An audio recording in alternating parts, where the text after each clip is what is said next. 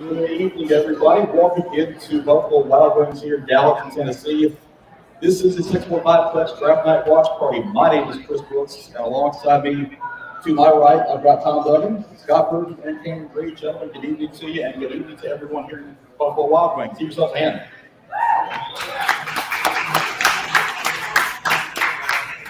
Well, this is already filling up, guys, and the Carolina Panthers are on the clock at number 1, so we're in for a fun night.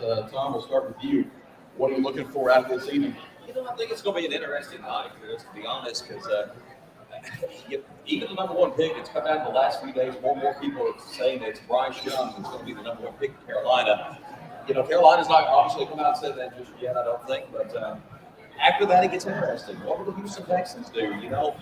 To begin with, everyone thought quarterback was a sure thing. C.J. Stroud. If Bryce Young got the board, they'd go C.J. Stroud. Now there's rumors that maybe they go defense, and then maybe at number 12 they start looking at a quarterback. So I think at number 2 it gets interesting. And for Titans fans in the building tonight, do they jump up to number 3? A lot of questions can be answered, I think, early in this draft tonight. Scott, we've done a lot of mock drafts over the last 3 days or so, probably more so than any person should. And we've come to the consensus that we don't know what's going on. No, we don't. In all honesty, somebody out there is going to, lob a grenade into this. We all did our mock drafts based on what we thought was going to happen.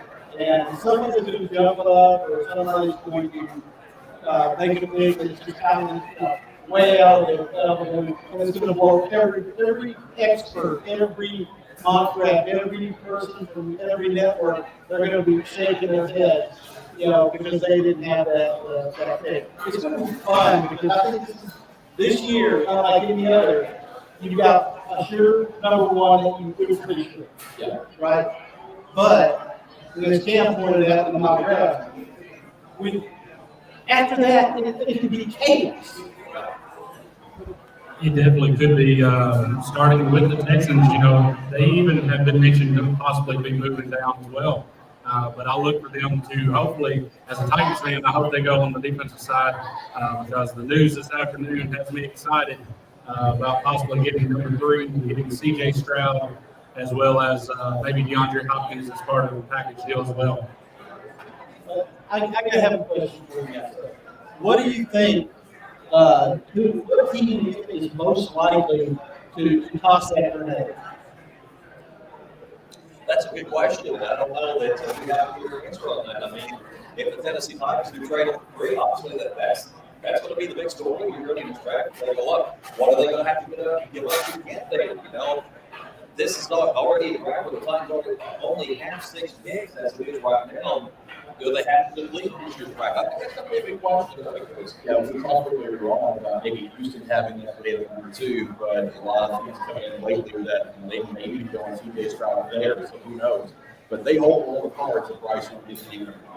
Yeah, I think that they stand a very good chance of taking that defensive player at that number 2 pick, and then possibly, depending on how things play out, maybe moving forward, trading up and then getting a quarterback. They've got to get out with a quarterback. If they don't come out with a quarterback this draft, the Texans, I think, are going to be in real trouble.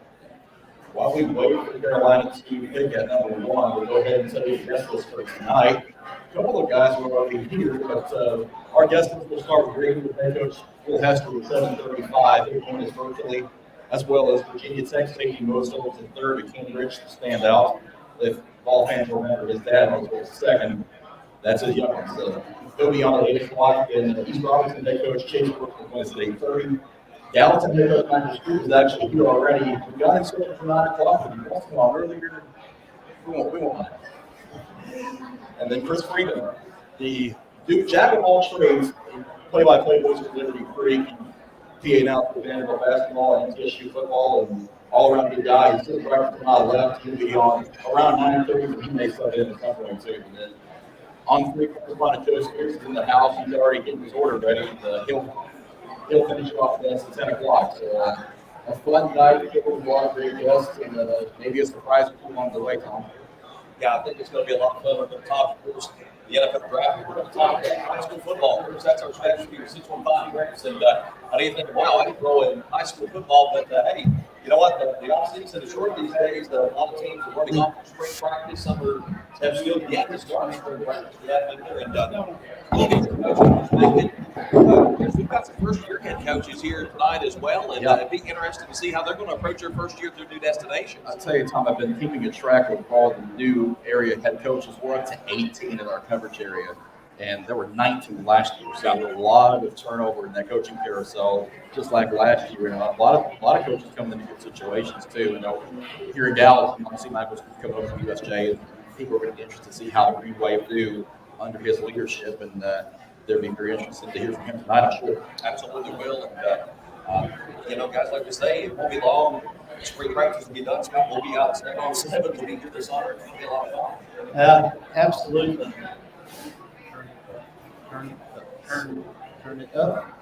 All right. Looking out over the crowd, I know I see a New Orleans Saints fan, I see a Jacksonville fan, I've got a Kansas City fan in the house, there's Seattle.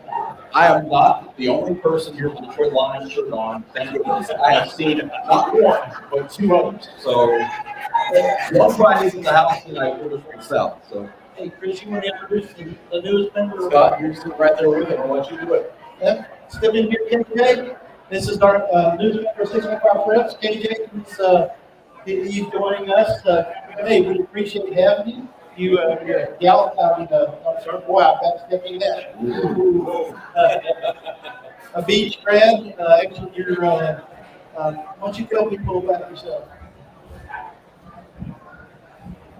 Thank you guys for having me. I'm a former defensive lineman. Gallatin's never beat me. Just want to throw it out there. But no, I'm excited to be here. Excited to learn under these guys, and I think it's going to be a great opportunity. Thank you guys so much. Looking for KJ this fall, a lot of games for us as well. Man, a big word, doesn't it? Yeah. Not shy, that's a good thing. But absolutely. Absolutely. A lot of great folks certainly on the 615 Grants team. I want to mention tonight, we've got a lot of things to give away too during the evening. So anybody who's in attendance here at Buffalo Wild Wings, if you were subscribed to our YouTube channel, 65 I promise it's completely free. You can be entered to win a lot of goodies over here on this table. I think Chris better get his camera off there because people are real wondering. Yeah, that's a nice camera. I'm sure someone would love to. Right, yeah. For every 25 new subscribers we get tonight, we've got an autographed jersey that we're going to throw in later tonight for giveaways as well. I believe Kansas Corey Davis is one that he's got. There's a J.J. Watt autographed jersey as well, and a Warren Sapp one as well. So Yes, we already have 8. We already have 8 new subscribers in the house tonight. So only 17 more, and we'll be able to put up our first autographed jersey for a giveaway. So just come see KJ to subscribe to us. It's 100% completely free. It helps us keep our content completely free to you, our viewer. Now, would you say that in here there are 50 new subscribers? at least. All right, and we'll throw this out there. This is dangerous. Oh boy. For every 50 subscribers, I will eat a lazy man. Just one? Just one? You guys don't want I to see think me you try gotta to do do a it. challenge. I think that's the deal. Wait a minute. Are you all work tomorrow? I am. Well, you can leave at least 2, can't you? I know the compromises that I have too. Yeah, I think I'll let him have 2. I'll buy you one. No, thank you. Let me get past the first one because, you know, if I'm under the table after that, Chris is going to have to come in and fill in. The Chiefs fans are happy because Patrick Mahomes just brought the Lombardi Trophy on stage. So, We have to be. Look, Boy, act like they won something. Chiefs fans in the house tonight. right, yeah. Just 2? There are probably others in the back of the front portion of the restaurant that we can't really see. Yeah. Ones in the bar area are looking like they're in good shape. So Well, you shouted out your team, so I'm going to shout out mine. Do it. We got any Titans fans in the house tonight? Nobody? Maybe. Nobody? We're all only too shy to admit it right now. Come on, they weren't They that could be bad. nervous not giving up too many picks. Any Titans fans out there at all? Yeah, there we go. There we Quite go. a few out here. Yeah, I'm gonna say, I knew there had to be a few out here. All right. Well, I'm still on the clock. We're going to wait and no like 15 minutes to announce the picks. Well, everybody's talking Bryce Young. I want to get right to consensus on Bryce Young. I mean, if you follow SEC football, we've seen this guy for the last couple of years, and I'm just going to say, I'm a Tennessee fan, but I got a lot of respect for this young man. He has a tremendous talent, and he's a great kid. Everybody knocks his size a little bit. Cam, I'm going to get your thoughts on that a little bit as well. You follow the SEC closely, and what are your thoughts on Bryce Young? I like him, but can he make that transition to the NFL and be an effective quarterback? I definitely think so. Watching him at Alabama, he is a technician back there. He's very cool, calm, and collected. And most quarterbacks that come from Alabama look that way in college, but have a hard time making the transition to the NFL. However, the size side of things, his comparison just about on all of the draft websites is Drew Brees. Yeah. And Drew Brees is one of the top 5 quarterbacks of all time, probably. So if he is compared to Drew Brees, that means Bryce Young's going to have a great career. I think the biggest issue, I mean, if you have one with Bryce Young, is not his height, it's his weight, and that he's light. But the problem is that if you don't protect him, he could be a ragdoll back there. So I mean, Carolina's going to have to make sure that they keep him. He's going to have a quick release like Drew Brees. He's going to have to get rid of the ball. And he can't afford to take hits. And I think that's the biggest concern. Other than that, I don't think there's another quarterback in this draft that is that pro ready. I mean, there's a lot of good talent, but I think he's the only one that you think that can step in there right off the bat and play well. As we were going over that, Carolina was officially put on the clock, so they got about 8 minutes left in their pick. So we have a little bit of time before we hear from the commission and get some reactions. Beyond. Don't look at that, Cam. Don't look at that. We won that game. Showing some Alabama Tennessee highlights, which for us Falls fans, makes it a pretty good night. We get to see those. Yeah, I helped throw the goalpost in the river, so I think I'm okay. I wouldn't have admitted that on. Well, I mean, how are they going? They're going to catch it like 50,000 people. So, Well, all they need is one. there's some plausible deniability here somewhere, guys. Sure. No, I was just bragging. Well, should we give something away while the candy is on the clock? I think so. Yeah, I think KJ's so. on board. Let's do it. All right, KJ, so who's going? Let's see. Let's find somebody to pull it out. How about the young man over there in the Titans jersey right here? yeah, let's get him up here. Yeah. Shake that up for us, KJ. You come over here and draw a. What are we giving away first? That's a good question. Oh, that's a good question. What are we giving away? Which one do you want to give away? Let's see. Titans mini helmet might be. Titans mini helmet. That sounds good. So we're drawing for the Titans mini helmet. All right, And we got automatically, the Seahawks fans are going to go Great there. day. No. we literally just talked about Tennessee and our young man that's going to pull our first winning giveaway. His name is Knox. Oh, I don't know wow. where you got that name from. There you go. Start the line already. Go ahead All and right. go there and Just pick one out. take one out of the hole there. And he's wearing number 7, which I know is the league for us now, but Cam, that might be CJ Stroud next year if the stars align. I'm in on that. Bring it up. Let's see who's pulled out. He is pulled out. Please let me be able to read this. Brittany Say. Brittany Say. Our resident Seahawks fan is just scored us off the Titans mini helmet. How about that? Oh, yeah. She's got a Lamar Jackson jersey, by the way, who just got a whole lot richer. Yeah. Oh, there you go. Okay, there's There you like- go. There you go. He's covering the bases tonight. That's always good. So, congratulations, Brittany. Enjoy the helmet. What about that Lamar contract? You just mentioned that 5,256. That's the number that was correct. And again, acting as his own agent too. Yeah. He's keeping that money. He ain't got to pay a guy to do it. Well, I mean, it was getting tight there. I mean, but he was confident. He was confident he would be able to get that deal done. I was put it this way: he's a better poker player than I am.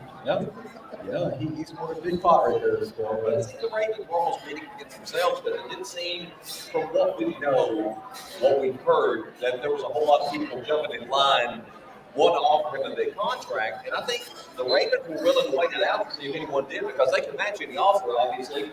And but it just didn't seem like there was a whole lot of smoke out there when it came to Lamar Jackson. they were wanting a franchise tag from somebody.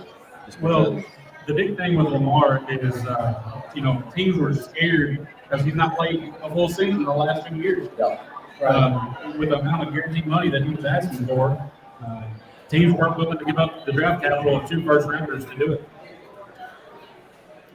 Still waiting on the Panthers to hit number one. Their clock's showing about 4:30 left tonight, so they're going to milk as long as they can.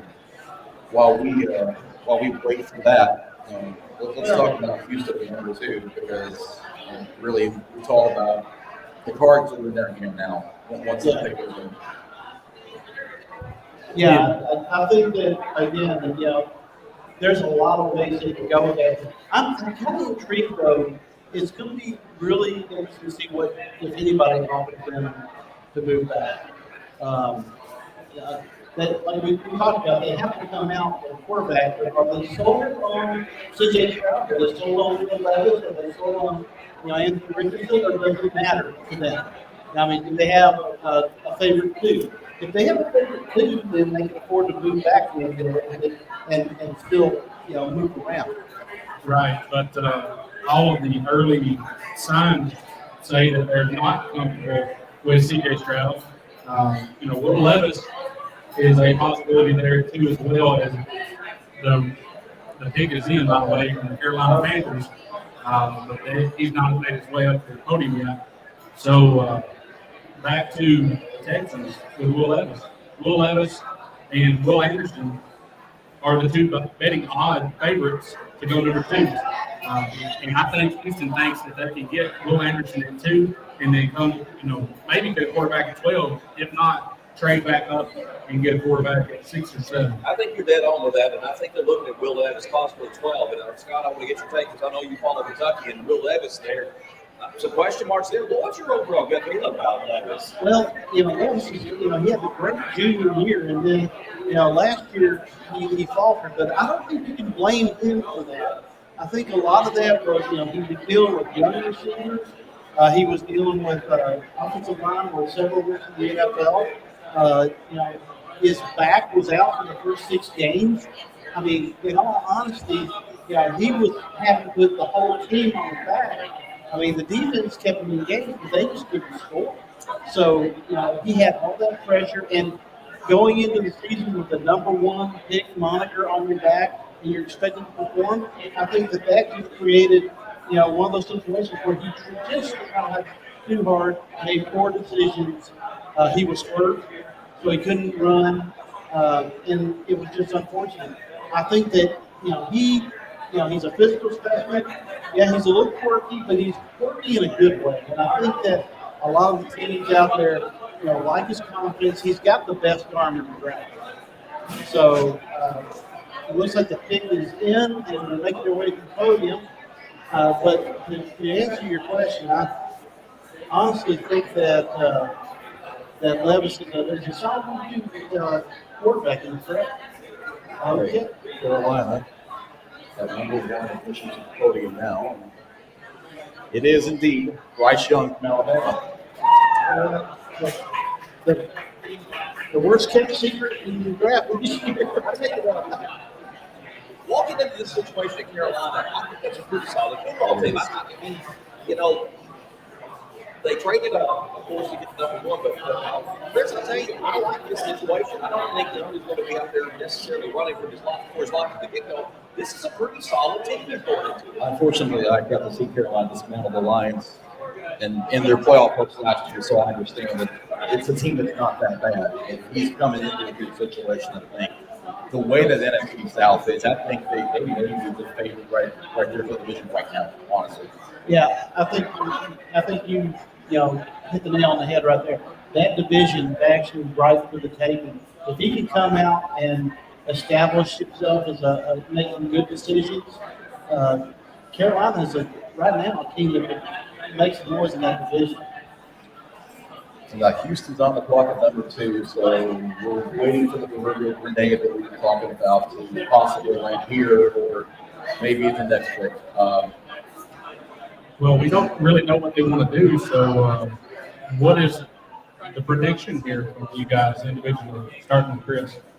From what I have seen just in the last couple of hours, I think it may be C.J. Stroud who the Texans at number 2. Those numbers have gone considerably in his favor. I don't know that they love C.J. Stroud. That's been, I think, the biggest question all along, and the thought of why they may go to a player.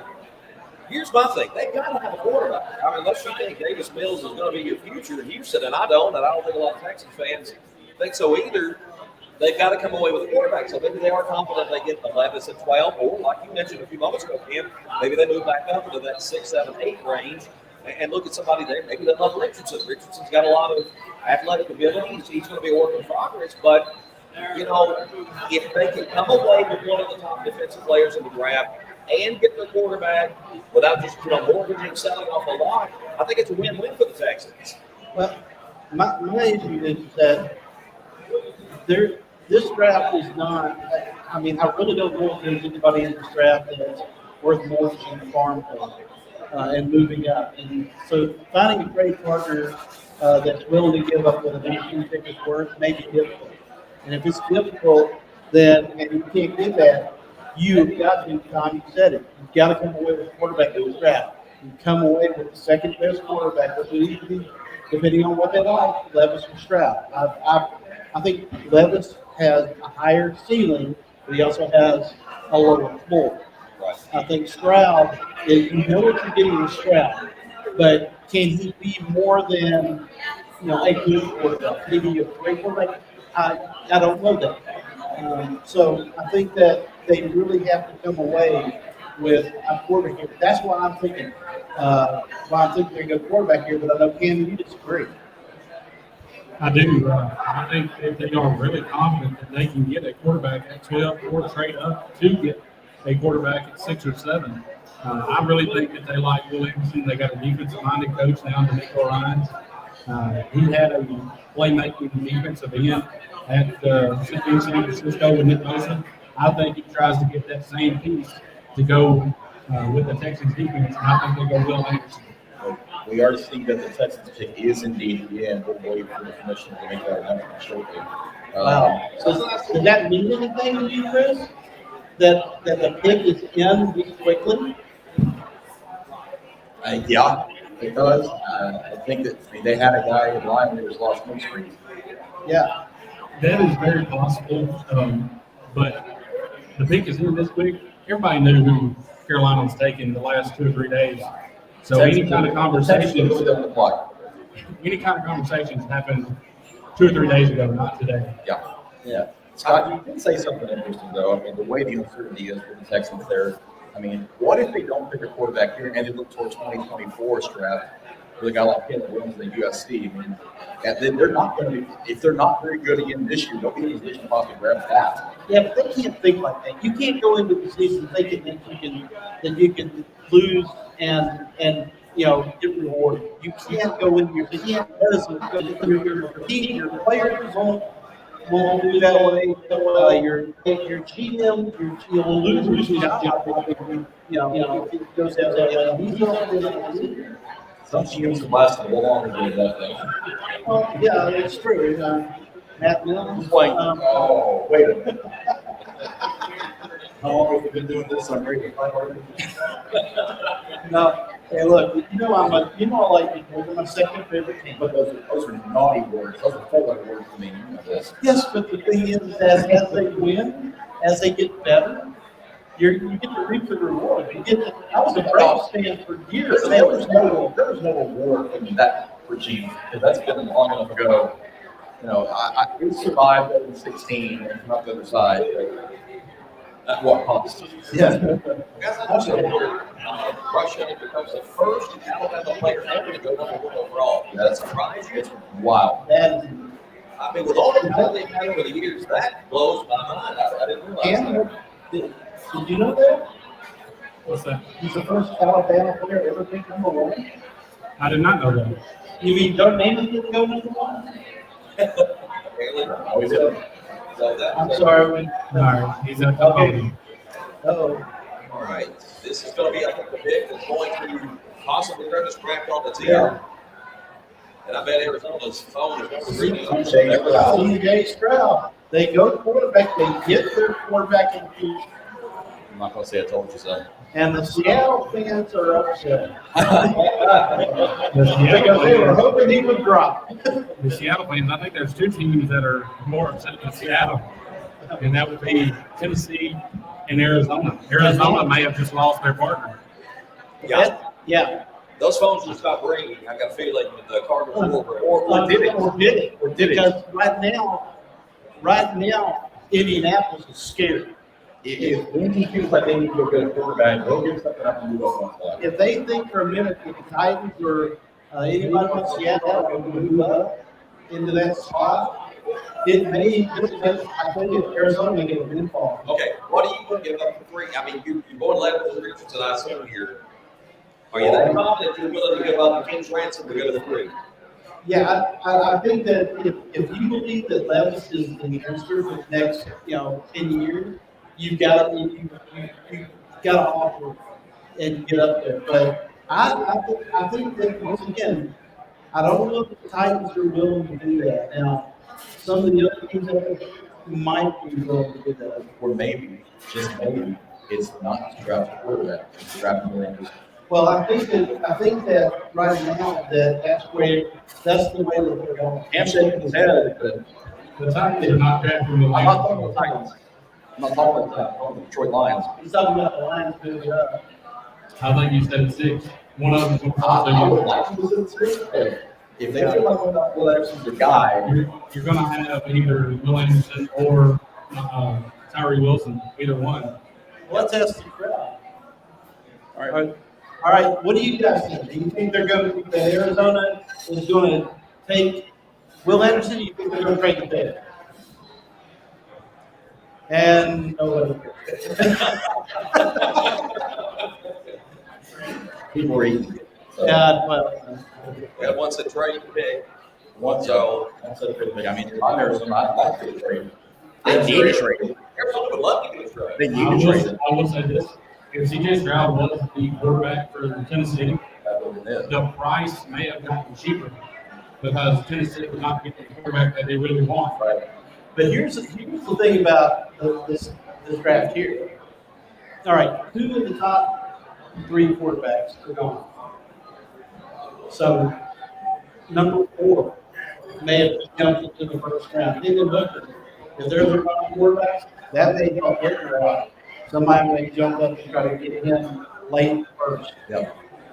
Because with either you get your option in your quarterback by drafting in the first round, that may be the thing that pushes up. We may see. I guarantee you, if that happens, if we see Levis go at 3, somebody's moving up the hook. I think Booker's going in the first round. Even if it's later in the first round, I think you look at a team like Minnesota, who's got Kirk Cousins and one more year remaining on his contract. They're probably not going to bring him back. It's not a situation for people. He goes to Minnesota, he can set for a year, let his season year, heal, let him get back fully 100% healthy. He comes out next year, he's got a great shot for a starting job, and Cousins, especially if he's no longer there. I think that's not a situation at 23 for him. CJ Stroud, very emotional over his pick, very happy to be going to Houston. And this is going to be an interesting thing to see what Houston does with that second pick too, because do they go up and give him a weapon? That's another thing you got to wonder about. Do they go get his teammate at Ohio State? I think that's a very good possibility, but I don't think, I have a prediction. I don't think we're going to see but maybe one, maybe two receivers going first round. You're under 2.5 minutes until the Cardinals pick. Have to wonder if they are still trying to maybe work the phones here for the number 3 pick. You know they are, because right now, I guarantee you, they have 4 or 5 phone lines open. They're looking like stunning in draft day. This is where it gets interesting, really, because if the Titans were interested in C.J. Stroud at 3, and he's no longer on the board, Arizona could turn around and tell Indianapolis that the Titans are interested in another quarterback. Possibly Will Levis has been linked to Indianapolis. So the Cardinals could be trying to put one over here on Indianapolis. I think they are, but I think you were right on today's draft this morning. I think that I don't think they can trade this pick for what they look for, and they end up with 30 points at this pick. That is the emergency selection, in my opinion. That is, if they cannot get a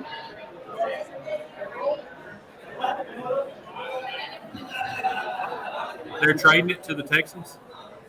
All right, waiting on the number 3 pick, of course, and what will happen there is going to be a trade, which we assume is the words. To the Texans or the Tigers? Yeah. Joe Spears just showed me that the number 3 pick will be traded to the Houston Texans. Holy cow. Wow. Guess what? They get their, hey, I was right. They got one. And I don't remember which one it was, but I've seen one mock this morning that had this exact scenario. Them taking your quarterback and trading right back to 3 to get their defensive player. Look at them work the phones. Now, I mean, Cam, did you know who that was? And then you saw, was it Anderson or was it Tyler Wilson? Me, if I had to pick between the 2, I'd pick Anderson, just because of the competition level that he saw in college. However, do not be surprised if Tyree Wilson comes off the board here. Just a super physical defensive end. Anderson's got a little bit better bend, flexibility to him, but my vote is for Will Anderson here. Oh, there's a grenade. And sure enough, it was Houston recruit. And while we're waiting, Reagan will take over the test for his top 5. We'll get him in here in just a moment. He's virtual is they just wrapped up practice for the evening. But we're going to bring him in right now. One thing that I do think we can't do that. Folks, I apologize. I think I'm going to walk up here and make a comment. We apologize for that. Apologize for that. Let's, my ears are ringing. Okay, I switched on my computer, so that's what happens. I want to get Hester in here and see if he can hear me. Coach, can you hear us? Yeah, I got you. Y'all got me? All right, I'm going to switch over. Tom, turn that one down, whatever you just did. So Which, Turn everything down. we want to hear. Turn everything down. Yeah, turn that one down. Okay, what is it? all right, I'm scared to take this, honestly. Take your headphones off first. Yeah, there we go. Yeah.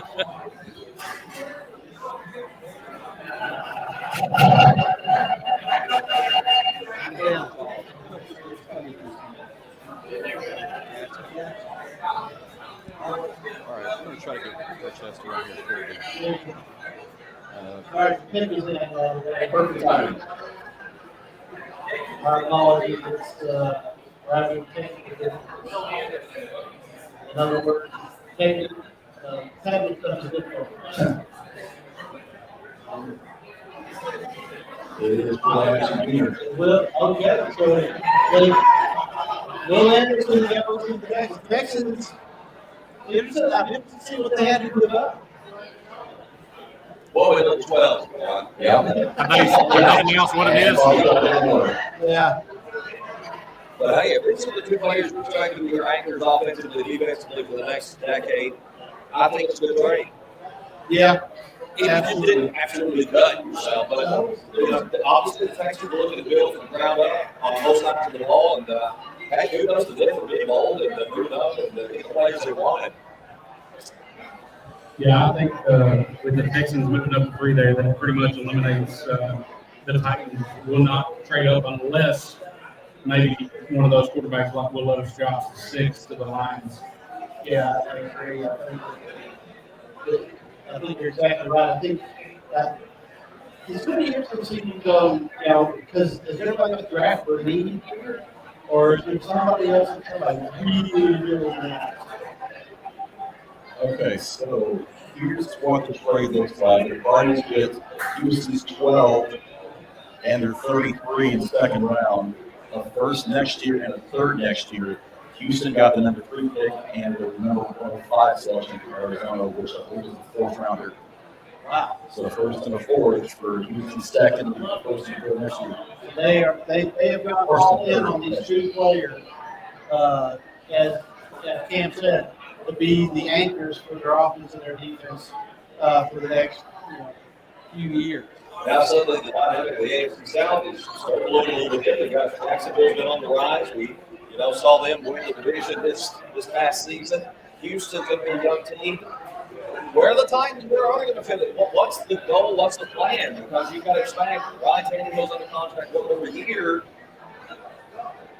What direction are they going in? And with a brand new general manager, a lot of questions I think surrounding them and the Indianapolis Colts. Yep. Just my opinion, I think this pretty much answers the questions for the first round. I think they're going to stay at 11, maybe move back at this point. I think that's a very viable possibility they think about. An offensive line is probably looking like the guarantee here with the first round pick for the Titans. Well, they're pretty much guaranteed that there's 3 quarterbacks going right here that we need to happen. This has got to be Levis. All right, so fortunately, we're not going to be able to have Radio with head coach Professor join us virtually with the audio issues that we were having just a moment ago. So we're going to pivot a little bit. And Chris Freeman sits right to my left. I'm going to give him the heads up here just a second and let you guys talk to him.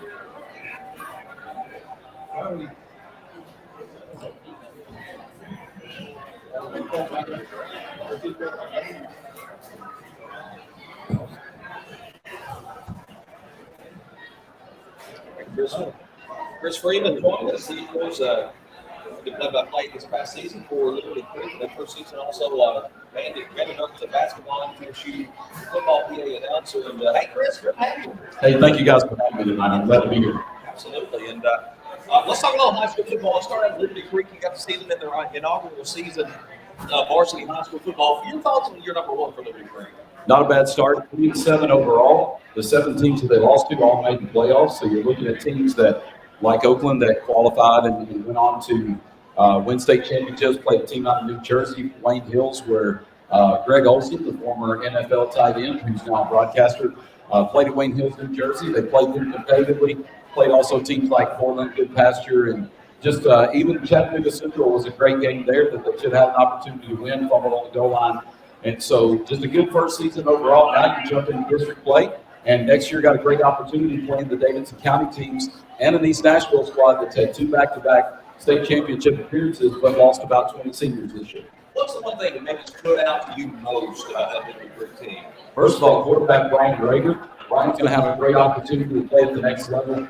Brian will be a senior next year. He's a dual threat quarterback. They run an offense where he can get outside the pocket and take advantage of the RPO. Brian does a great job doing that. If he stays at Beach High School, he's probably behind a couple of guys there that are very successful, and Brian's just going to either have to play defense or set back. And so Brian was very successful his first year. Only 5 seniors, a lot of young kids coming back. Them going into their first season actually in division play, and what is the team looking for, and how are they looking in that region? How they stack up? Well, next year you're going to play against teams. First of all, they start off against very good what you call league games. They're not region, they're not district games, but they're going to start off with East Robinson at home, and then they're going to travel to White House. For me, that's going to be a little different after almost 3 decades up there. I've never broadcasted the visitors press box there, so that's going to be a little different, but they start off with two great game names next year, playing some local teams. And then you get into a district schedule where they're going to play East Nashville, Stratford, Maplewood, those type of teams. And East Nashville is the only one that has had any level of success the last few years. And so you have a great opportunity. There's only 5 teams in that region. You win one region game, we're going to get into the playoffs. I don't think that's the approach for Bill Alexander, though. I think they're starting to look at this and saying, second place is a great opportunity. Like I said, East Nashville, you got a great opportunity to win the Hey, we got the ticket for the Colts. Will they go through it? They did. They did like I thought. Well, there's a big one. Anthony Richardson off the board with Indianapolis Colts. Chris, what's been your thoughts of the draft so far? The quarterbacks in the first 2 months, see Richardson go here 4 plus the next one. Well, first of all, my perspective on it was there's a lot of people in the media that try to pull down C.J. Stroud and his popularity and his ability to be a successful quarterback. And you saw that the NFL teams, for the most part, ignored what the media had to say. There was a lot of talk about his test score and things like that. And ultimately, they looked at his talent on the field. A lot of the video of his play by Coach Ryan Day and others who have spoken up and said he's a field general, he can get it done. And I believe you saw that was recognized in the draft. Big trade for the number 3 spot there and for a linebacker. Linebackers, though, traditionally have not done very well when picked at the top of the draft. So that's kind of a questionable pick. It doesn't surprise me, though, that the Colts are going with Anthony Richardson. Now, what that does is it puts it on the Titans to say, can Levis fall to number 11? And personally, I kind of hope he doesn't, because I don't believe that's the good first-round pick. And I think Levis is the most likely to be a first-round bust. And here's the reason everybody here thinks that. There are Vanderbilt and Tennessee fans all across this region who all watched Will Levis in the SEC last year lose to those 2 teams and look absolutely horrible. And no matter what the combine says, there's a lot of people that just use the eye test and say, if that guy couldn't win in the SEC, how do we trust him to be a starting NFL quarterback? And that's the big question. Excellent point. That is a good question. So, right now we're looking at Seattle. Their quarterback's 33 years old. Are they looking at trading back if they don't believe in Levis? Or do you think they end up going? I have with Tyree Wilson in this spot, on the edge rusher, but I can see him trading back because I think that they're going to go with anybody. They were going to trade back to somebody like Clifford. Well, I think, first of all, Geno Smith did an excellent job in Seattle. Following Russell Wilson, you would have thought that would have been the worst place that anybody would want to go. But Geno embraced that role. He watched Russell Wilson struggle in Denver and make a fool of himself on television with commercials. And then Geno Smith just stepped in and played football and was one of the NFL surprises from last season. And I think the Seahawks they're happy with that. And you can get a couple more years out of Geno Smith. Yeah, they are 100%, in my opinion. They're going to take the best defensive lineman. I agree. And that's going to be Jalen Carter, in my opinion. Which tells you that all the talk about Levis being, up the board this week was all subterfuge. It was all, it was all just a shell game. People trying to build some stuff up and try to create scarcity in the minds of those teams wanting to go. If Levis goes above expectations, he can still be a steal for somebody in the draft. There's no guarantee that he's going to be a bust, but I can understand why people specifically around the region where the Titans play have questions about his play. Now, if you're in Seattle, you might look at that and say Levis is great, but they don't watch the SEC every Saturday. And Levis is going to have to shake it off. He's either going to have to determine to everybody that he was injured and not at 100%, or he's going to have to determine to everybody that he shook off whatever cobwebs led him through last season because he was terrible. It's real easy. Exactly what you said about being a Tennessee fan. Will Levis at Tennessee last year against the number 120th ranked pass defense in the country. 98 yards, no touchdowns, 3 interceptions. You cannot do that and expect to go in the first round. Well, and you look at the Tennessee Titans, they're looking for a field general who can lead it and do it well, not turn over the football and be effective in the offense. And Levis's biggest question marks were, did he even have the captain of his own team? Was he a good leader on the field? Was his demeanor good on the sidelines? And I think there were serious questions. I could be made a fool, though, if Levis is successful. I just don't think he's the right fit for the Titans.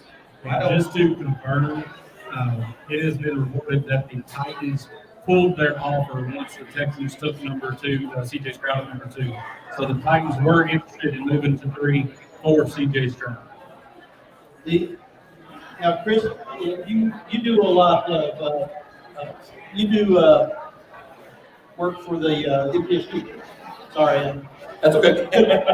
too many letters. Can you spell Is there that? anybody? Too many polo shirts in my pocket, in my closet is what it is. Yeah. Is there anybody that they have this year that looks to be in the draft this year that you think might have a shot? So there were a lot of kids. Probably the most NFL ready prospects on MTSU's roster are guys in the defensive backfield. And they still have some of those that are younger. And so they had some guys on defense, and it's really hard to measure that in conference USA. And I need to check because I just need to check on the eligibility because I'm not sure they were. But you're talking about guys like Trey Llewellyn, number 17 in the defensive backfield. That's the type of talent that you're talking about on defense. Now on offense, a lot of speed, a lot of weapons, a lot of wide receivers, but with Cunningham had some injury troubles last year, some of those receivers have jumped into the transfer portal, and that's like Jalen Lane, for example, and that's going to hurt MTSU. So to the level that they have maybe of Kevin Byard in the past, no, but Trey Llewellyn is the most NFL-ready player probably on the MTSU roster. That's the one that I had. That's the one I had heard. He had the most upside to be in the draft. He's not only a good ball hawk, but he's also able to get on the inside of the field and not only track in coverage, but he can jump coverage and physically make tackles.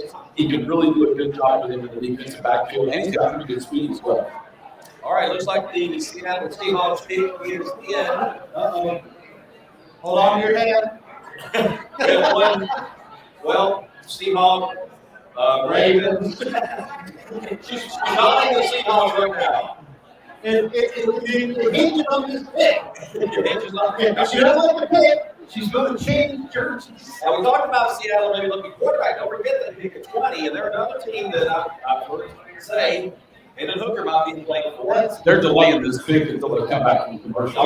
Yeah, so they're playing it up. We're just waiting on welcome to media coverage because somebody can be at the podium, but they're not going to do it until they get back. Can't you mention Jalen Carter? Everybody loves this guy, but character questions, work ethic questions, from a talent perspective, man, he's got all the tools. He does. He's a game changer, similar to what Jeffrey Simmons does for the Titans. That is one of his player comps is Jeffrey Simmons. So he's a guy that's more likely going to the main double teams. Getting him here at 5, a lot of people before the combine and before the incident of him getting the ticket, a lot of people had him as the number 1 overall pick.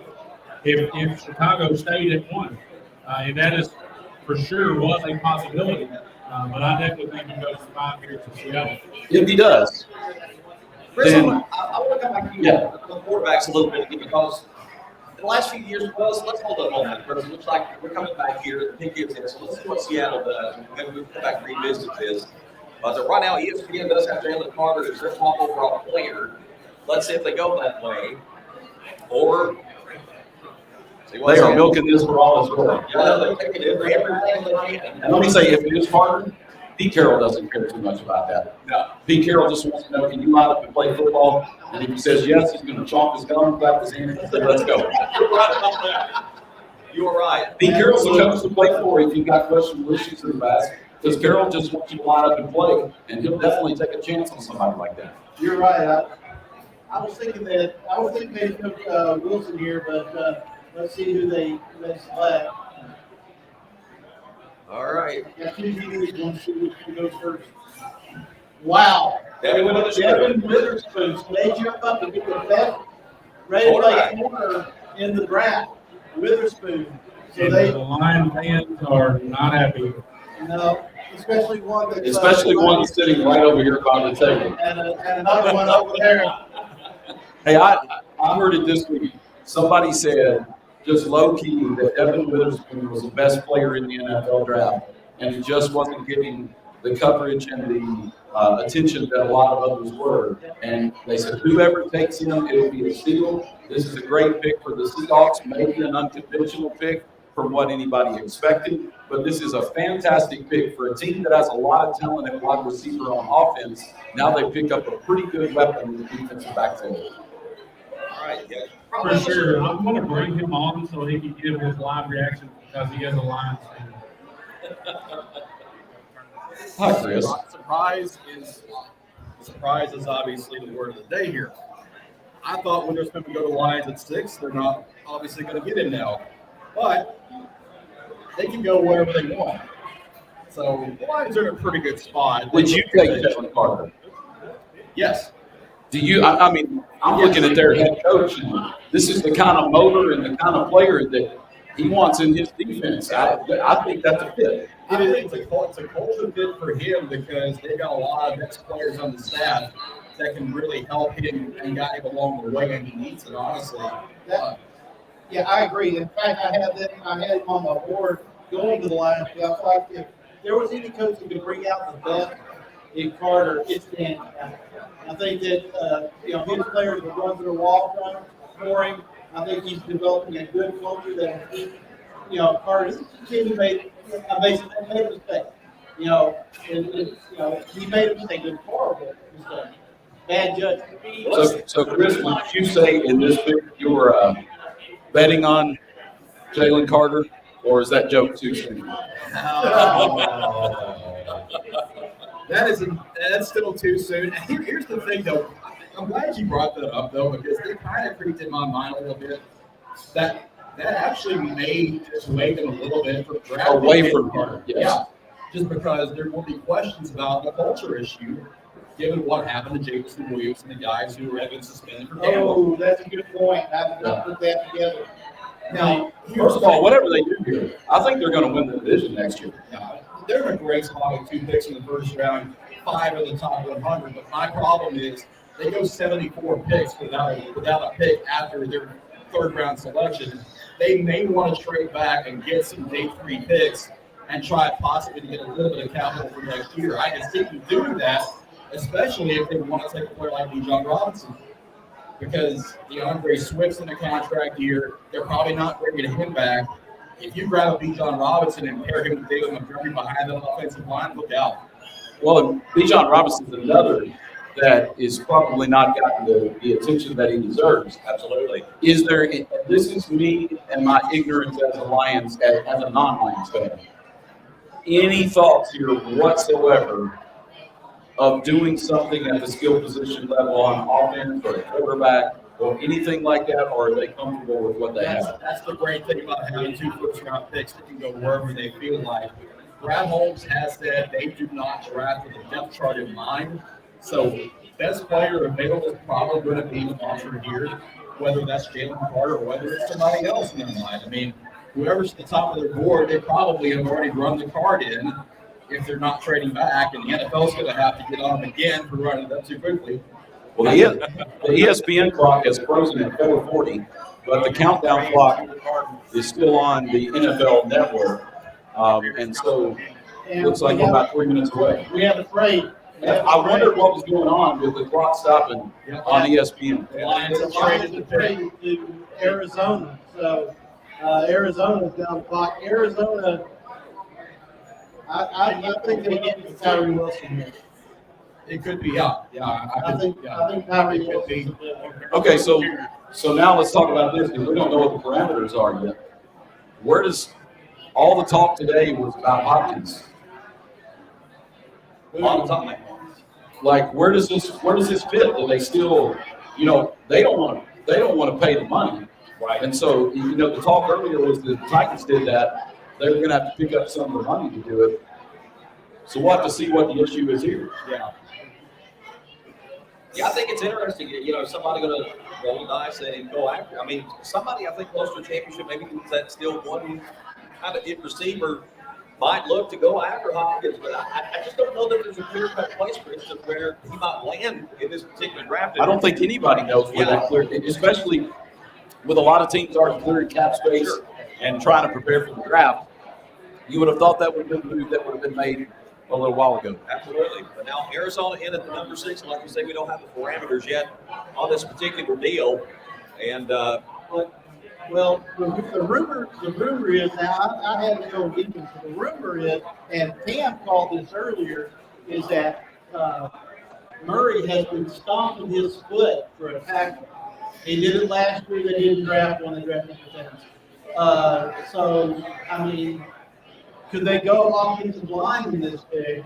Pick is in. find out. Yeah. Would it be a Paris Johnson Jr.? Do they go that route? I mean, If you're going to go tackle, he's the most ready.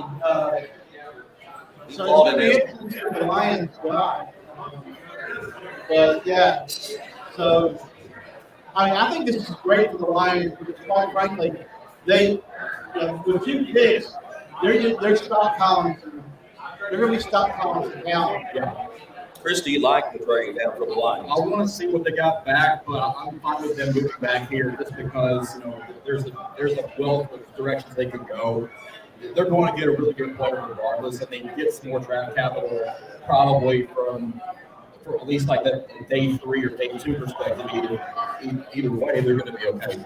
So no details yet. Schefter was the first one to break the trade details earlier, so still no details yet on what this is going to be. All we do know is they do have the 12. Of course, that will put the Lions at 12 and 18 now. But as far as the remaining capital, we've got to find out. But we're waiting. Here we go. 12th overall pick and the second round pick number 34. So the Lions get 12 and the 34. Chris, you pretty confident with that? No problem with that whatsoever. They're just going to load it up. You can take as many as you can. And I think, again, that fits your head coach's philosophy is bring in the guys, have everybody compete. And if we got to load it up at the bottom with a bunch of rookies, let's do it. How about our in-house Lions fan? Thumbs up, thumbs down on the trade, thumbs up. Thumbs up on the trade. Thumbs up on the trade from our in-house fan. And that 12 was actually Houston's at the start of the night, too. Correct. Right? So we've had 3 different teams at number 12, and here comes the big. All right. I have one thing we have got together.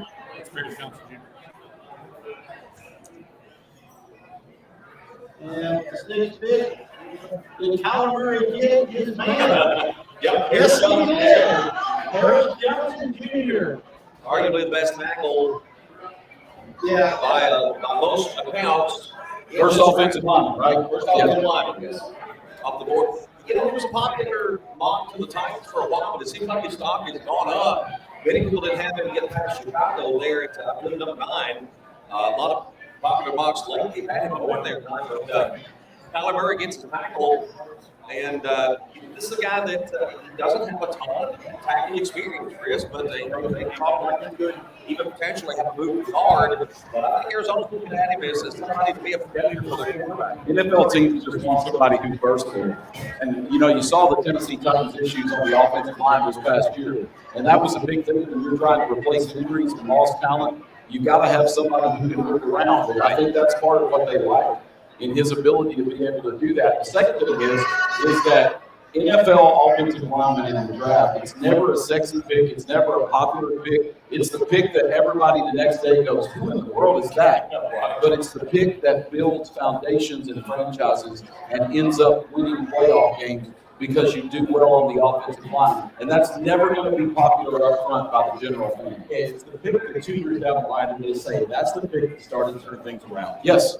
That's basically where you go. It's the pick that now that those guys are gone, the Tennessee Titans made that started to build that line so that they could run the football the way that they have. And now they're in the position where they got to rebuild that again for the future. Right. So with that pick, that puts the Raiders on the board that upgraded. You never know what they're going to do. As Las Vegas, while we're talking about it, how many more Oakland teams are available to move to Las Vegas? So we have football, we have baseball. If the Golden State Warriors end up there, that's going to be weird. Well, there's San Francisco now, Yeah. so it doesn't matter. I mean, that may be a little too soon. I feel for the fans, though, honestly. I mean, that's just an awful way to lose a team like that. And the management just doesn't care. It was a major league type situation, like a movie. Well, and Las Vegas is becoming, outside of Nashville, it's the it city. And that's interesting because 30 years ago, people were already talking about Las Vegas as an it city, but the reason they're an it city is changing to sports really quick. It's no longer about vacationing and resorts and gambling and casinos. It's now about professional sports leagues and the opportunity for those teams to move into Las Vegas. And it just took one to get in there with the Vegas Golden Knights of the NHL did it. I mean, now others we're seeing that, okay, if you work in Vegas, it isn't as bad as everybody makes it out to be. Now they're going to put on a show, and here they are. They're supposed to have 3 Big 4 league teams in Las Vegas. So, I mean, speaking of the NFL draft, I would love to see the NFL look at a concept that in the next few years might put 3 to 4 cities on a regular rotation of the draft. And if you do that, Nashville and Las Vegas are going to be the first 2 at the top of the list. all right, let's see. Let's give something else away right now before we get up in. We're going to do the Derrick Henry fake green and a t-shirt this time around. So Scott's got the box ready to go. Yeah. So while we're waiting, let's let our resident Lions fan, not me, but let's sit over here. She's going to go. She's going to pull out of the box. We'll get the name here. All right, we're waiting with the. I'm just hanging out. Don't let me stay too long. You're good. You're good. I can go eat some wings. Yeah. We're the tag team member tonight. So let's see. Who have we got here? Dick is in here. Kelly Starrett. If I'm saying that wrong, I apologize. All right. Kelly. Yeah. Come on up here and get your stuff. Got a t-shirt with Derrick Henry green. Congratulations. Yeah, thanks for coming out tonight. All right. Let's see. It's 8 o'clock on the button here in Gallatin. For those of you just joining us, welcome into the first 615 Preps Draft Night Watch Party. If you're looking on the screen at home and the names don't match the faces you usually see, don't worry, we're just going to tag team it. So nice. Do y'all have labels underneath those? Those are labels underneath those. Yeah, I'm Chris with a K, not Chris with a CH. So. How do you have the space bet set up right there? I mean, That's pretty good. I didn't realize I was on camera right in front of me until about 10 seconds ago. I hadn't even looked down at it. I'm not going to push that button you pushed that made everybody deaf and a few minutes ago. So my ears are still reading from that, and I'm probably hearing more too. So yeah, unfortunately, we were supposed to have voice over on as well. Unfortunately, through those issues, we won't be able to have him on here. But we'll roll right on with the rest of the guests who are all here. So no worries there. Certainly, we can't have him on because he's one of those intriguing prospects going up to Virginia's active safety from the Hokies out of Cambridge, and pretty good situation for those gentlemen up there. Who's the most, so I'm just throwing off the wall question, who's the most NFL-ready high school player in Middle Tennessee That's right now? a heck of a question, and I'm going to tell you, there's a quarterback at Brentwood Academy named George McIntyre, who I think we may be hearing his name called at some point in the near future. His stock is skyrocketing. And we get Joe Spears on here for a while. He's probably going to have his name in mind. He's on his head now. He understands it. Joe and I have seen a couple of games of his already.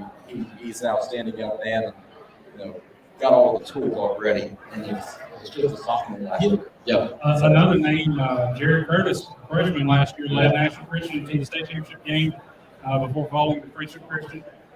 Jared has picked up offers from multiple SEC teams, including the likes of Georgia and Alabama. That tells you what kind of player he is. And I will go ahead and put a little spoiler in there.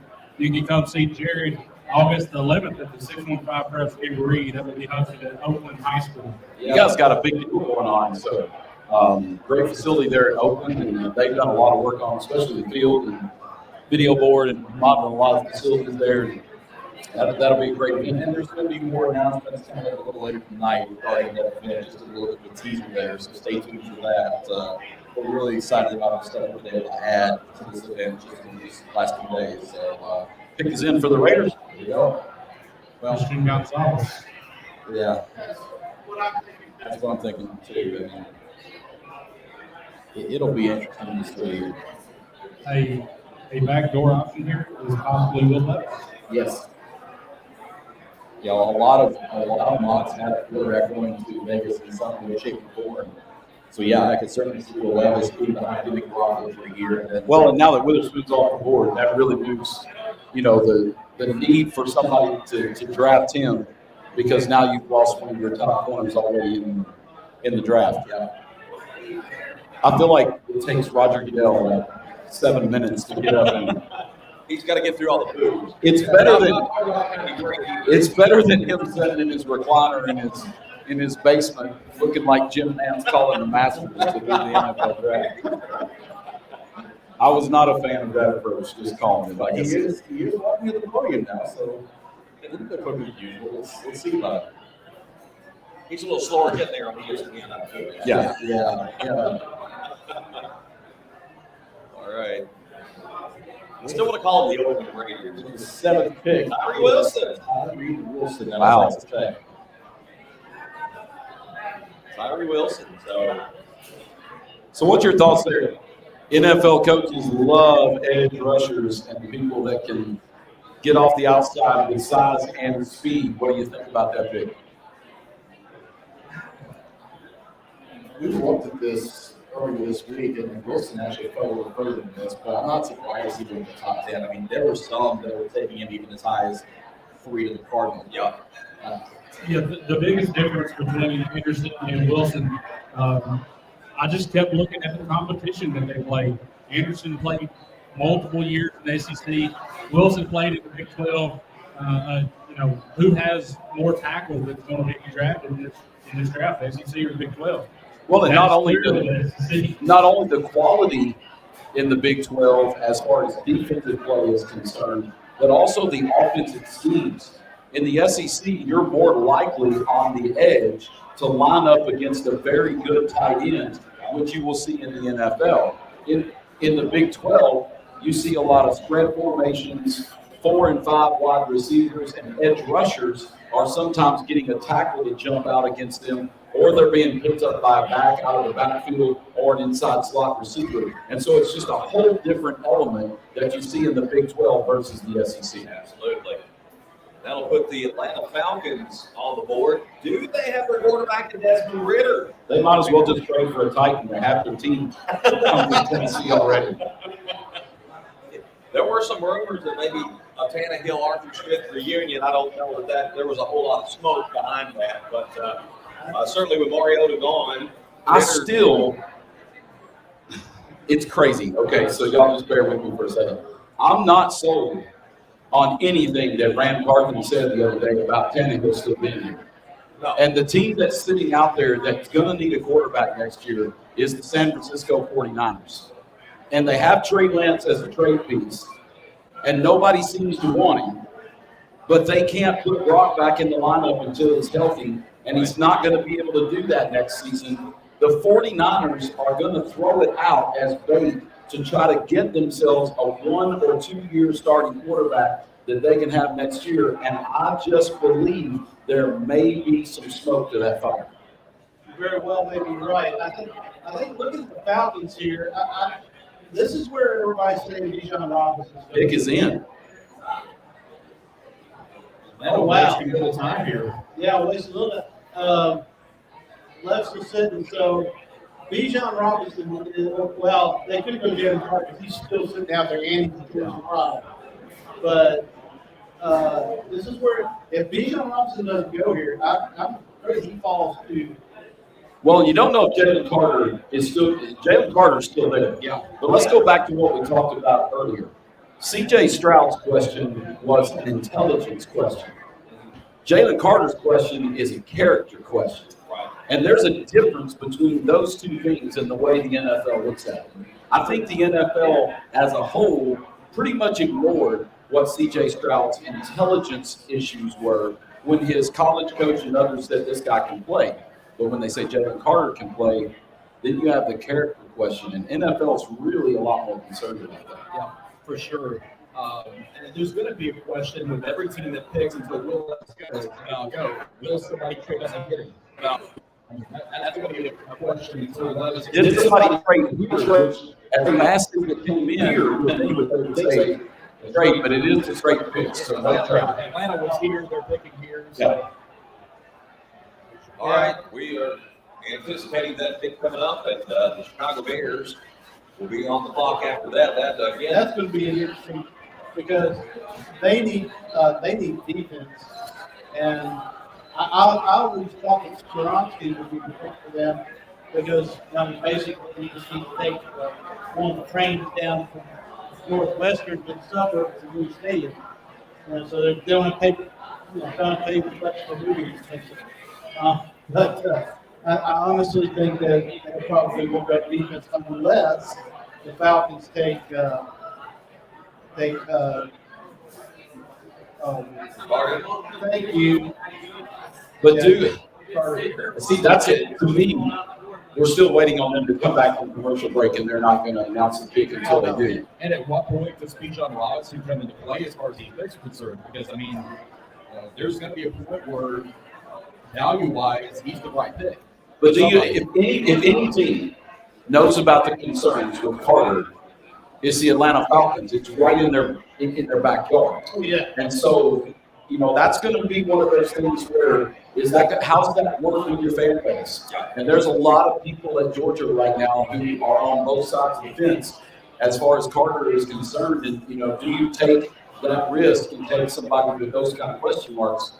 Somebody's eventually, Simmons had question marks, and Simmons unfortunately was a tough situation when he was in high school. But the Titans took an opportunity there, and what it ultimately turned out to be is Simmons said he was defending himself. Much different situation than this certainly is with Jalen Carter. Yeah, there's a reason that these teams do so much investigating with any issues off the field because they've got to get every part of the story to make the right decision. I mean, if there's one piece of information that's out there that would help them that they don't get it, then they could make a bad choice. So certainly, these teams have done their due diligence on Jalen Carter. Somebody's going to let the monster when they draft it. It's just a matter of when. Right. I don't think they're going to pick him here. I think it's going to be somebody different, and maybe it is Robinson. I don't know, but I just don't think they're going to pick Carter in the backyard. I look at Philadelphia, Tim. I think they're trying to get their hand on Robinson, and if he goes here to the Falcons, I think that'll upset a lot of Eagle fans. I think they really got their sights set on him at number 10. I have a weird question. If there's a quarterback there, and they don't pay Bijan Robinson here, do the Titans entertain the fact of taking Bijan Robinson as a successor and a change it back to him? Yes. If he's there, you take him. He is one of the top talents, maybe the top talent in this draft. We're about to find out as Goodell is at the podium. All right. Waiting for the Falcons pick. Come on, Rocky. They're introducing our special guest there, and so it may be just a second. Running backs are tough. This is just. Yeah, running backs are tough at the top of the draft. But I think once you get in those teams, it gets a little easier to make that selection. But the risks are important. You take a little bit of risk. Here comes our pick. Okay. All right. Any Atlanta fans out there? Here comes your guy. That's not him. That kid is nervous. Yes. I've been calling a full under. There it is. Bijan Robinson. Wow. That's. This kid's good. Yeah. This kid is really good. And Ritter gets another weapon that's going to take some of the pressure off of him. He's got to catch out of the backfield. He can run. He's got, comparisons are to Adrian Peterson with this, except he can catch better. Yeah, he can be a dynamic weapon, I think, not just a running back, but I think and this is the modern day NFL back. When somebody not only can carry the ball, you're going to come out with multiple backs, but Bijan Robinson can do more out of the backfield than just run the football. Yeah, he's 5'11", he's carrying the mail, he runs downhill. This is, when they talk about blue chippers, this is one of the few blue chippers in this draft. All right, the Bears and Eagles have flip-flopped here. Philadelphia's moved up to number 1. This is interesting. That's got to be Jalen Carter. That's got to be Jalen Carter. That's got to be Jalen Carter. Somebody's eventually going to take a chance. I just didn't feel like it was going to be Atlanta because of the regional situation. And so with the Falcons and Georgia being right there, I just didn't feel like that was the place for them. First of all, that might be the steal of the draft so far. He is a day one NFL caliber running back that can step in and be a starter. And I'll just call it right now, that's your leading contender for the Rookie of the Year in the NFL next year. I think right there by the Atlanta Falcons. 5'11", 215. I got Edric James as kind of the comparison there, and Edric James not back out of him. I think Atlanta be pretty pleased with that. Well, they already got a great tight end. They're building their offense back, and if you know anything about the history of the Atlanta Falcons, they love to have a power back that can run the football, and that's been a lot of their history. And if they can get a guy, what was it, Freeman, the most recent, that was very successful there, if they get another guy like that in the backfield, they can be very dangerous. As we get closer to the Titans pick, I don't expect Will Levis is going to go 9 or 10. So then the question starts, we know Titans have to look at the quarterback. Well, the Bears are not going to pick him under any circumstances, and why would the Eagles go quarterback? Exactly. So that sets up 11. Yeah. I think a lot of questions. The Titans are the next team. I think we've got a lot of questions. They could trade down. Certainly, probably only 6 picks. Moving down will be an asset for them. But is Levis in play? Pick is in for the Eagles. Well, what do the Eagles need? The Eagles need offensive line, and they need defensive line. They need interior. They can really, they've got skill players where they need them. So, their offensive line was injured last year. They had a lot of injuries. I do think it's Jalen Carter. I think They're looking at the war room right now, and Howie Roseman looks like he's pulled off a coup. So I think it's Jalen Carter. I think he's the best player on the board. Maybe the best defensive player in the draft. And I think that, it's a gift, getting him, at this pick. number 9, no doubt. Yeah, the guy that everybody thought would go number 1 prior to the last season. At 9. So while we're waiting on that, the Titans are sitting there. We're 2-3 picks away. And so who's the trade partner? If they decide they don't want a quarterback, which is very possible, where do they go and who comes up? Well, who needs a quarterback? Washington, I think. Washington seems sold on at least giving Sam Howell a chance. And they've signed Jacoby Brissett in the offseason. I don't think Washington is dying to get a quarterback. Minnesota might be there. That's where I was thinking. I thought Minnesota might be the. I'm going to throw out a long shot here, and actually Chris already said it, San Francisco, but the problem with them is they don't have anything in this draft until pick 98, I believe. Tampa Bay. Tampa Bay, that's a good guy. Tampa Bay. See, I think the thing about San Francisco is I don't think they're looking at a trade to bring in. I believe they have their quarterback in Brock Purdy. I think San Francisco's issue is how do we get through next year? And that's why a guy of Tannehill's style fits a place like that because it just needs somebody for 1 or 2 years. Yeah, that makes a lot of sense. Trading out, or what do the Titans do for Luke Wilson? That's a big question. You bring him in as the 3. Yeah, And if they take a quarterback, of course, or if they get another quarterback, you bring him in as a 3, and if he doesn't make it, you just cut your losses. And I hate that because I think Malik Willis is a fantastic kid. He was a little over his head last year.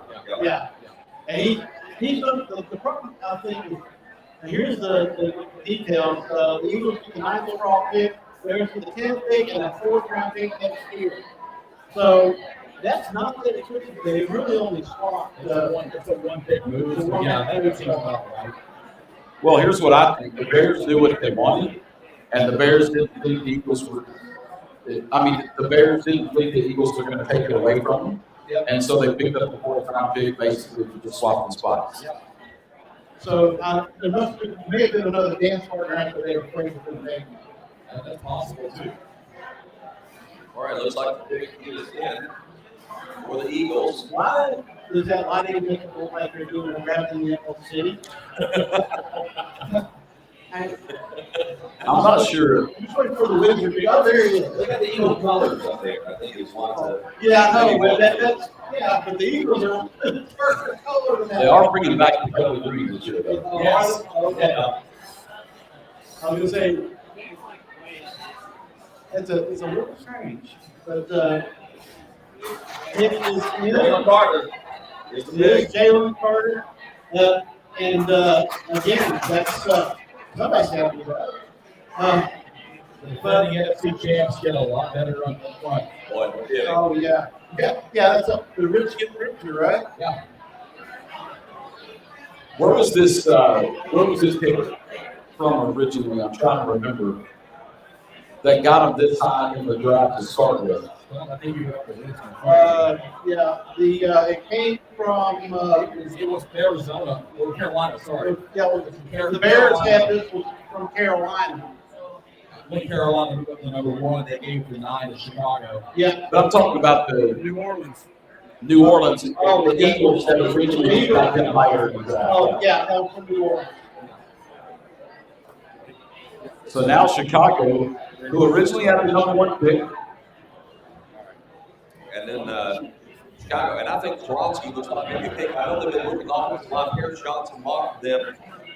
Chris is certainly no slam dunk. They've got some holes that they need to fill, but I think they might get a little bit better along the line. Swarovski looks like, again, as we mentioned a few moments ago, just have to drive down the road from Northwestern. it's a hometown pick there. They've done that before, taking the tight end from Notre Dame. So you've seen Komet in there, so you've seen them take a hometown pick before with the tight end coming from Notre Dame, and so could be a possibility. I think the thing you got to commend the Bears for is that this was a great draft decision to get out of the number 1 pick and to pick up something in return and put themselves in a good position here. Let's bring in first-year talent, the head coach, Uncle Drew. Coach, good to have you with us this evening. I appreciate y'all having me. Yes, sir. Exciting times. First year coming to Gallatin. What are you excited about for this upcoming season? Just getting here in the town and got my family here with us now. So, we're just put things together over there in the football programming and excited to get them going and start spring practice May the 8th. And the time it takes, I know, to get to know your players, get used to everything. Talk about that process of you boy, what that's been like to know you. Yeah, it's all about building relationships and getting to know the kids and building up self-esteem and things like that. Where, of course, we're doing a whole different system offensively than what we're used to. And so, all being there a little bit more. Spreading it out. But, getting to know the kids and getting to know them individually and their background. You come in first and, 15, 14, 15-year-old kids, through transition, sometimes it's easy. So you got to build that trust and get to know them and build those relationships. Coach, talk about the teams that you play in this area. Sumner County in high school football, Gallatin has been a part of that tradition for a very, very long time. But this is a very, very tough area. Not only in Sumner County, you extend to Wilson, to Rutherford, some of the other schools around here. What's it like putting a schedule together and taking a look at some of the teams you'll play, as well as trying to prepare your kids for what is a tough gauntlet on that schedule every single year? Yeah, so when I got here, the schedule was already made, so I couldn't answer that one part of the question. So, but it's a very talented, rich tradition area with high school athletes, and so you look at it. We opened up August 18th in Hendersonville, then you got Station Camp right after that, and you got I mean, you go through that whole schedule, you know, you just got really talented teams all the way through, and you've got to come every week. You know, there's no bye week. So, we talk to the kids about toughness and developing toughness, and we want to be, we strive for competition. We want that, and we want to get it. We want to get it back, back to where we used to be. But it's going to take a lot of hard work, a lot of dedication, and a lot of fire in their bellies. Talk about some of that skill set development. You talk about changing the offense a little bit, and getting the ball in the air. What kind of athletes are you looking for? Is that more a slot and inside, or do you want to spread it out and get some guys that can go up with the football on the outside? Well, football field's 53.5 million wide, so you want to kind of use every bit of that you can and put your athletes in space. So, I was raised, my dad was a high school football coach for years and a high school administrator. I spent 44 years with it all together. 23 years ago, I was a head football coach. And I cut my teeth on wishbone. And, what we do now is it's option football. It's just, we're not pitching it into RPOs and things like that. So, just getting kids in space and, we're still a smash football team, but we're just kind of doing it in different ways. Coach, so I know you mentioned you trying to get acquainted with Gallatin, but during the process, a couple of really good years at University of School Jackson. What made Gallatin so appealing? It kind of goes back before my time at USJ. When I was a snot-nosed assistant at Adamsville High School, every young assistant, I think, I was this way. But you kind of look at jobs across the state and say, you certainly say, that'd be interesting. And I wasn't even a head coach at the time. And so I circled Gallatin because I knew the tradition. I mean, I kind of look back, I think it was all the way back to 109 years I've been at football. Yeah. So, we looked at that. So I think a big thing. Big is in Darnell Wright from the University of Tennessee. Has been selected by the Chicago Bears. Many consider him to be the best right tackle prospect in the draft. And even though us Vols fans follow Darnell Wright, and he's been slowly rising up the draft boards. I'm not surprised to see him go here, number 10. I agree. That's early, but whenever you turn on the film, watch him just totally dominate Will Anderson, which was the first pass rusher that was taken. This guy's an anchor on the right side, and honestly, he could probably transition to the left side or even move into guard. And let's say this for the University of Tennessee. They've had a few draft lean years, and you're going to see that change in the next few years with a lot of talent coming out of Tennessee in the draft. And this is probably the thing that starts that over the next 2 to 3 seasons, that we're going to see a lot of NFL draft picks coming back out of Knoxville. Yeah, and the Titans are now on the clock, the hometown Titans, and the pick is already in. Just have to wonder, is it Levis? We'll find out soon, for sure. Coach, getting back to the Gallatin Green Wave, you mentioned spring practice opens on May 8th. What's the first thing you want to hit the ground running with this team when you get into spring practice? Just getting out there and getting acclimated, get physical, and let the kids run around and get them in open spaces. And we're putting both a new defensive scheme in and a new offensive scheme. So there's a lot of teaching going on. You kind of want to focus on that. The days of putting up dummies and just knocking each other, it's crazy. That those days are kind of gone. But we've got a lot of teaching to do. We got 10 days to get it in. We got 15 days to get it in. So we've got we got a lot of teaching to do and things like that. So it's just getting them activated and getting them out there, tossing the ball around, and seeing what guys can make play for us. Just speak a little bit about you did bring I guess you could call it luggage. You did bring your son with you. That's going to be I believe it's a sophomore, correct? I brought both of them in my life. I'm glad she got to come too. Yeah, I brought them all. Now, if she plays football as well, that's going to be a great story. She is tough. Hey, it's a tough job being the coach's wife. Right? You know what a coach is, you certainly know that. The offense that you run is how important it is, how beneficial is it going to be to have someone that can go to your teacher? It helps. He's still young, and he'll have his ups and downs. And he'll just be a sophomore. But you got to go out there and you got to compete every day, and just like any other kid, you got to go out there and earn. And we talk about that all the time. I'm part of the team as I am anyway, and I got to be. And I was coach's son, and I got blamed for everybody's mistake. And that's just comes with character. Is that one of the toughest things to be as a coach's son? Yeah, it is. It's tough. But my dad, so Coach Short, I got to be Coach Short when I first got here. He reminded me of my father. And just the old country, just tough, no yes or no, sir. You acted right. So, and that's how we, that's how I execute it, and that's how we, that's how we expect our kids to act in the locker room. And it's, but it's good. It's good to have a guy that's been in the system. I have to remind him that he doesn't know everything all the time. So, but that's hard. That's hard. Well, Coach, now that you're here, you get to deal with the world famous Gallatin Green Bay problem, and that is everybody saying, "Hey, you're a Packers fan," and now you get to say, "Nope, I'm the head coach of the world famous Gallatin Green Bay." Right, it happens everywhere. It's like the G. It's like, "Hey, I'm a Packers fan." Okay. And Aaron Rodgers is not your quarterback. Aaron Rodgers is out, and everybody in that division is playing the championship. So, he's off to New York, and I guess his life is going to be practice.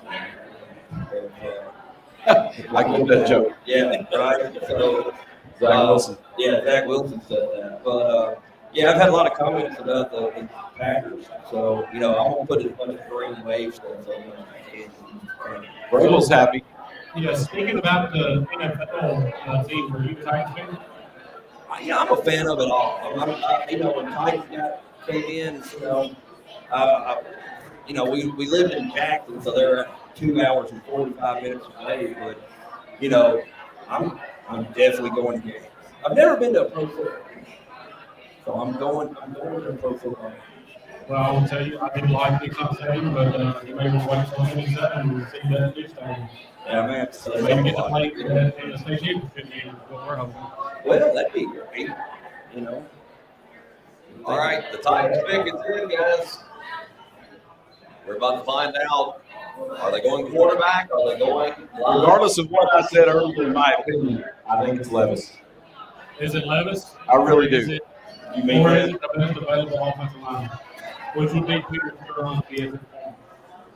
Let's hear the room in just a moment whenever Roger Goodell makes his slow, long walk to the podium. The warmer for the Titans. Look at the reaction. They're not going to show the video they had a moment ago, I don't think, but they were pretty excited. Amy Adams Strunk, Grant Carthon, Mike Vrabel, a lot of other folks inside the war room. Okay, there's sweet time. A lot of Titans fans representing in Kansas City tonight. I feel like this is the slowest approach to the podium that we've ever had in the NFL draft. And I'm not exaggerating on that. I really believe that. This is like the slowest pick is in to the pick has been like 3.5, 4 minutes every single time. By the way, with all due respect to Kansas City, Nashville has still had the most kick-butt draft ever. The turnout for the draft year in 2019 was They've been fantastic. trying to copy it every year. Yeah. Can't beat Nashville. Sorry. Well, we've drugged this out about as long as we can. Let's see. Here he comes.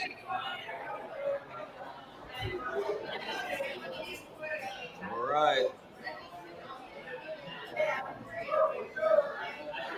Oh, Roger.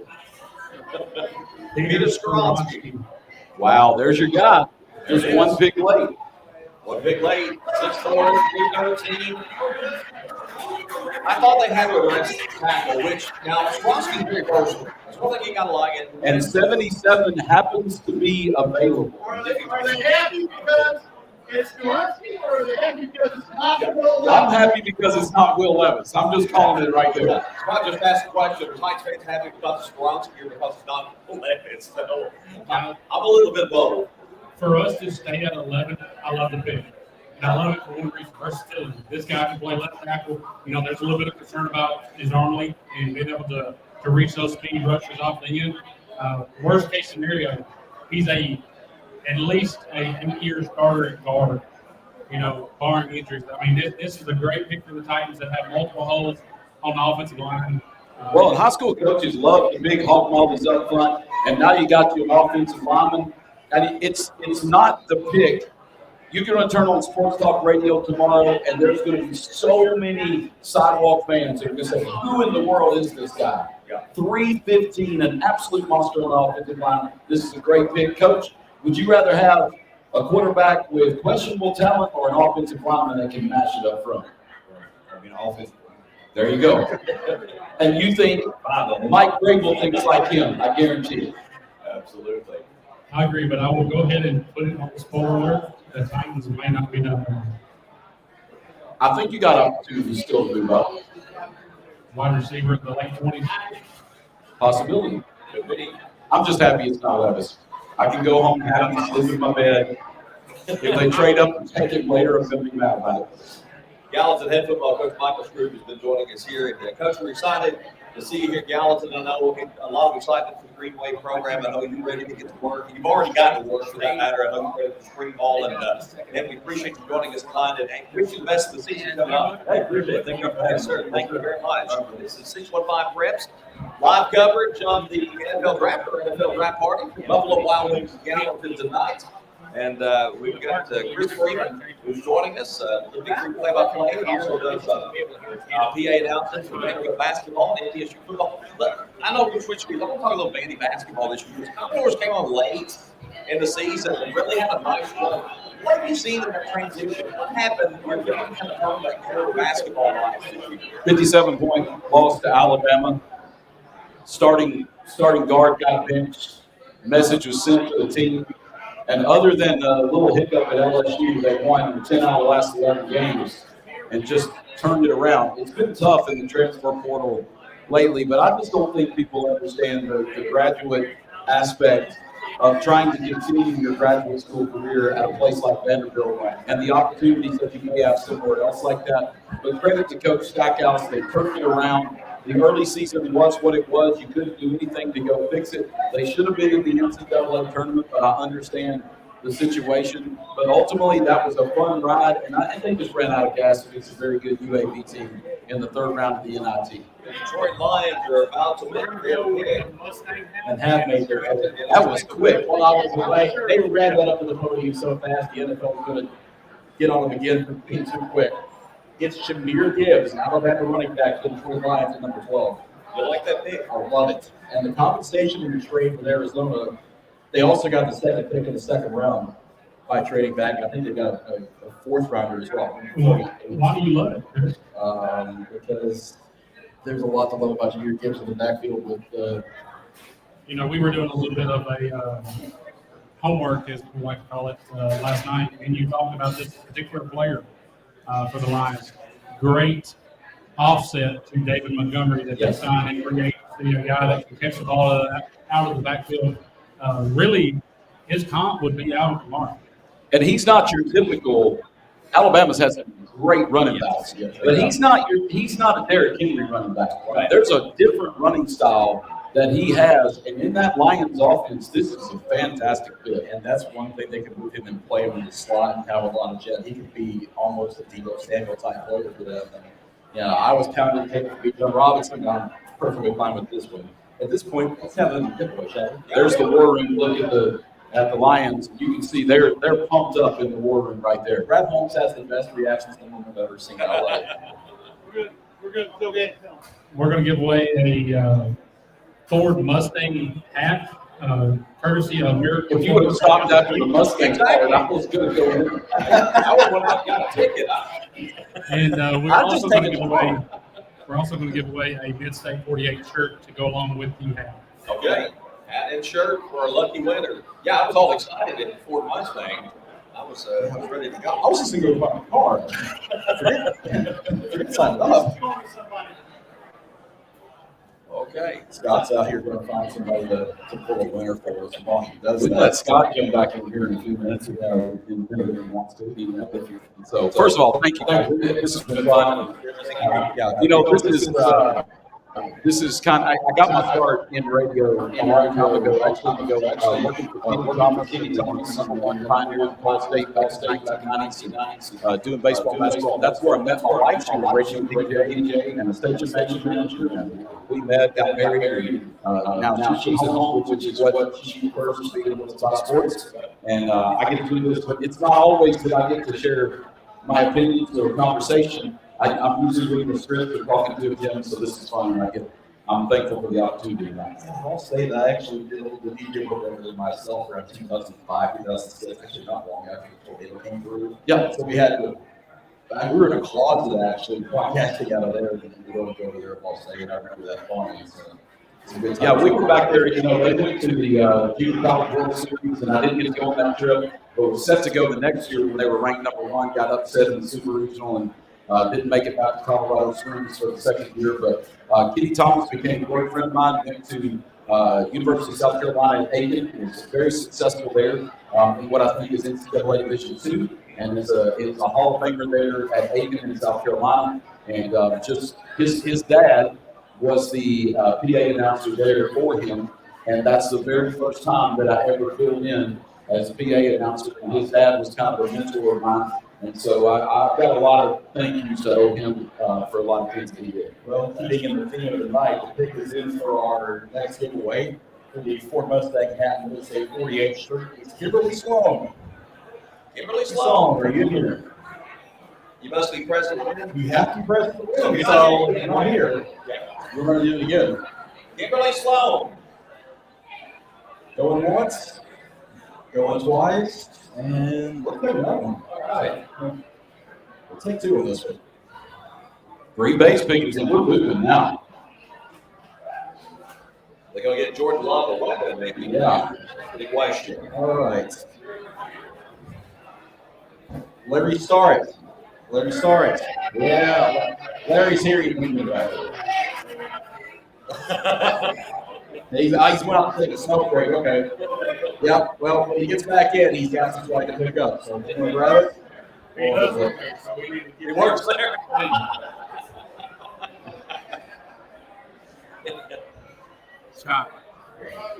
So what do you think about Green Bay? Everybody knows Aaron Rodgers Something is else gone, out but to go with that what shirt. kind of pressure is on Jordan Love right now? Tremendous amount of pressure. This is probably the hardest thing in the NFL this year for any one player. Is going to be the pressure that he's going to feel in Green Bay. Let's face it, that fan base is not going to be happy with them not making the playoffs. I mean, they've already had to experience that once last year. No, they will not be content with any prolonged period of without anymore. Hey, guys, it's the same situation with Brett Favre. Traded off to the Jets, and Aaron Rodgers had to step in and fill that role. There were a lot of question marks. Rodgers was ready. Love had a chance to sit back and learn, to watch. Is he ready to go? We're going to find out. And if he's not, though, people in Green Bay will be screaming very quickly out here tonight. This is the pick the Packers got from the Aaron Rodgers trade at 13, so we'll see who they get here shortly. Pick is in, and Goodell is heading to the podium, albeit very slowly. That is a very light move. Yeah. I mean, I know we said that earlier about Philadelphia, but it's also not a Green Bay dream either. Yeah, it's different on TV than I guess maybe big there. I don't know. Do they go Dolph? Okay. That feels like a Green Bay pick to me. Doing this. Luke Van-Ness. The defensive end from Iowa. Big. Oh, they just got another. So the Green Bay Packers. Now, how many years has it been that they have not picked an offensive skill position in the first round? Because this was something that was talked about last year that Aaron Rodgers was frustrated that Green Bay never would draft a playmaker, so to speak, in the first round, and not a defensive guy. Yeah, I mean, I guess maybe they try to fill it tomorrow night. Maybe find a couple on Saturday. I don't know. But listen, Iowa can play defense. They can't score. You can put them on the field for 7 hours, and they're not going to score 10 points. But they can play defense. And the Big Ten is a place where defensive football is very popular. But how about this kid? You don't know if he's a Bears fan or a Packers fan, but he's in Iowa. And if he's in Iowa and he's anywhere near that area, you know that it's got to be a very, very popular pick for his family and a lot of people to say, you're going a little bit north to Lambeau Field to start your NFL career. Yeah, Very true. yeah, and it's a special place for anybody in that area. So it'd be fun to see how the Lions have to handle him off the edge. Good grief. I still think the Lions are in great shape, though. And I just don't trust Minnesota to have another season. I think we saw who Minnesota really was toward the end of the year, and I expect more out of that, and I expect better from Detroit to take care of those early games in the season. I hope you're right, Chris, but it has been 30 years since the division title, so there's a lot of pain and frustration for it to It's happen. been 30 years for a lot of things in Detroit. This Yeah. is true too.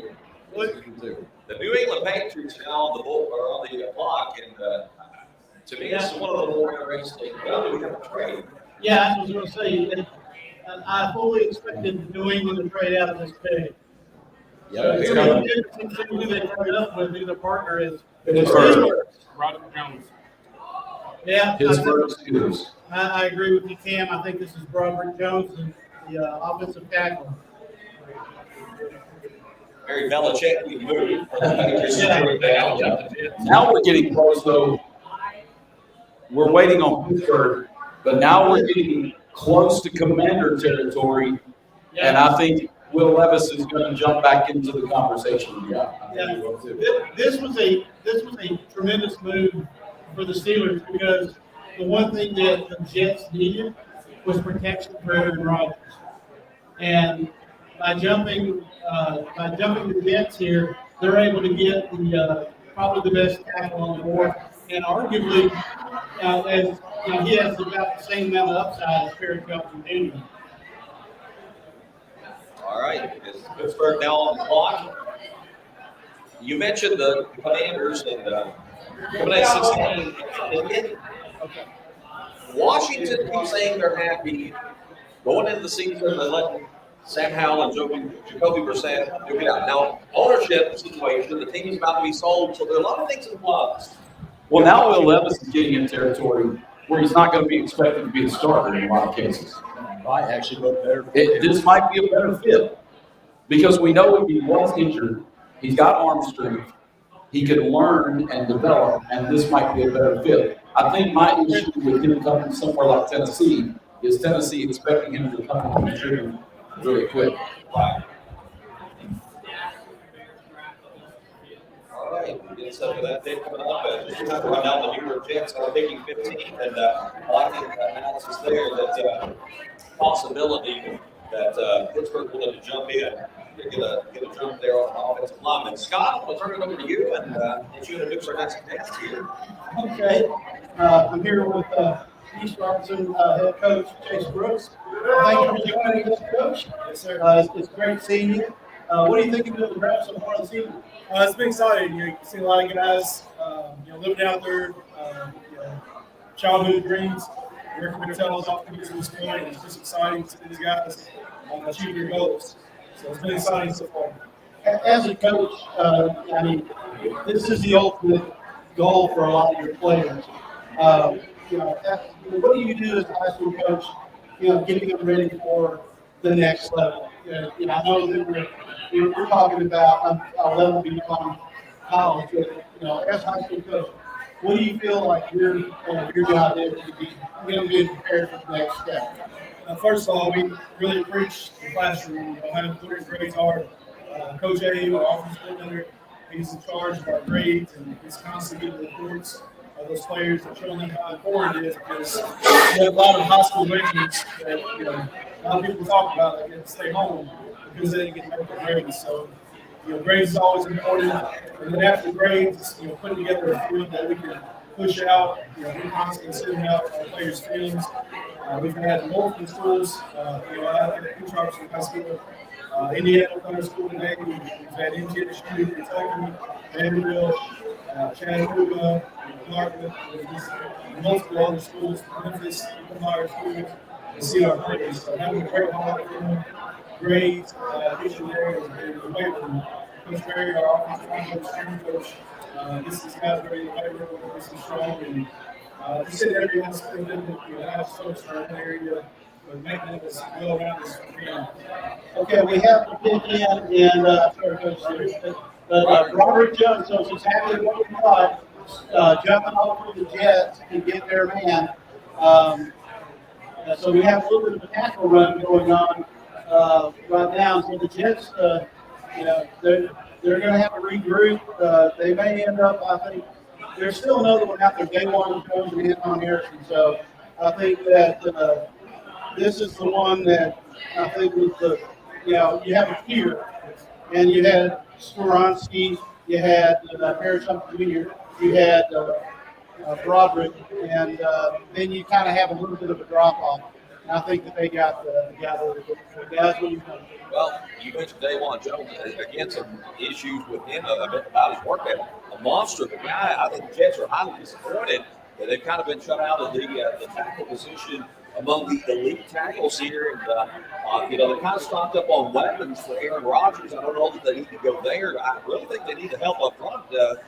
To me, Chris, this is kind of if you take here for the Jets, they may have to back up and kind of regroup here. That very well could have, but I mean, if you're Eric Rodgers, you're appreciating who's they're trying to protect him. I mean, he's going to have some weapons there. They Brees Hall back, they are posting on the outside. And, the way the Jets are building, I mean, they're trying to build something to contender. Let's just see how it turns out, honestly. I mean, I think they very well could go Quentin Johnson here, too, if they don't trade out the pick. But, hey, Chris, while we have Coach Brooks here, we need to make a little bit of an announcement. Yeah, we do.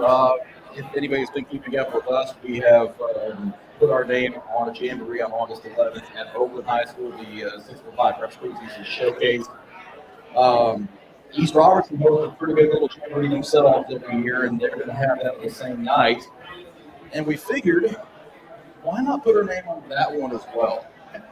Yeah. So the teams that are going to be going to play jamboree football at East Robertson August 11th, and Coach, I think you got that. You had that list. I don't have it in front of me, but I know there's a lot of good teams coming to East Robertson August 11th, and we'll have our name on that jamboree as well. We'll be up there covering it too.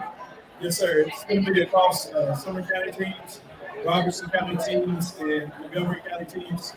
We got Innisbrook County, Station Town, Marshall, Kirkwood, Rossview, out of Montgomery. We've got Davis Academy. We've all Robertson County schools, and East, Springfield, Greenbrier, Burns. Got a team out of Kentucky, Utah County. DCA's coming out of Nashville, so it's exciting.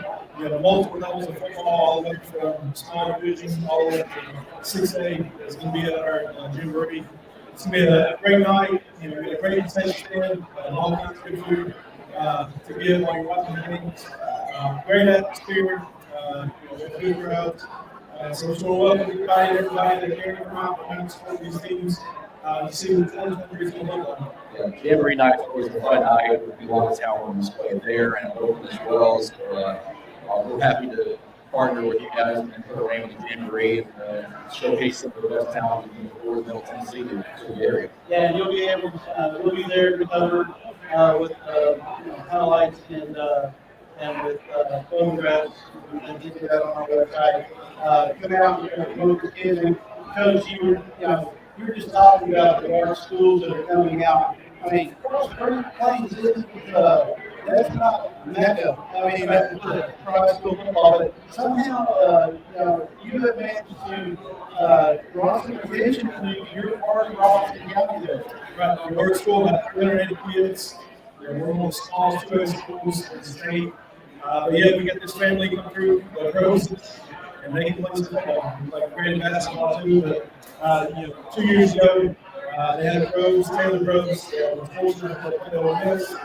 His younger brother, Sean, comes to UT Mark, to play UB. We're back next year. Zachariah Prince going to play Indiana State. Elijah Rose has Louis Simmons coming here. He's got Gene Tech, Memphis, UTSU, Ball State, UAB, and the list of other schools after him as well. So he's going to be special. He has two younger brothers that are interested in special as well. Isaiah Groves and Zach Groves. Also have Blue tight end and White Pearson. Some new special things. Smart kid, 4 kid. So we have some high numbers in the game, along with multiple other seniors. This is one of the guys. Outstanding. And then, hey, you're talking out there. But yeah, so there's a lot of good ball to see at the Jamboree. We'll be out there. You know, we have spots for sponsor. If you're interested in sponsoring, come out, and put your name on this. So and support the kids, support the program. We need ticket sales for the equipment for the kids and everything else. So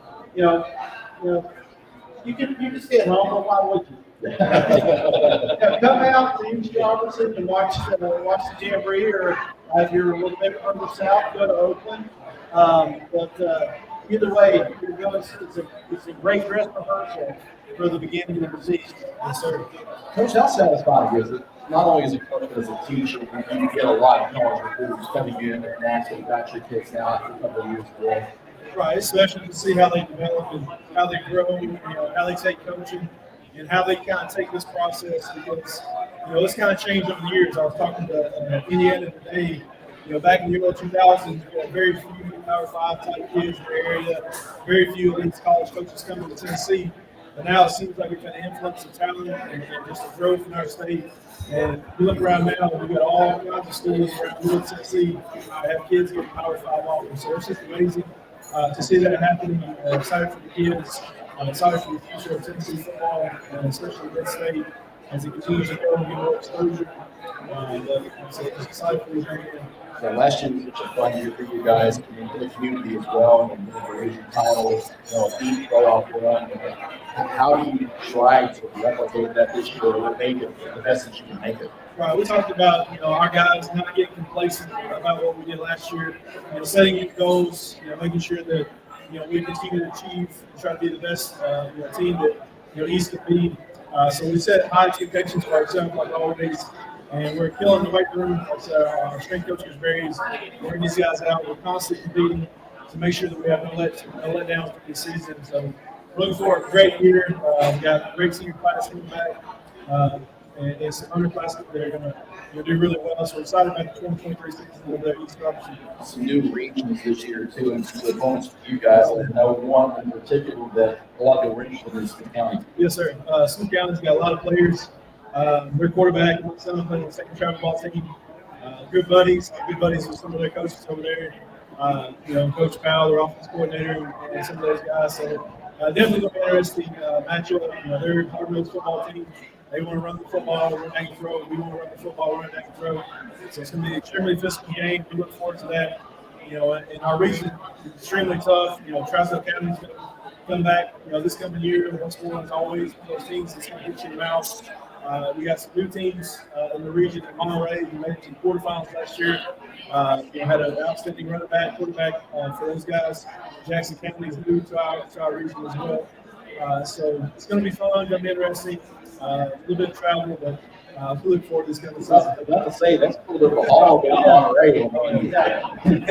Getting out there, not quite to East Tennessee, but close. Just make sure you're going through before you stop at Ralph's. Oh, yeah. You got to stop it and take recommendations. Absolutely.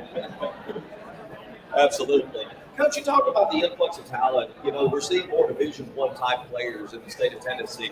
What do you attribute that most to? I mean, I know we have people moving in here. Is it more of that, or is it a combination that kids are working harder? What do you see as being the big contributor to that? I just think it's more exposure. Little things like huddle became big in the late 2010s. So that's really kind of pushed film out. Kids really taking care of their body, specializing. In the right type of lifts to get their body ready for this type of competition. Speed training is huge. And I guess just one or two guys that kind of got started really back in the early 2013, 14, 13, Jalen Hurd was a big guy for our area, a 5-star kid. Kid across the street in the station camp, Josh Malone. And so those guys really kind of got started for this area and got people noticing that, hey, Tennessee's got some dudes too. So once they started coming down here and started looking around, we kind of started to blow up a little bit. So I hope they continue that. I hope these guys continue to bring exposure to our area. Well, the Jets are in. I don't know who this young man is, but he may be the next commissioner. He is fired up. This young man that's cheering on the Jets, and the Jets are always well represented at the draft. Well, they do a lot.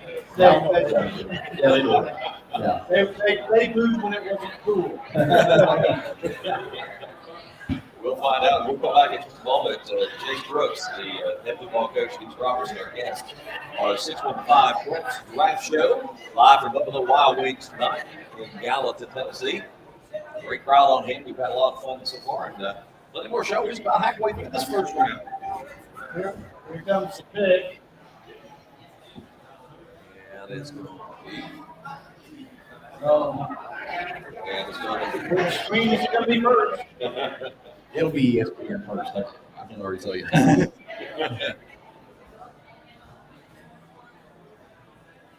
Who's calling here? I'm excited for whoever. I think it's going to be a tackle here. Actually, see, what did I have?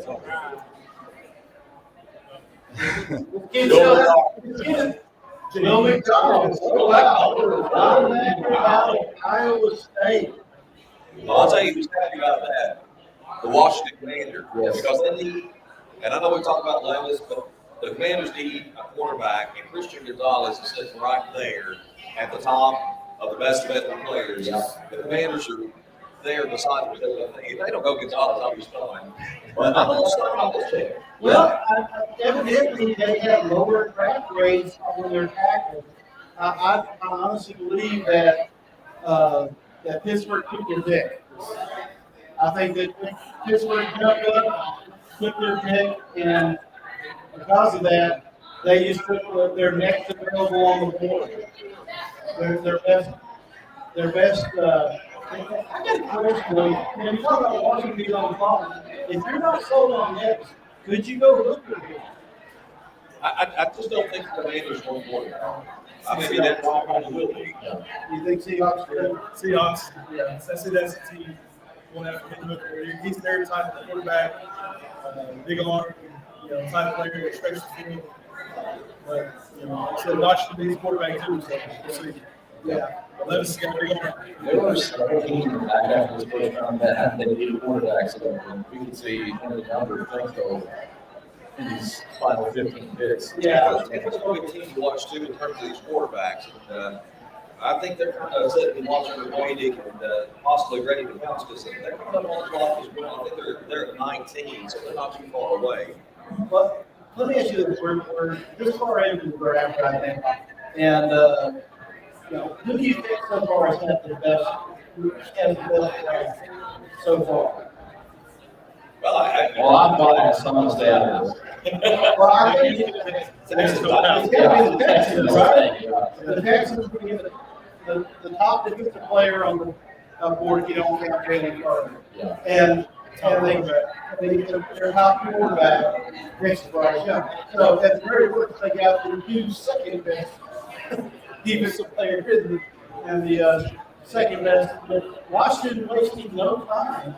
The pick is in. Coach, you have a team? I got Titans, local boys, so. Oh, yeah. Let me ask you this: as a high school coach, do you have a favorite football team, college, or do you just kind of root for players? I'm a big Ohio State football fan. My mom's from Alabama, dad's from Tennessee, so both sides always try to get me to pick that team. And so growing up, mid-90s, they had outstanding linebacker, Keith Bucks, in the Catsmore. Oh, yeah. So fell in love with Ohio State football at that point. And went to football games there and been there to games, cheered on them. So, That explains a lot because my wife was a Tennessee fan and I'm a Kentucky fan, and my daughter ended up being a Gator. It's crazy though that Andy Jackson, I remember that name. It feels like it wasn't long ago. It's 25 years ago. I was like, I kind of came backwards back in Ohio State a little bit back then because I liked Chris Steele and the national lineman. And because of that, I kind of pull for Ohio State. But that was when I was a little bit further north. Then in Tennessee. Yeah, we're in the 96 Citrus Bowl. Eddie George goes to Ohio State, Tennessee. Yeah, I get reminded of that a lot. I'm still being a Ohio State fan down here. I'm a Tennessee fan. They wear me out all the time. Only did that was a game I did not see Tennessee winning that year, but they pulled it off. And I tell you, Eddie George was a monster. Heisman Trophy. Yeah, absolutely. One position we have not seen go at all has been wide receiver. We have not seen a wide receiver. Do you think that a wide receiver just taken? Yeah, they will build more often. I think the run will happen on wide receivers once it does. Okay. And tight end, maybe along with that, because there's not a whole lot of lauded receivers in this particular class. Some good tight end prospects, but that comes from the group that's grouped together of the wide receivers and tight ends. I agree. I think the tight end class is actually better than the wide receiver. Yeah.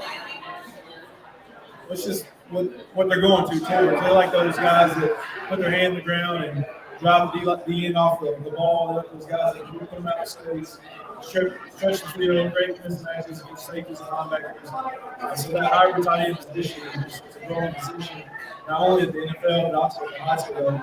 I was fortunate enough to coach a kid at Beach High School in Jacksonville. His dad played in the NFL at Center for the Titans. He was at South Florida, now he's playing for Georgia Tech. He's one of those kids that get to move around and put him in the backfield, put him on the line of scrimmage, just put him out wide and try to create as many mismatches as you can. So definitely a position that's kind of like that. It's really growing. Coach, let me kind of piggyback on that. When you see changes in the pro game and the college game, the philosophy, and just, some positions not being emphasized as much as others, does that trickle down in high school that way in any way, shape, or form, or do you just kind of, go with the flow of what your talent dictates? You can really see, I won't say defense of the year or defense of the month, but you can really kind of see trends more at college than high school level. How they defend from going from mostly win team to high teams to nowadays everybody's gun too bad, 20 personnel spread the ball around. It's almost it's not cool anymore to line up, smash people, and run the football. Right. Everybody wants to see the ball in the air. Get as many people touching as possible, which is fun too.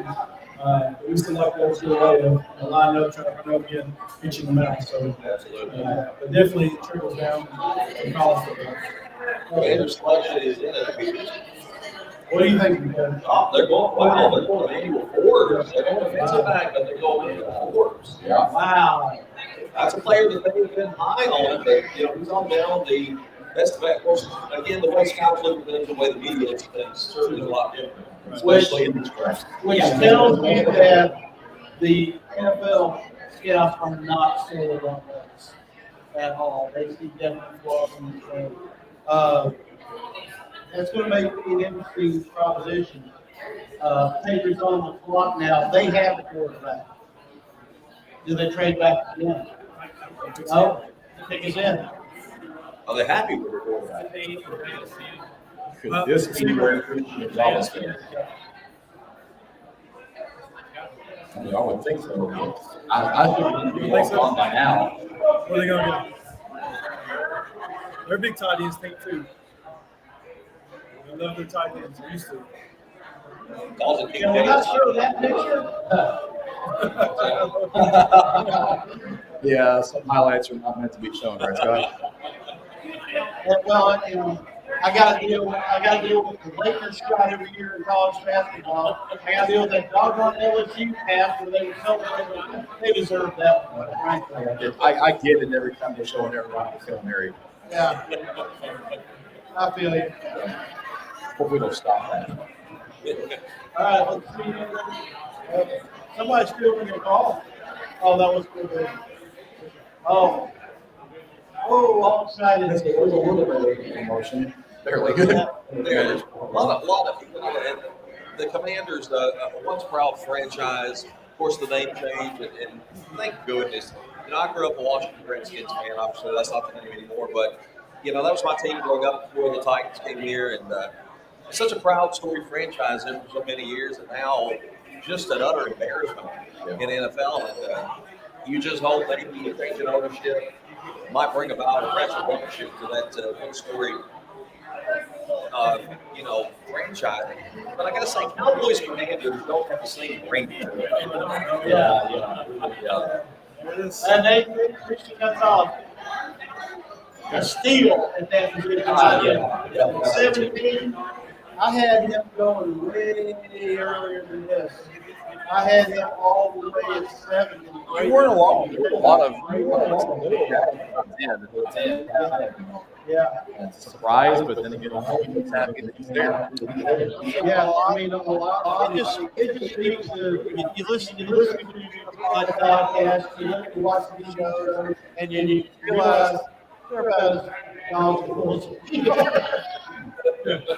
Speak a name out of hat. Yeah. Kind of what they do. Well, Coach, thank you so much for joining us. We do appreciate you coming on, taking time out of your busy schedule and coming with us. Looking forward to the Jamboree coming up, and I'm sure we're going to see you out there at spring practice.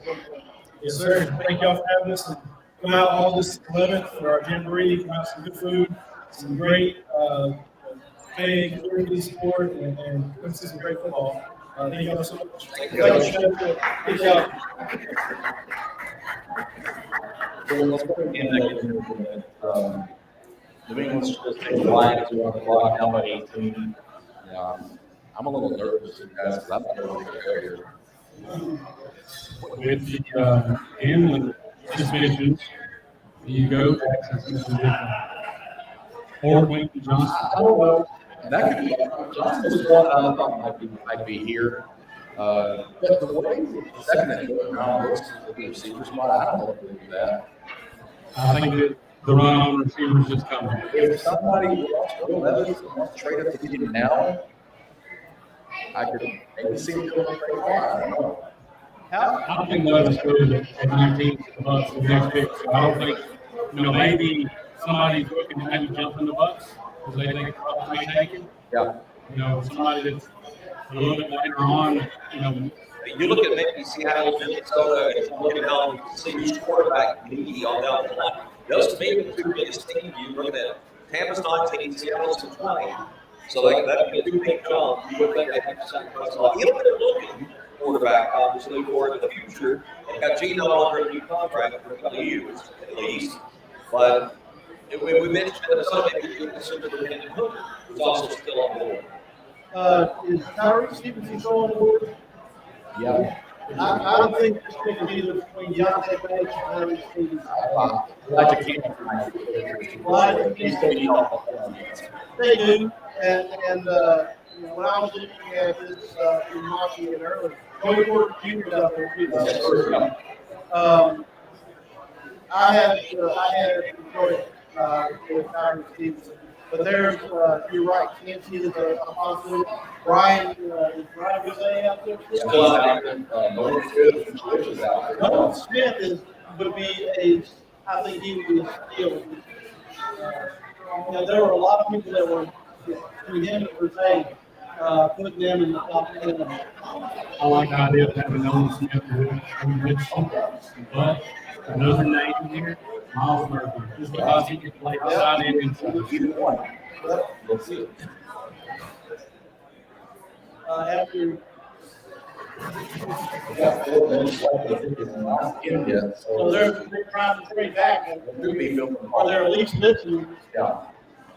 One thing to consider, if it is Minnesota for the quarterback, that would be an division trade. So Well, they got it before. They got it before. right, but the Lions might be trying to squeeze them a little more than they have. Right. Not in the division. Get some of that, a little bit back. They traded TJ Hawkinson last year in Minnesota. All right, it's going to take all of it. Should we do it? Should we do another? Yeah, let's do a drawing. Let's do another drawing. What do we do? Let's do the warm-up. Yeah. By different teams. We'll do that. We'll do that kind of warm-up. Let's do the warm-up as well as a oil change first. Yeah, there you go. So oil change and the wax diffuser. I'm gonna make this quick here. No problem. Yeah. I'll let you read it. Okay, Big as in. pick us in. Nicole Lundis. Hey, you're President Lions. Okay, that big box on the corner there? Yeah, Yep. right there. That right there, and grab one of those sheets of the oil change. That people wants to draw some more? Y'all want to draw some more? Pick us in, though. Wait till after this pick. Wait till after this pick. Well, it'll take Roger down 20 minutes to get to the mic. Yeah.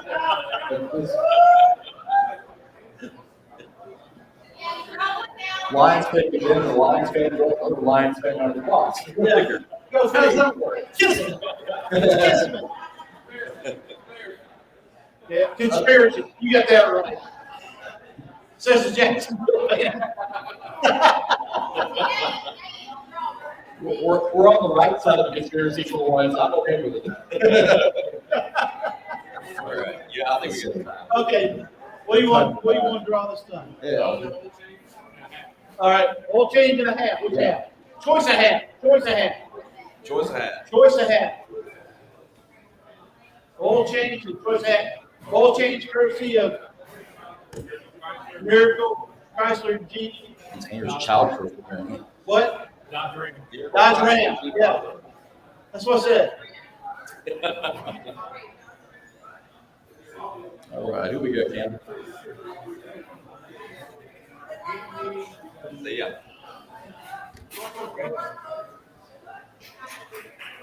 Boy, make that.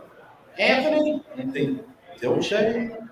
Dilshay? Yeah. Yeah. Just say yes. There you go. Yeah, we're wait till the Lions pick. I think, come on. Lions pick is in. 1.8% chance Levis will be picked at 18. That's a lot close to me. That's a low. Would you be floored if the Lions go? No, I wouldn't because, like I said earlier tonight, they're in a position where they can go anywhere. I mean, they have to make a decision on Derek Goff as the starter next year, so whether they want to give him a long-term deal. He played about as well as they could hope for, honestly. I mean, I've been happy with his play. He doesn't turn the ball over anymore. Yeah. But does he have that next step in him? That's a good question. I've been impressed by his play. I think that he's grown into the position. And for a guy whose career was kind of, he was kind of an afterthought going to the Lions, going to be a placeholder. Yeah, He's actually done well growing into the he position. really has. He's made the team his own. Yeah, he really has. He's taken that shot on mine at all. I've been impressed with him. The trade for Matthew Stafford was needed, and it's been painted for him so far. I think it actually did wonders for both teams. Yeah, Rams got the ring. They got the ring, and the Lions got a future. Yeah, that was better than expected to do with the Rams falling off last year. Well. Who do we have here? What else is it? Oh, you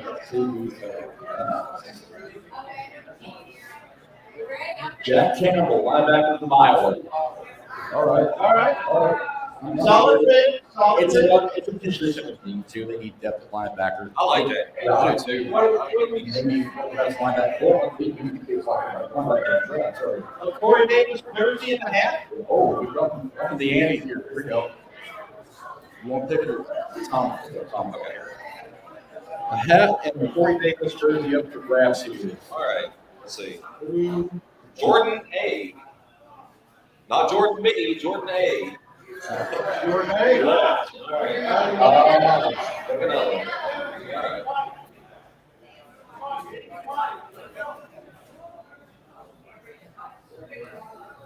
Turcotta Needle. That's him. There we go. There we go. Oh. Congratulations. Enjoy the jersey back. We're going to keep going. We're going to keep going. We're going to keep going. I don't want to pack in the car. Nope. We've got a mid-stick 48 t-shirt. That's a 3X. Hey, exactly. Exactly. You eat, sleep, and drink football. Why not eat, sleep, and drink matchup? All right, so we got mid-stick 48 hat and the fourth Mustang hat on the large shot. Yeah. Scott, why don't you throw it in the back? We're also giving Scott away tonight, by the way. So Nancy White. All right. Congratulations, Nancy.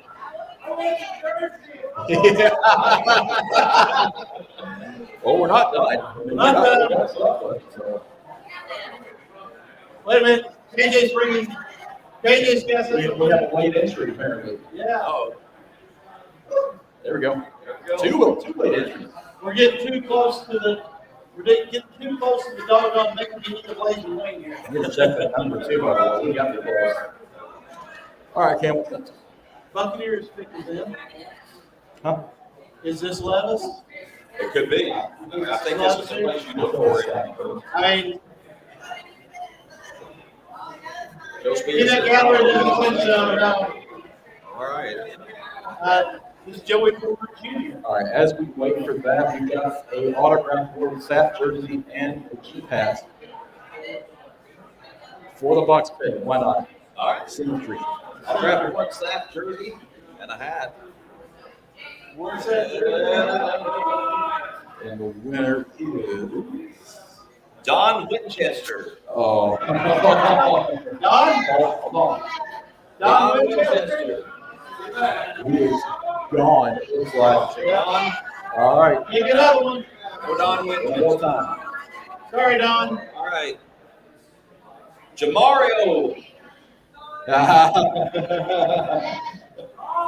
Jamario. You won, Jamario. Come on.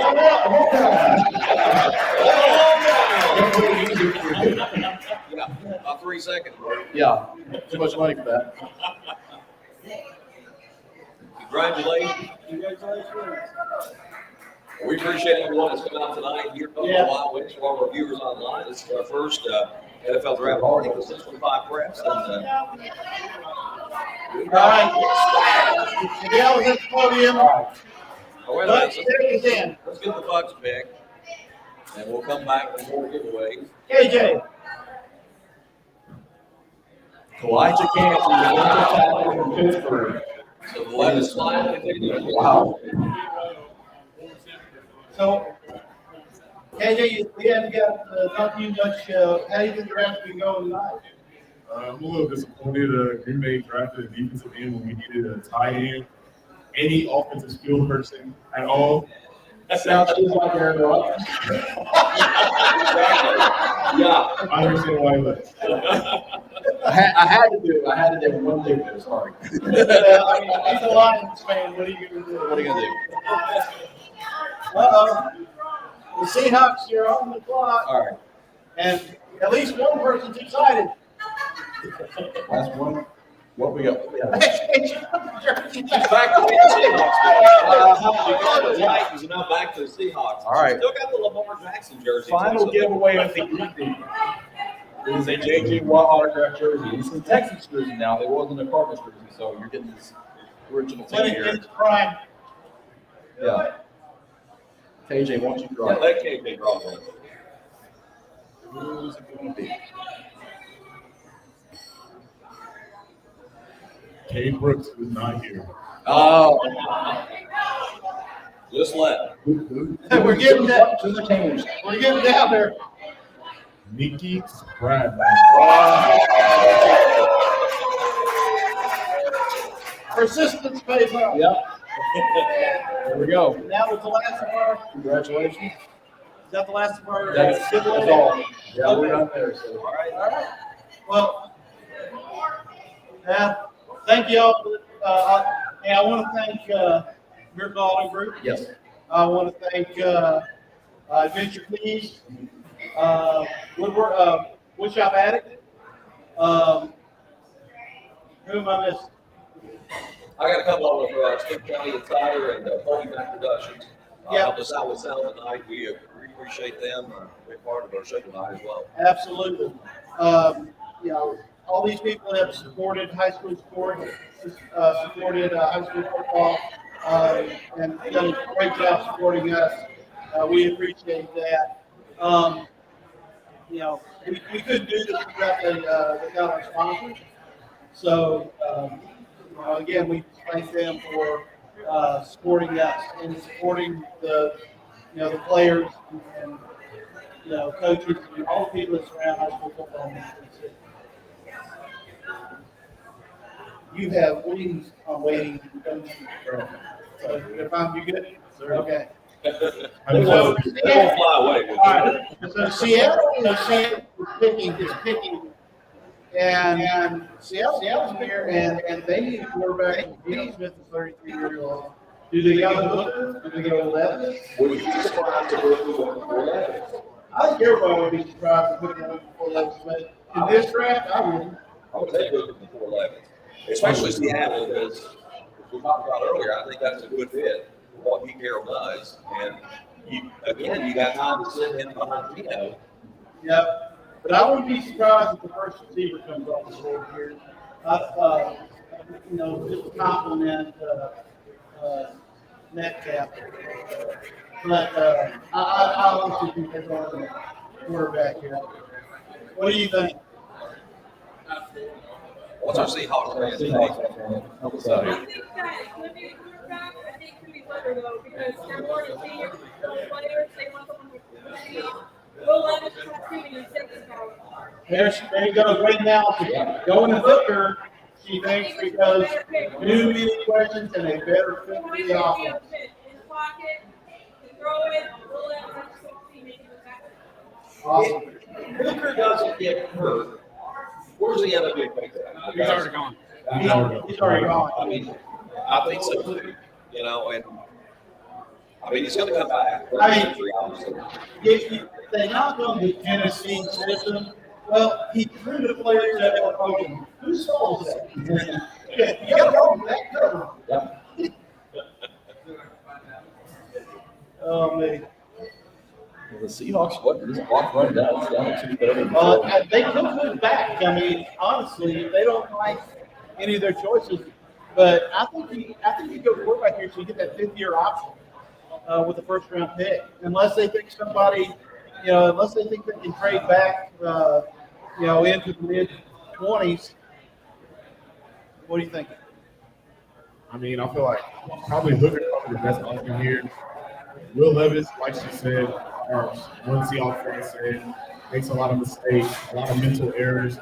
What I saw from Hooker this season before he got hurt, he was very accurate, very mobile, made plays down the field, to buy time. So I feel like that's more vital to Seattle's offense and the way they work.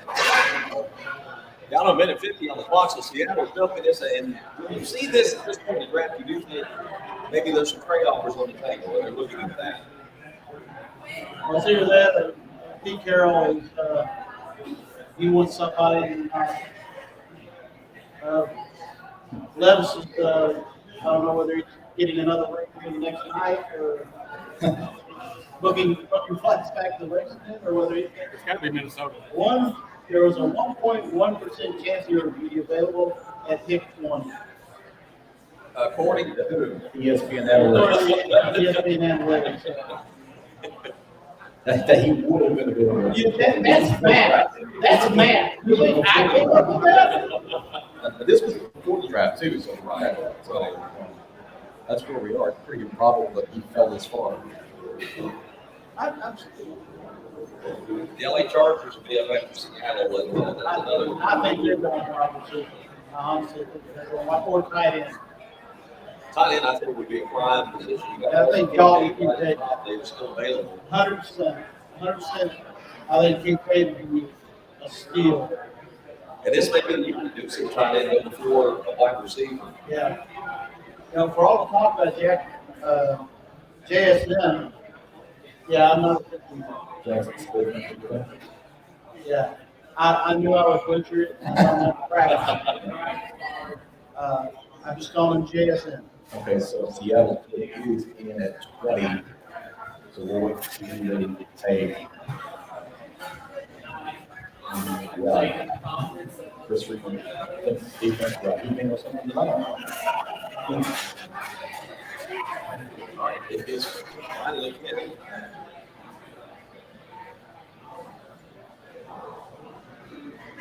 This could be Deontay Banks. I mean, it could be. But it didn't make the first pick. I mean, the first game. That was, That was hours ago. yeah. Tommy Wilson. It was defensive, though. It's Tommy Wilson. Yeah, I think you're right. They could. We talk about the first Yeah, first pick. Never wins. Yeah, right. Okay, that's right. So they're not going to go. They're not going to go Devontae Banks. No, they won't double like that. They could go wide receiver here, but I think that they really. It'll surprise me if they don't go this way. Yeah, that would be showing the draft and somebody came in with a ladder to fix them. That, I don't know if that's a good sign. Well, as long as they're not tying them, go around.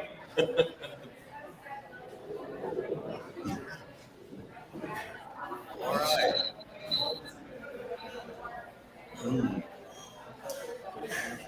Well, Nick is in, but just like now you realize how tough the life is. Rich Eisen, you know, filling space all those years. Chris over there, not he knows. Nolan Smith. And some of the reporters have been there before they're announcing it. Which kind of ruins the experiences while we're not announcing it. We find out. Right.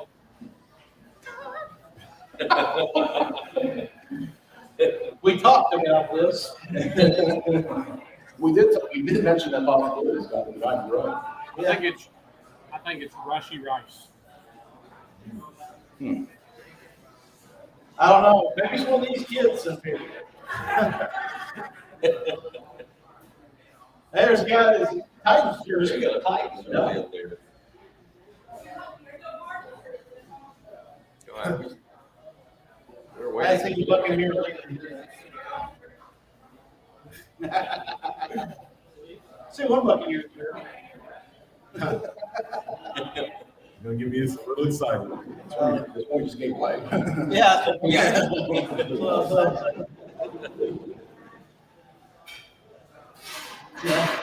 I've had so much fun not needing to anything tonight. Oh, really? That time's coming. All right, here it is. It's Jackson Jackson Smith, Smith. Ohio State. First tight end on So the there is our receiver off the board. Oh, and the All resident Seahawks candidate inside the weapons. So, lights will pick. yes. I like the pick. I like the pick. Yeah. Yeah. And I like it. You know, he was another guy that, again, the Titans, a lot of mocks had him early on. And, I was, It keeps that receiver. that was one of them in one of my earlier, yeah. because I thought the Titans might try to trade back in. So another weapon for Geno Smith there. And, you know, I think they're happy with Geno as a quarterback. You know, he came in and certainly had a moment, and he's such a great young man, too. It was good to see him finally have his time. It really was, you know, he almost been left for dead with NFL circles, and then to come back and have Dallas same season that he did. It was good to see for him. He proved that the talent that he had coming out of college was there, was legit. Now, all of a sudden, our Seahawks fan has become a Ravens fan. Oddly enough, the Ravens are one pick away at 22, but the only Chargers are on the clock now. Have about 6 minutes left in their selection at 21. I personally think that this pick from the Seahawks, grabbing a wide receiver, helping Geno Smith get some more weapons out on the field, I feel like that's a great way to go for the Seahawks. I mean, DK Metcalf is an amazing receiver, but giving him someone else to get his eyes off of him, I feel like that'd be good for the team. Yeah, I agree. The LA Chargers pull up next, and again, the team we thought maybe we'd see the first wide receiver there, or potentially a tight end. I still think that I still think they need more weapons. I would see that. I can see St. Flowers going here. I can see. I really don't think that we also know Kincaid go here. Kincaid, of course, Mayer. Mayer, Yeah, Notre Mayer. Dame. Yeah. Joey Porter Jr. Yeah. And Joey Porter Jr. is out there. Kim said that's a good point. Wow, he is falling. A lot of mocks had him going, to Pittsburgh, late well, not late, but mid-round. I think a lot of people wanted to see him go to Pittsburgh. I think that's true. I think a lot of people think it's next The year. irony is if he don't go here, he may go next to the Ravens. Ooh, Well, that's true. They go to the Point out, he Ravens. doesn't go here, he could go next to the Ravens. Steelers fans will love that. Yeah. Steelers. And let me tell you, I'm sure he will too. He'll make it a point every time they play. So, Those are some dudes. All right. yeah, they've got some. Draft coverage continue here, 615 Preps Draft Show. And, got spring football. I know we're talking a lot of NFL tonight, but let's just shift gears. Let's talk about the flag football. Because you, Scott, been covering a lot of the girls flag football this year and new to Metro this year. Yeah. We saw it in Williamson County last year. What's been some of your takes on the girls flag football these first couple of years? Well, a lot of people were asking if Metro and Williamson County would pair up and play each other, but that wasn't the case. And probably a good decision because being the first year, Metro was a step behind the Williamson County team as far as learning the ins and outs of the game and the coaching too. But I will say that they picked it up pretty quickly in Metro, and there's a ton of athletes in there that are going to make it a lot of fun. Their championship, their semifinals and championship are next Friday at Hillsborough at 4, 5, and 6:30, and on the field there. And there's going to be a lot of good talent. You know how Metro is in basketball, and a lot of those girls are taken to the field, and they absolutely loved it. It's always fun to watch them play just because there's a lot of passion, a lot of excitement, and just a lot of athleticism on display. And in about a year, Metro Nashville flag football is going to be pretty tough, and I'd like to see those two counties pair up against each other. Yeah, I think it's going to continue to pick up, and we may see it in Rutherford County jump, and maybe Sumner County. Do you think it's going to have to eventually spread out? I think it will. My understanding is that at least one of the counties is going to push for it to be an actual high school sport. Right. And when they do that, I think that's going to promote that the other, because the other counties will get involved in at least some of them. Some of it's really going to be up to the county school board and such. AG. With Metro, it's amazing to be watching Williams County last year girls flag versus this year. The quality of play has improved tenfold in 1 year. Running very sophisticated offenses.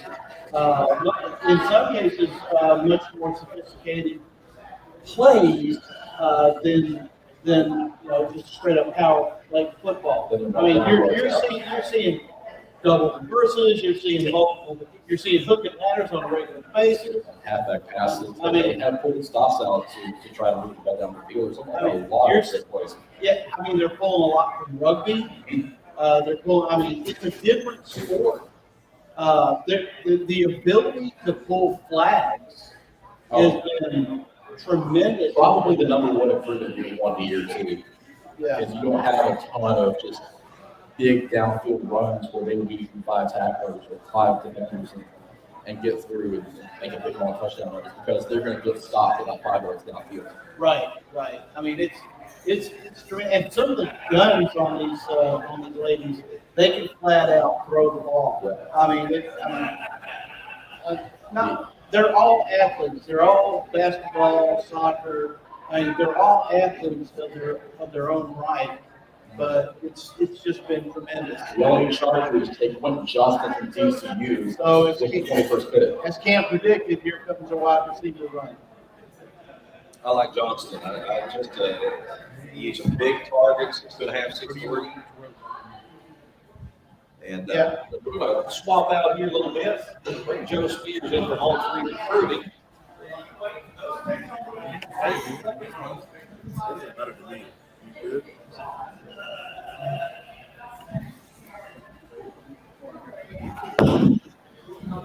Everybody just jumped. All right. So for a couple of hours. Hey, Tom, when did you become a Notre Dame fan? I am a jack of all trades, Joe, how's it going, man? Doing well, you? Doing very well. Thank you for coming out this evening and spending the evening with us. You know, you started a new career path. Tell us a little bit about. It's great. I mean, you look at high school football recruiting. I mean, that's something we all love, and I think Andre is probably the winner for that right now. In my opinion, just a lot of great people there that do a lot of really hard work, scouting every player in the country. I mean, you go through our database, you'll see players from South Dakota, North Dakota, Tennessee, everywhere. Just do a great job. We have a great network, and it's been a lot of fun these last couple of months. Just I'm so used to Tennessee, but now I'm talking to kids from all over the country and getting a feel of what their group is like. I would. No, it's fine. I would say I would love to see Joe covering a game in Fargo like in November, but he's from Indy. He knows how to handle it. Yeah, I don't do cold weather. So. And you're a Notre Dame fan. I am. Yeah. Oh my gosh. So much wrong there. A lot of people obviously from your days in Tennessee, you're still based in Nashville. Yes. Right? Okay. What's the biggest difference now? Just working from home a lot more, I guess. Yeah, I'm doing a lot more work from home. I'm right on the recruiting news desk writer, which I'm looking for stories on Twitter, Facebook, Instagram, commitment, stuff like that from everywhere. Literally did a story today on a kid who moved to Wisconsin. He's from Pennsylvania, so a lot different there. Not having to cover spring sports this year for the Tennesseans, kind of nice. As much as I love those kids and being able to watch them go play, I don't mind coming home or being home at 9 o'clock instead of waiting for the baseball game at 10:30. So I know exactly that feeling, Joe. Believe me, having done it up here in for a number of years. Yeah, but I still feel the lack on the sidelines of flag football when it's a really warm day, knowing there was somebody else on the other side just sweating that way. Yeah, I haven't been able to get any. I wish I could. I work on Sundays. Like that's one of the days I work, so I can't get out. But I've been keeping up with what you guys have been doing. I've really enjoyed it. It seems like Williamson County, they're picking right back up where they left off, and it's been fun to see Metro. I mean, I love Metro football during the football season, watching those girls now in the spring. It's been a lot of fun to see them kind of take the game and do their own thing with it. Yeah, and let me tell you, they are tough. I mean, you watch their videos on YouTube. They're supposed to avoid. They want to tackle each other. Yeah, they're like, what's this? I want to tackle. I want to hit it. As they've been this year, we probably got a video of the greatest hits in flag football. Oh, no doubt. I mean, the audible hits on the sideline 30, 40 yards away was just running over the defenders. It's been unreal how physical they've been at times. I think it's a credit to the Titans too, because they're really putting all their stock into this, and it's done well. I mean, it's been great to see, and I'm excited to see what it looks like over the next couple of years. I mean, obviously, Metro getting involved, what other counties when they get involved, it sounds like a lot to do. We were talking about this last year when we were covered, and as far as where Knight's breaking nets, I can't imagine those counties being too far behind. Somewhere, it's going to go everywhere. I mean, I would think teams out in Knoxville and see all this going down, they want to get involved as well. I'd like to see that some of these smaller communities here too, because as much pride as they have in high school football on Friday nights, I mean, you could. Oh, absolutely. It could be. I mean, we saw some good student sections last year. Yes, we did. Sunday, we just got to have their playoffs championship at Ravenwood. We'll be out for the country and then we said Metro on Friday, next Friday, whatever semifinals. Montgomery County is actually doing it now too. We haven't heard all that a lot about them, partly because those schools have not necessarily done a great job of promoting athletics. Yeah, we had one school reach out to us and ask, but we never did hear, a schedule or anything like that. And, it's kind of hard to, we both have day jobs. We want to cover it, but it's not, it's not hours of the day if we don't know how to plan. Heading out for the night. Appreciate him stopping by and helping us out tonight. we'll see him on some sidelines here with us this fall. He's going to step in and help us cover some high school football here in Tennessee. So I know you'll be out there Friday nights in some different places. Yeah, I'm looking forward to it. There'll be weekends where I'm not able to get out. I have to work from home Friday and on some nights I'm out. I'll be able to get to some games. I'm excited for this season. There's going to be so much. We're going to talk to Ray who has to earlier. One of the things I wanted to ask him was their opening game is going to be a very fun one, as outdoors as we call it, going to be one. It's exciting. Yeah, that's a really, really strong way to open this season. Just having free agent coming here. Setting the low down for all. I'm looking at that game. I'm looking at what Oakland has been doing. Being from Indiana, I know Center Grove. They were in the same conference as my high school. I've seen them win state titles. I've seen their state titles. That team's no joke. Oakland's got a test week 1. Week 2, they go to Haywood. Haywood's one of the best, probably, my opinion, the best team in West Tennessee. So it's an exciting start to the season, especially for Oakland and Ray.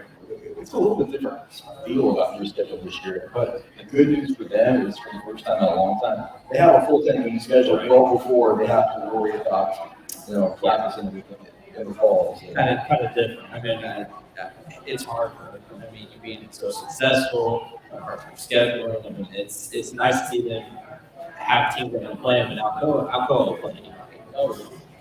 Yeah, I'm looking forward to that.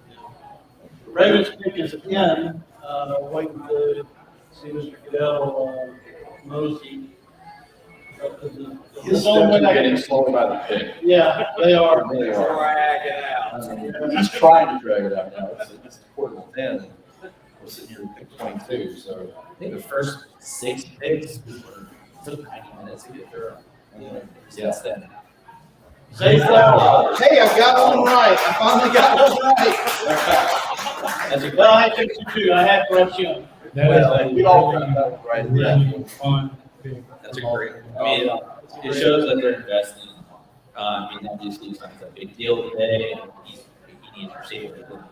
Yeah, I was telling Cam, if Zay Flowers is 4 inches taller, he's top 10 Titans today. He's exciting. My gosh.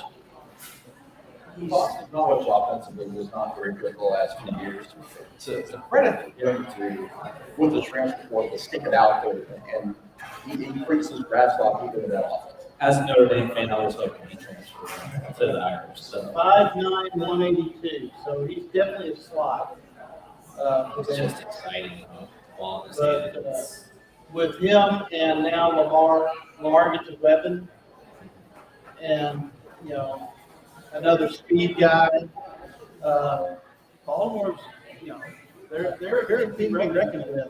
They get some speed guys. Notre Dame posted him, and it was just snow, so they couldn't get him the ball. It was great because he couldn't torch him. I think they're third string quarterback. I mean, you look at the time, this kid can do it all. Yeah. This finally replaces Oliver Brown's with this. Yes. Yeah, that's a good point.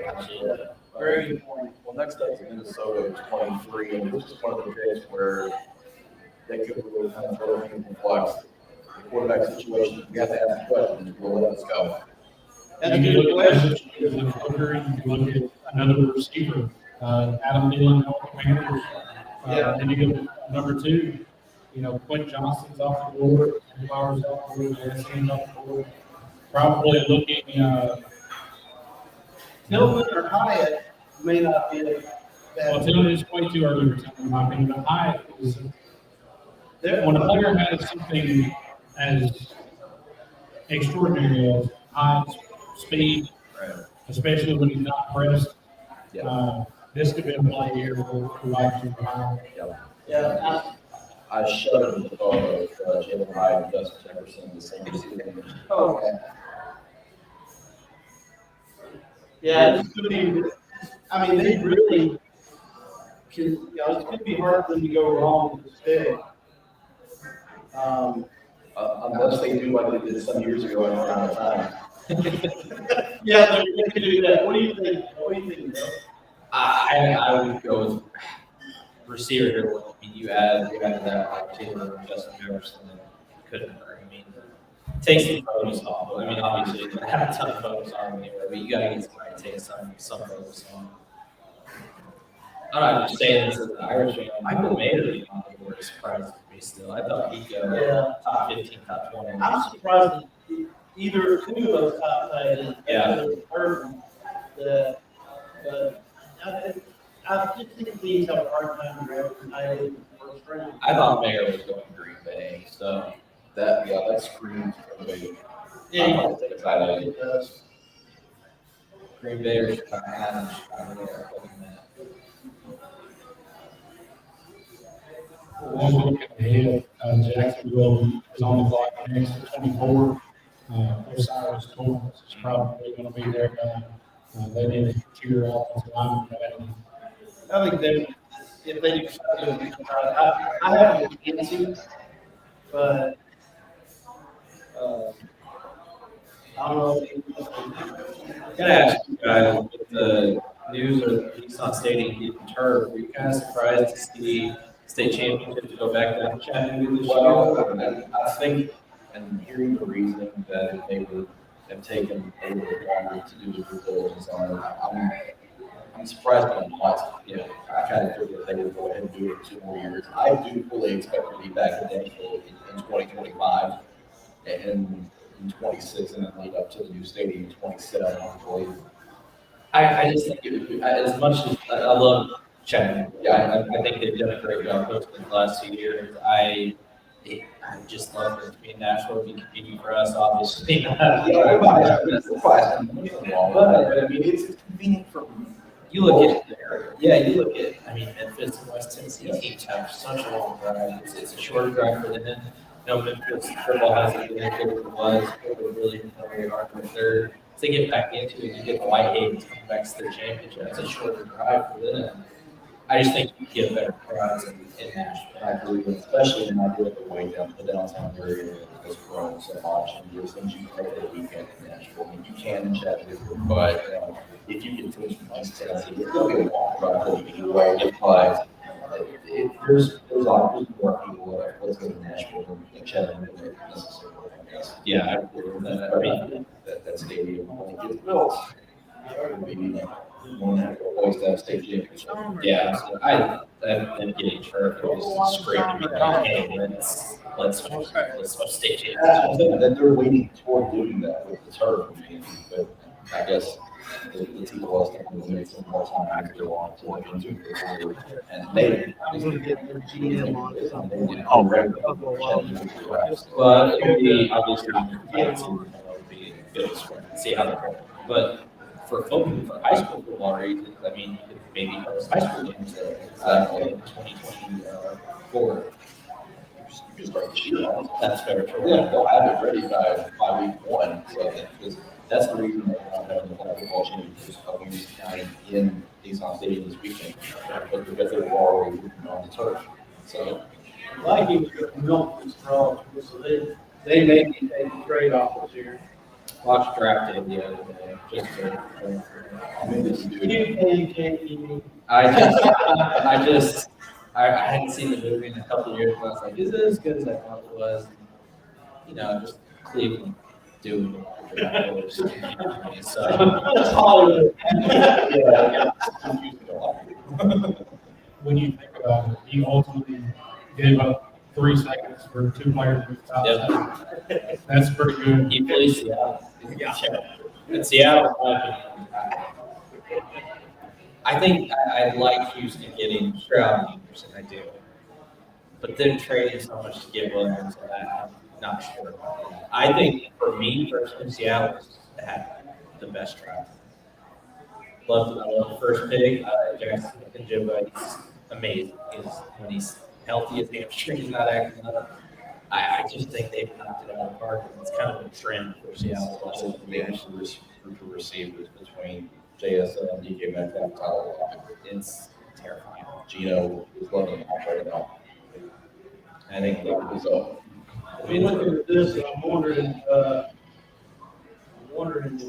Nolan Smith is still out there too. Gordon's also going to be a good thing too. Yeah, Jordan Addison would be a good fit. You've got two quarterbacks here, and your quarterback is, if you don't believe in them, you can't take them. But, I mean, at this point, Levis is worth a flyer. And I think Booker's worth it too, so.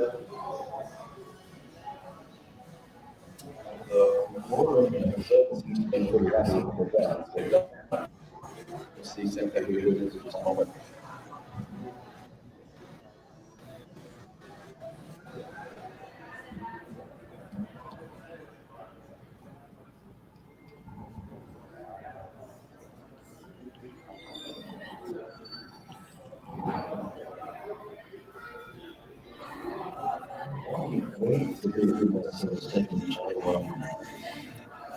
Your thoughts about the possible change in the position? I know we talked about Austin.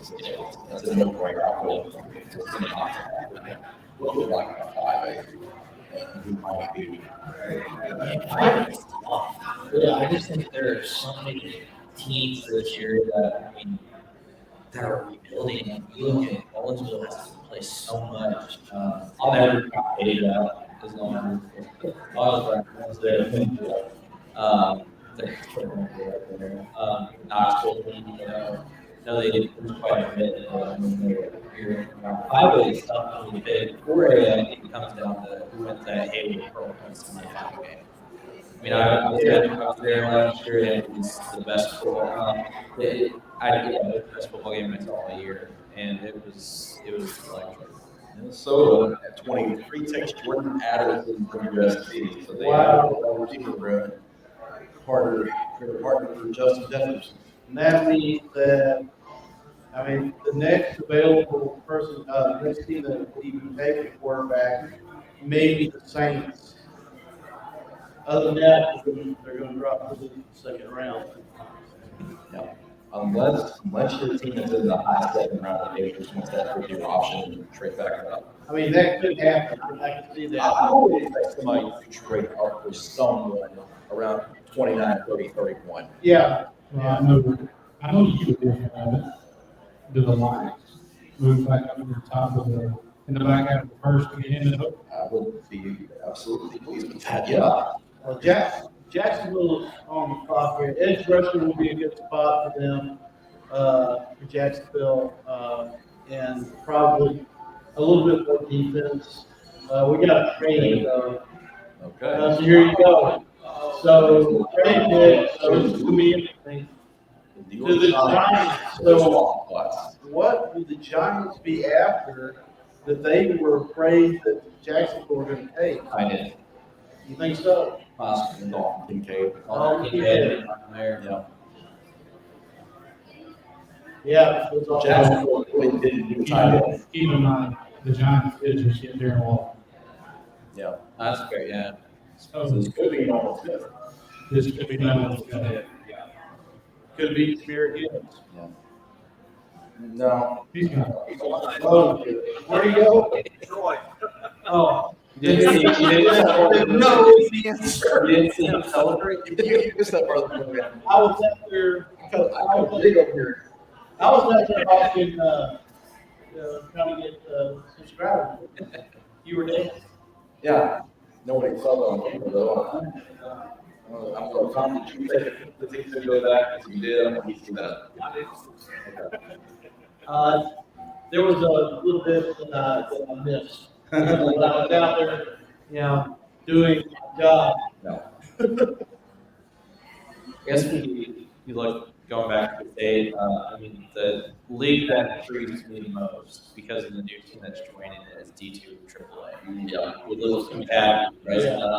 NBA not having Marcel Reed after 8 years, obviously from the Academy, George McIntyre, they're going to be in it. Yeah. Let's get them out. You got CPA, and you got for Academy. Yeah. I really like that part of CPA too. I would say the favorite. I personally think CPA. It's a good quarterback position, but You got Andre Evans, defensively, CK is nasty. Your Cruz Ball is one of the best in the state. John Wayne Oliver up front on the offensive line. He's the guy getting a lot of looks right now. Really like CPA. But you go back to these two, AAA, Baylor. I mean, who's going to knock off Baylor? They got a ton of guys. Whit Muschamp, Danny, and just growing. What did you make of all, we talked about these earlier, but, we have so much coaching carousel. You're seeing it more and more every year. What do you think is driving it? It's a good question. I don't have a good answer. I think it's just opportunities. I mean, look, Coach Strauss was up here earlier, and he was at USJ. He did a great job there. I mean, I got to know him for some time in West Tennessee. He led the state championship game with the Pfizer. Obviously, couldn't get over that hump with Davidson County running that. I think it's just the opportunity to come to Gallatin and build up a program like Gallatin. It's too great to offer. And then you just look at all the coaching changes this year, and it's been wild to try to keep up with. I think it's feeling for the Giants, but we're seeing George Foreman movie. I want to see it. Big fan of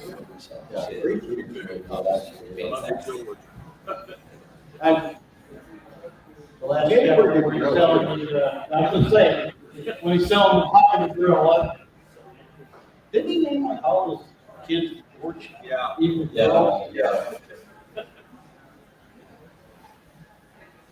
Okay, well, Yeah. that's good to know. They really just built this, don't they? Just every day. That's Oh, yeah. TV for you. Yeah. Yeah, we want a pitch clock like baseball. Yeah, that'd be awesome. I mean, I've seen a lot of people complain about that too, and I'm for it. It's been really good. I've been honestly. I mean, it's taken a little bit to get used to, but once you get a game on your belt, you don't want it. White Sox have been great this year, so I've been looking to keep up. But the games I have seen, it's like, oh, yeah, this is good.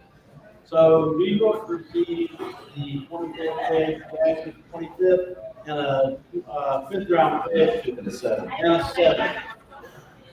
Not a bad little bit for Jags. Or they're supposed to move down. Yeah. And probably, weren't going to miss it. At this point, Jacksonville's got a lot of good parts in place. So they need some role players, special teams guys. But they just need role for the defense Jacksonville does. Bank shots that after the draft was just priceless. And I was there when it was in Nashville. I didn't get that. So it was wild. Well, They didn't bring them to them half the first time. How's it going to be? How's the NHL draft in Nashville going to be compared to like a 7-10 Olympic? Not too bad. They just figured out something they had to do. So Yeah. we'll see. Now the talking heads are still talking. Oh wait a minute, where's those guys? Yeah. Yeah. I tell you what, the one loser out of this thing, I think, so far has been like the Dallas Cowboys.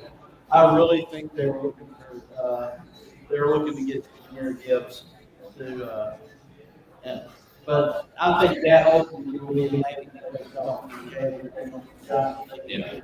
they did with Jason Witt. Well, let's see who the Giants moved up for.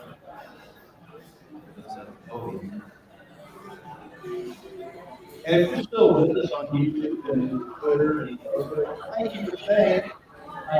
We do appreciate you. Deontay Banks, So they really thought that they needed to go to the cup and get him. So, wow. Okay, well, I mean, that's a neat position for the Giants. And he's, probably the best corner on the board. this remaining. Um, so yeah, it makes perfect sense. But it makes you wonder what Jacksonville is really going to take here. I think Kansas is a possibility. It's more, yeah, I think a fit there. We've been talking obviously about the Dolphins, the tight end there, last year, that's a year for them. That's really one ready for it. One They're hurting again. Oh, they're trading back again. Wow. To the Bills.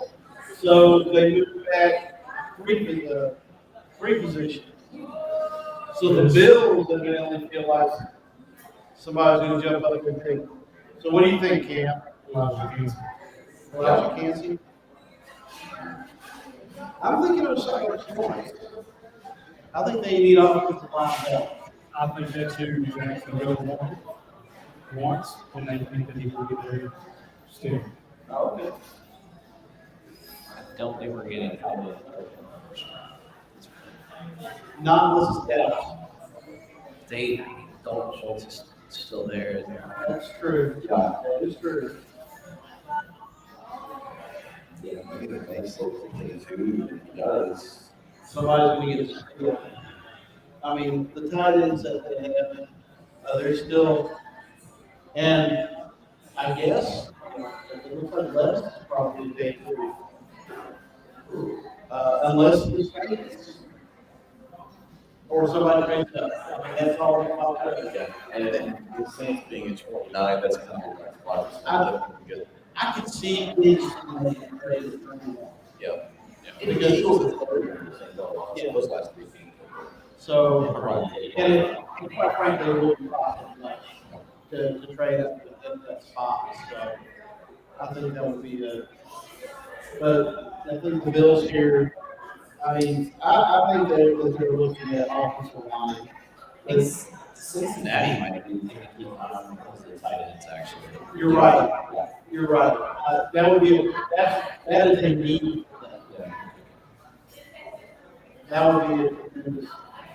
I mean, to get a tight end like Kincaid this late in the draft, that's a good value pick.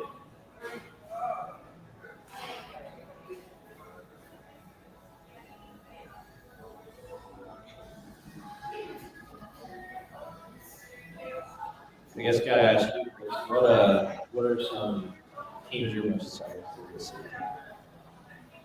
Well, FRA was one of the ones on my list. And as good as they were last year. I guess what are these surprise teams? I mean, we know the obvious. Yeah.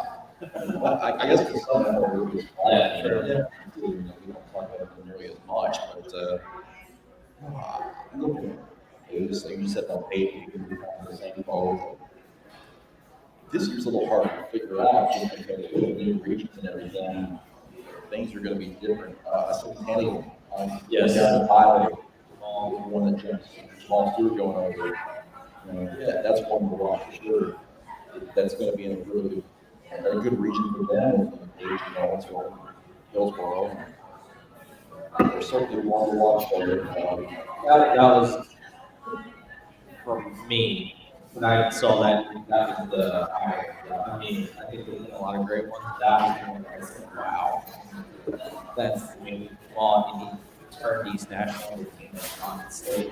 And you look at last year's championship game against Alcoa, they were right there. They were a couple of boys over. They're really some mistakes were coming back. Yeah, they had some mistakes they couldn't overcome, and they had the talent in that game. It's just, it was just rough. But that was a home run hire in my opinion. I think and it's gonna be fascinating to see how good a coach he is when he doesn't have to do all the other stuff that comes with it, the field maintenance and things of that nature.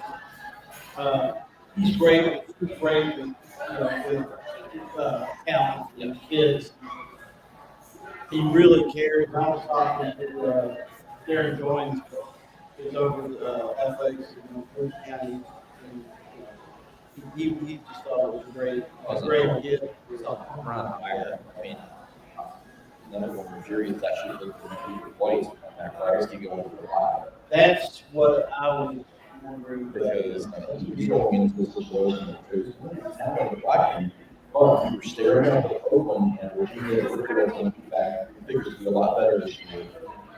And his brother right across town, the Riverdale team that got a lot of talent rock when they transferred there. They got a really good wide receiver in head, and Brady Graham, I think he's going to get better. And we drove out last year, maybe the offensive finals this year as he could have been. They got a great defensive back, Jalen Thompson.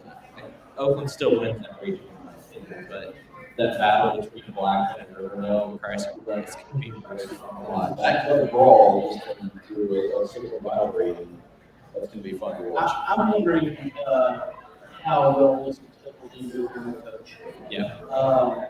That area, I'm really going for transition.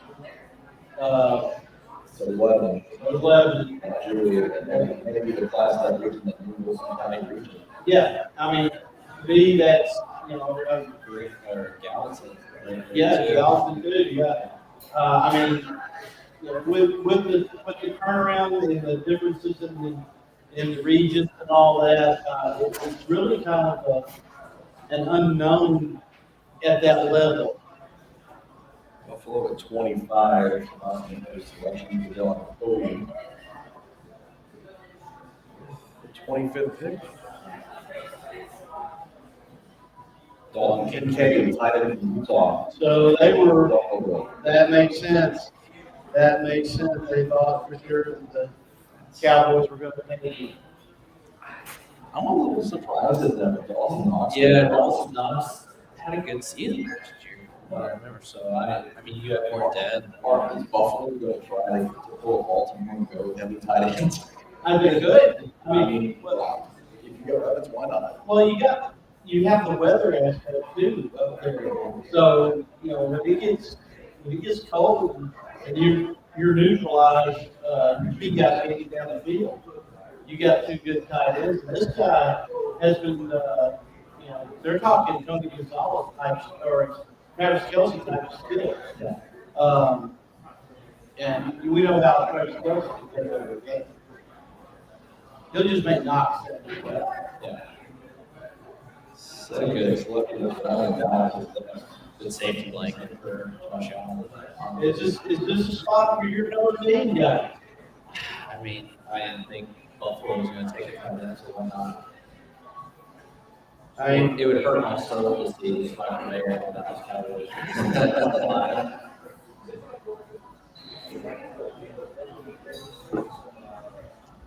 I think one guy, one tight end, again, next year, and Brock Bowers, that'd be about 15 guys. His other that out in brown and black. Yay, goodies. Not sponsored. his money maker, which too, Washington is out there for somebody to take a monster. Probably tomorrow night. It's amazing to see what George built under Kirby Smart. Yeah, it really bad. I mean, yeah, it's my heart's a Tennessee fan to see that, but you know, and they did right by him. You can't deny it. Let's just see how the not have Stetson going there this year. I mean, just kind of what that looks like. I mean, Georgia just as a whole. I mean, they had to watch for Saturday as well as Gordon Falls. Yeah. Bennett. He's had some off-season issues, but has been great. Could tight end Michael Miller be part of the Cowboys 26? I'm asking the same thing, Mark. We see more back. Yeah, it is. Yeah, it is. That's some golden hair. Deal with the golden dome. That's a golden dome. Rolling down. He's a stud. Notre Dame's improving this year. Speaking of Notre Dame, I saw where, Butler. Michi got some good reps. Yeah, he got some much needed reps. You know, he looked like a freshman. The day that they had the spring game was at his prom, his senior prom. So I'm gonna talk about the podcast, and I'm excited to see his future. I mean, we saw Kenny unfortunately had that shoulder injury last year, but man, he's getting all the time. He's got a bright future ahead of him. Quarterback room is going to be fun with CJ Carter for next year. That's one of the questions from last year. What's the record at Mississippi State? How long will be They'd be right up there. They would have been there at the end. I mean, Josh Belanger became a weapon, and they were fine. It's a shame that he had that. Probably no injury changes teams going back at least very last year. They also lost a lot there. Yeah. Yeah. Just the injury bug hit that quarter. Yeah, that's independence. It's a shame. Guys, this is we're got some breaking news. Will Levis has not been selected. We'll pass that along. In case anybody didn't know. Donnie on the spot, the SEC network yourself. Let's put some mayonnaise in this coffee in the morning, have a banana with the peel, and just suck it up and come back around. I definitely my mind watching that video. Banana. All of it. I mean, mayonnaise, coffee, that's just, I stopped at the mayonnaise, honestly. that's not even doing. He fell out of the first round just because of that. All right, there's a difference between Porky and I don't think I'd have done that. What do you guys think of the Colts picking Andrews for? I get it. I was surprised, but that was just because of all the, everybody in the world was saying it. Yeah, just 2 thumbs up to Zach, so I can figure that. He's a great athlete.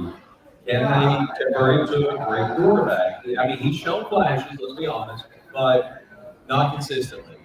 But now, if he puts it all together, guys, he's a tremendous athlete. I think you got a head coach now that's going to benefit him well. I mean, he turned Jalen Hurts into a guy that we're like, yeah, he might. I mean, he's a potential MVP favorite. He doesn't get hurt last year. I think he's in the perfect system for that. It's, indeed, since Andrew left, it's not definitely. But quarterback position, I think it was a really good pick for them if they could unlock his potential. Got a really high team and good roll forward. If it doesn't pan out, it's going to be fire. The Cowboys picked it then. I think they had to put Jerry Jones up. Past his bedtime. Close the eye. Yeah. But, so it'd be interesting to see. Yeah, it was funny because everybody shaking their head. Jerry, bless his heart, you're right. It's understandable. Yeah. It was just kind of. This is money he has. Why is he Sorry. there? Do it once. He was in Dallas. We know that Cowboy pick. They really talked about money here, so they. Maybe somebody else. Probably somebody, but that looks like a slam dunk pick for the Cowboys. Yeah, I would think. Jason Wynn, their next Jason Wynn. Hurts my soul. Speaking of Whitten, I know he was one of those that we mentioned close to the Cavs job, and Kevin White to get it. What do you think that hire? I thought that was another slam dunk hire. I think you bring in a guy with NFL experience. He's bringing in a great coaching staff as well. A lot of NFL guys. Yeah. Obviously, Trent built a great program at Wisdom. He's from UAB. I think he has a bright future there. But it's going to be fun to see what Lipscomb does. I know they have another starting quarterback. He's going to be good defensively at Lipscomb. As long as Caleb Beasley and Evan's still in their end, defense will be fine. That's notable to me. They just announced Stephen Gostkowski is their special teams coordinator. And that made a certain person who's probably in bed by now in Boston, hi Craig, very happy. Hi Pat, sorry. That was taking money. Wow. Wow, I had forgotten about him. I had forgotten about him. Yeah, that's. So they have Bray in the middle defensively. Yep. No, it's not. It's like I'm just a little bit 33. I did not have him in my first round, but it was it was one of those situational things that you're going through and everything, matching up. Of course, my draft was blown up long ago. I imagine most were quite some time ago. A lot of draft, a lot of trades. I think everybody was still for loop when if Houston traded up to 3, nobody saw that coming out. Nobody saw that coming. I think Because like, Houston got all the cards. I mean, Yeah. they held more than we thought. Yeah. Nico Ryan, he wanted his nicknames, and I think he really got his players, and that's, I think he gave him a lot. But Houston, oh man, I like CJ Stroud. He's my number 1 personally. Mine too.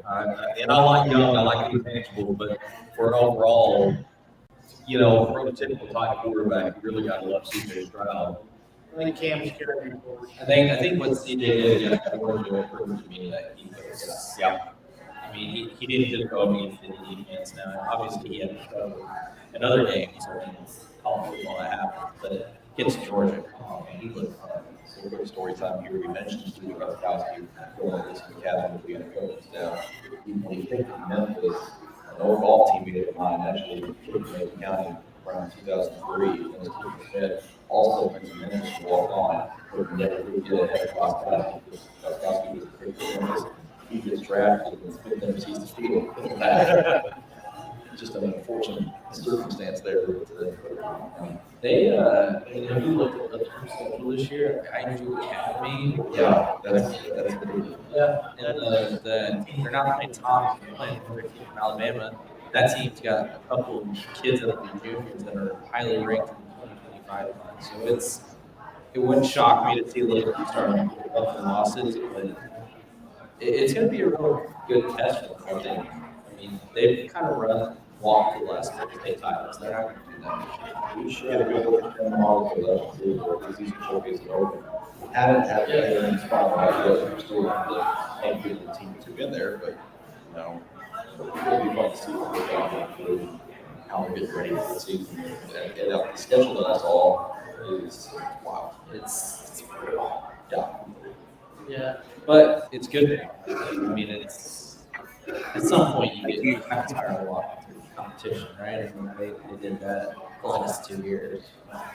A lot of those guys, we wanted to see what you play, what you behave, and things like that. And you're going to get to. So it's good. It's good for this area to have it like that. It's better for the competition as well. I can't remember if they drafted Baylor or not. I think they may host them, but that's must see. That's a must see game. We talk about all the guys that Baylor has as many. They have a lot of guys. I mean, I can't think of one guy. They have Amari Jackson. Yeah, he was taking that by Baylor. And He can be a NFL receiver or a Major League Baseball outfielder. Either one. The pick is in for Jacksonville. And Cyrus Torrance. or they'll trade it back. I thought they might.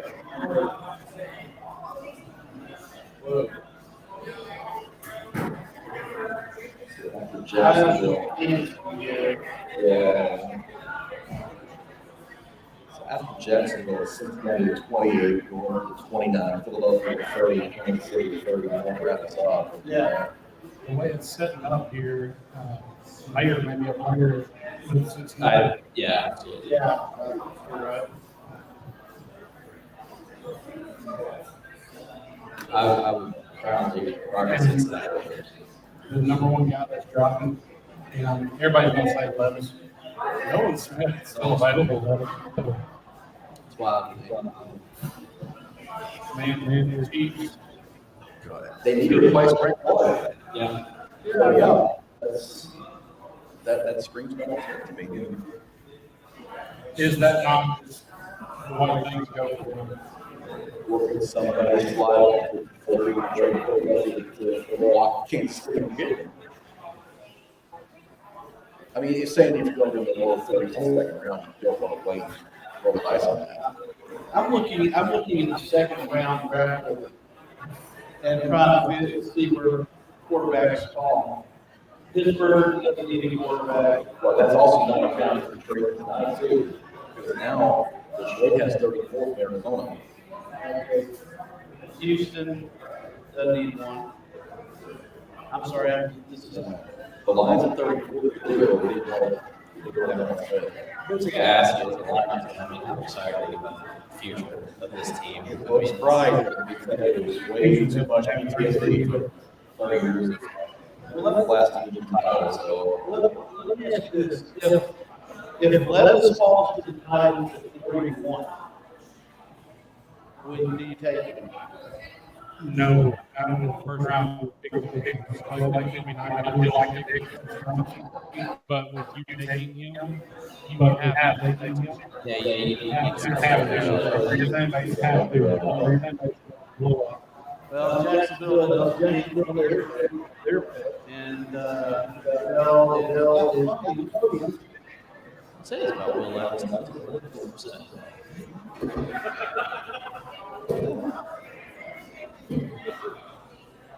He get drafted, okay? It's on Harrison from Oklahoma. There's back, okay. I hate to see that. We had a season part of the year. I really like it. Jacksonville did last year, and they took the next step.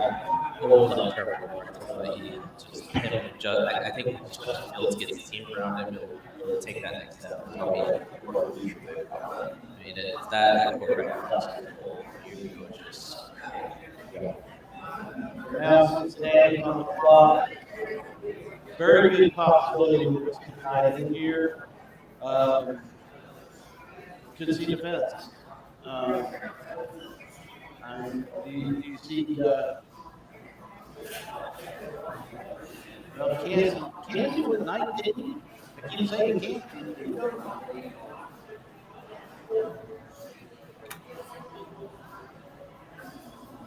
He did to get out. Okay, so I was also talking about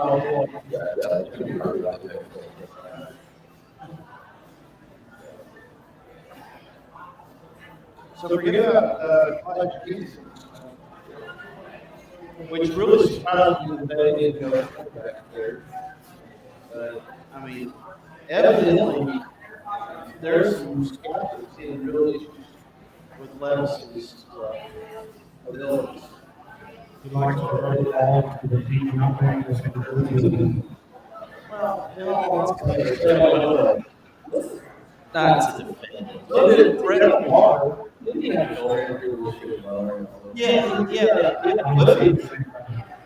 Yeah, he was banged up all year. Don't get me wrong, he's still I mean, the Tennessee game, he did. Well, the Vanderbilt game that really, Tennessee game, Tennessee was hyped up, Kentucky came out flat, and, you know. That's not an excuse for putting up 98 yards and throwing 3 receptions against the 120th ranked pass defense in the country.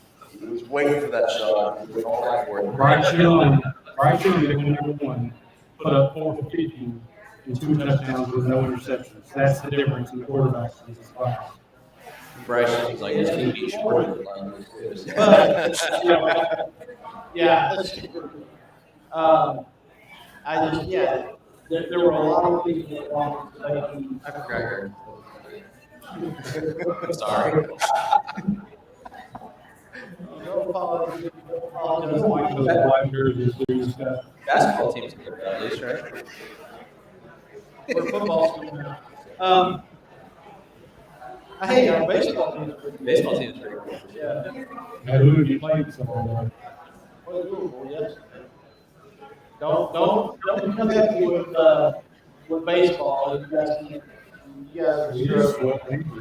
Huh? We just swept Navy. You swept Navy? Navy. Oh, Navy. Oh, okay. Yeah, that was a fun week too, especially Saturday. We're coming off 5 series against top 5 teams, and I don't think Kentucky's played a top 5 team yet. You talking baseball? Yeah. I haven't made fun of it. It's in one game. Bengals in 28. Slow wins are wow. That's a good pick. That is a good pick. It's not where I thought they would go, but that's. He's honestly a guy that is was looked at as being a top 10 pick before the college football season. Yep. I actually had him going to the Eagles in 2 more picks. So New Orleans will be on the clock now, and New Orleans needs a whole lot of everything. I think everybody in NFC stops us right now. Don't they? yeah, that's true. If you are a team in the early part of the second round, you do move up to get less or Hooker to get the 5th-year option. You have Yeah, it'll be surprising if New Orleans doesn't trade this pick. But it'll be even more surprising if Philadelphia or Kansas City. I'm kind of shocked that Brian Steve's falling so much. Yeah. He'd be a first guy too. And some of this, when you get to this level, it's sometimes not the players. It's the position. You're drafting for need versus who's the best. What fits your system. I mean, there are so many different intangibles. That's why I like second round picks. I'd much rather have a couple of second round picks than first round picks. Where you're telling me you want second round picks for the next 3 years from the team. For my six round picks, I'm not drafting both guys. That's what left is drafting both guys. Yeah. Say it with me. You get both. I forgot how much in that movie. It's been so long since I've seen it. That's one of those movies that if it's on, I'm automatically watching. Yeah. Well, it's on HBO Max. I didn't realize that until the other day. Oh yeah, it's on my kid. It's one of my favorites. I just, I mean, after a while, you know the twist. Oh, yeah. It's just thought of Cleveland doing that wrong. That's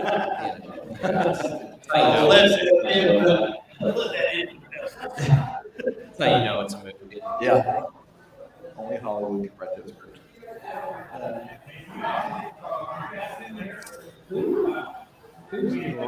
Is it James Winston. Yeah. And Taysom Hill. No, he's Derek Carr. That's right. Derek Carr. Yeah. Okay, they're not going quarterback. Well, they would think, but They need a backup. yes, they do. James is a free agent for sure. He's not going to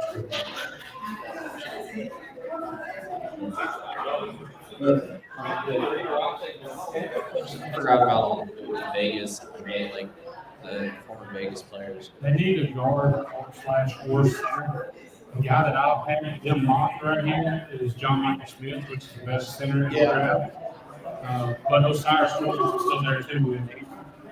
And, technically the best guard in the class, although Skoronsky is probably going to end up in guard with the Titans. I agree. I agree with you about Lawrence. I had him higher going to Buffalo actually, but he's very well, like you said, the best guard in the draft. If you don't count Skoronsky, where he's likely to land. Although I think the Titans will do their best to try to make him attack because they don't have any options. I'm the Titans. I didn't even contemplate drafting leverage. I was talking to Cam. You just roll this year with what you have, see how it goes, and then next year, the quarterback class next year, Drake May, Milton, Caleb Williams, those three. You got some guys to choose from. Unless Hooker falls all the way down to the third round or something like that. Even but it's not going to happen.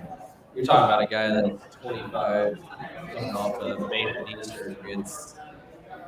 I kind of agree with you. Drake May is the guy that I would really key. What about the quarterback from UCLA? Oh, There are He's- some he's people that, raw.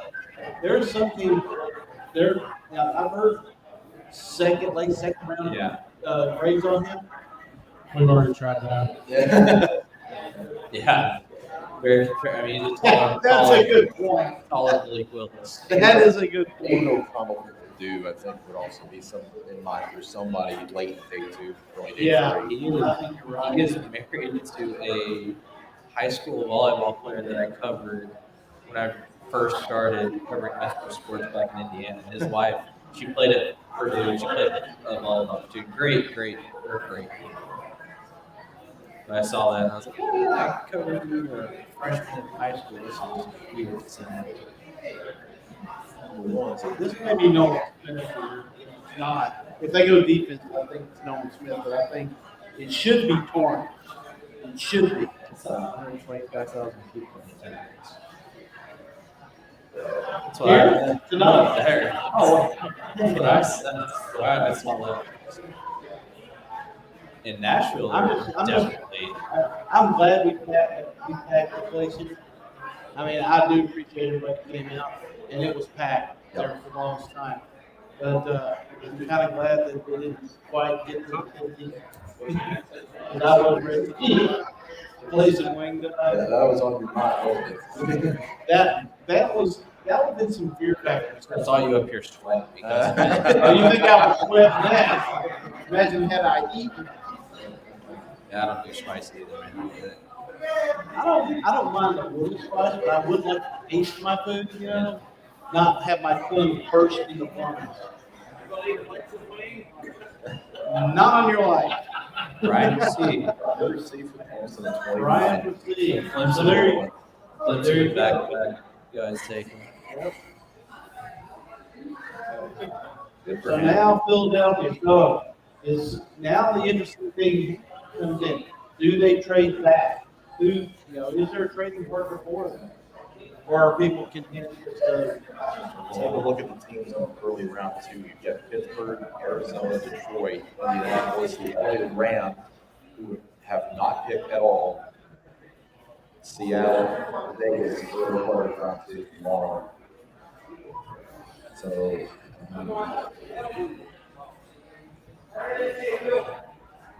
if any of those we might possibly trade out.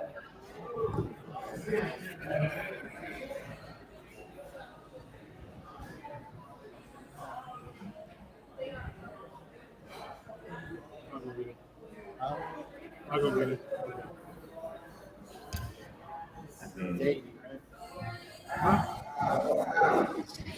Talk about potential trade parties at 31.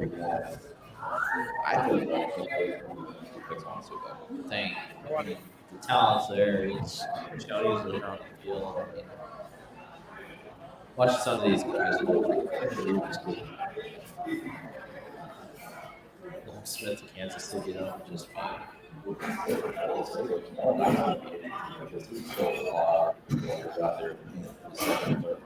I will unfortunately not be able to watch Hogan Driver down to Alabama.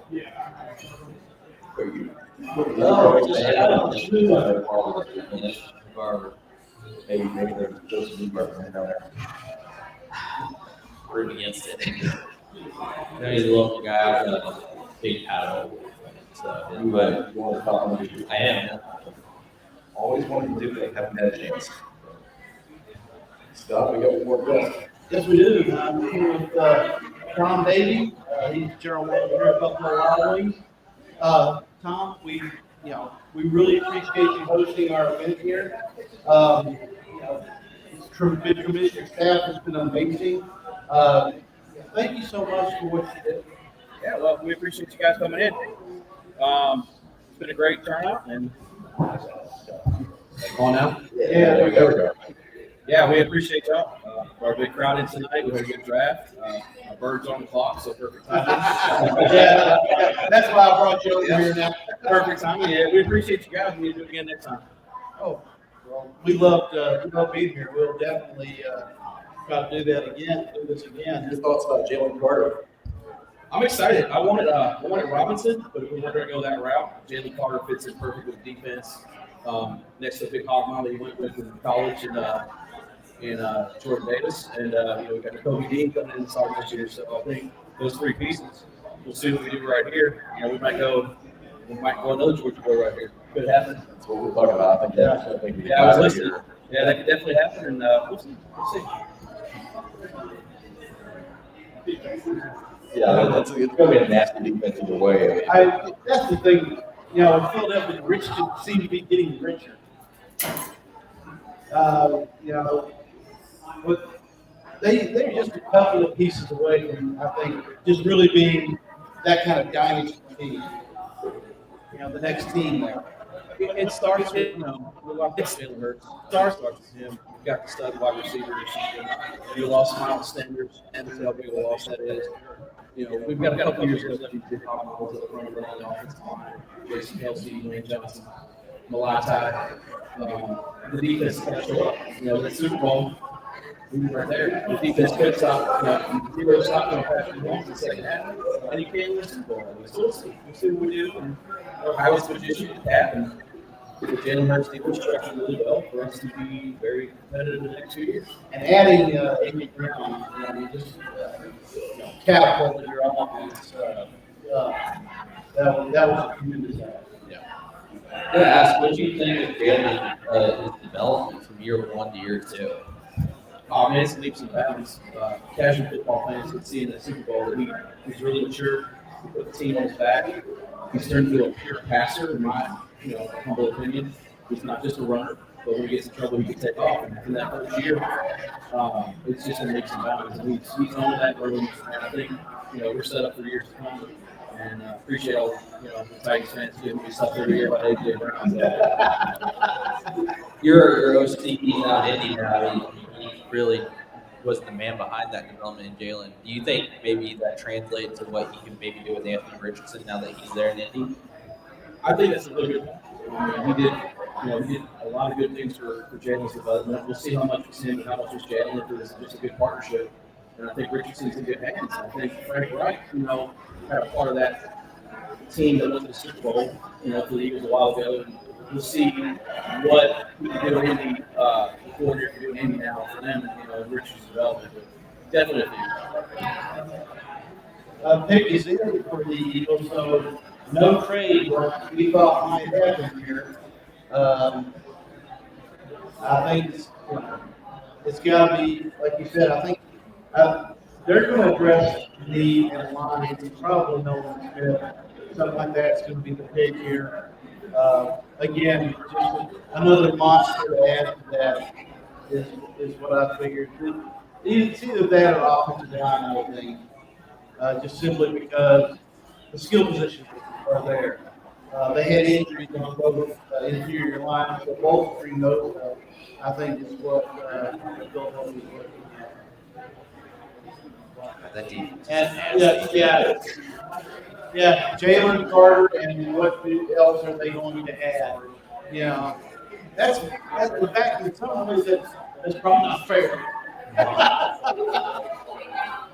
All right, it's like Dell is. He walked to the stage, he was getting taller with every pick. Yeah, I know. Oh, there you go.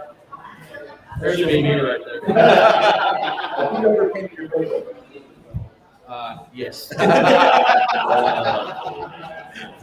My staff will tell you, football Sundays in here are me yelling at other Titans fans like me. There we go. So here's the pick. So no bringing back. So one of the possible quarterbacks is dropping in the second round. Yeah, possibly both. Which, so the fifth-year option may not even be that. I think it'll be interesting to see where they go here. But I think either way, we're talking interior line with. I have a feeling that Philly defense is about to get a little nasty. Ooh. Is anybody signing for Dallas? Y'all want him? I mean, you guys get everybody up. It's been the 7. What? Yeah. All right, they're going to drag this out. He hasn't been picked up yet, has has he? No, nobody's picked Steve up, and it's gonna be fascinating to find out where he winds up. Don Kelsey? Yeah. Absolute legend.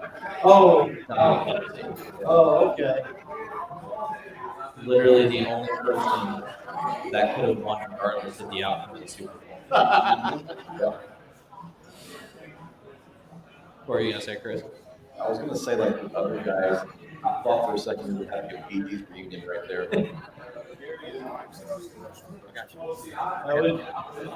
That's amazing.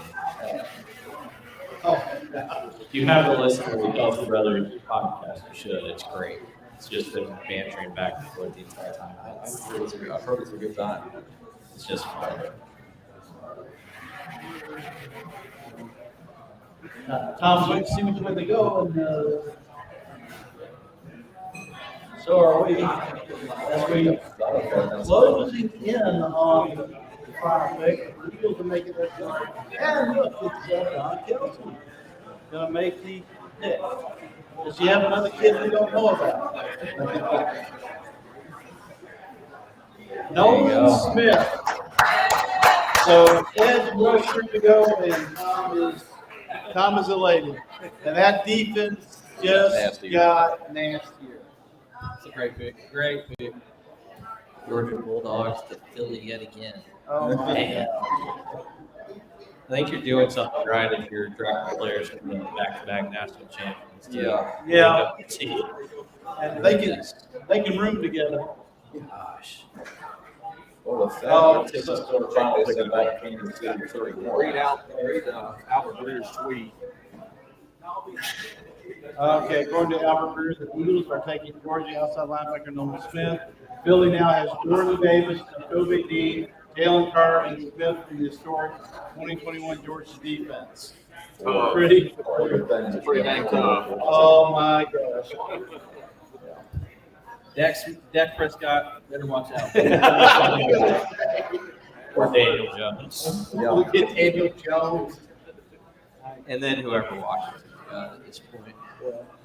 They're going to end up being like quarterbacks, facing the Mud Dogs, shaking it. I'll pencil them into the NFC Championship game right now. Yeah, I would too. So we're down to the last pick of the first round. Kansas City, I'm sure, is fielding all kinds of offers, but maybe not.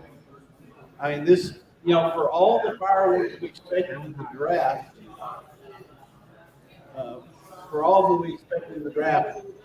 we had a few surprises, but nothing really crazy. Outside of Houston going back up to 3, it's just been. Yeah, so look at there. There you go. Eagles draft picks to Georgia defense. Jalen Carter, Nolan Smith, Jordan Davis, and Kobe Dean. I mean, you look at day one. You look at day one, and my winners have to be like Houston, Seattle, and Philly.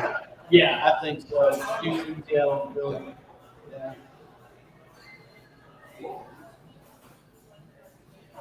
Oh wow. Well, we're getting down to it. Jalen Hyatt might be, and Cam said this Smith that goes to Jalen Hyatt might be the guy right here. Yeah, well, they don't have Schuster, right? I don't think they resigned him. They didn't resign Schuster, so they do need a slot. And they were raised Tyreek Hill, that's good anyway. And Rich just keep getting richer. Yeah. It's amazing. Well, I mean, these teams don't have the holes to deal with. Trying to pick it Yeah. If you're picking it as part of the first round, life ain't bad. No. Oh, get your white girl on. I will say, it does look like Kansas City's done a great job hosting. So Looks like far. Yeah. It's like people are having fun. Well, it's another outdoor venue, which, Tennessee with the, they kind of set the bar high. And it just goes to show you don't have to have these things in New York. You have new towns like Kansas City, have new towns like Nashville, although Nashville is slowly becoming.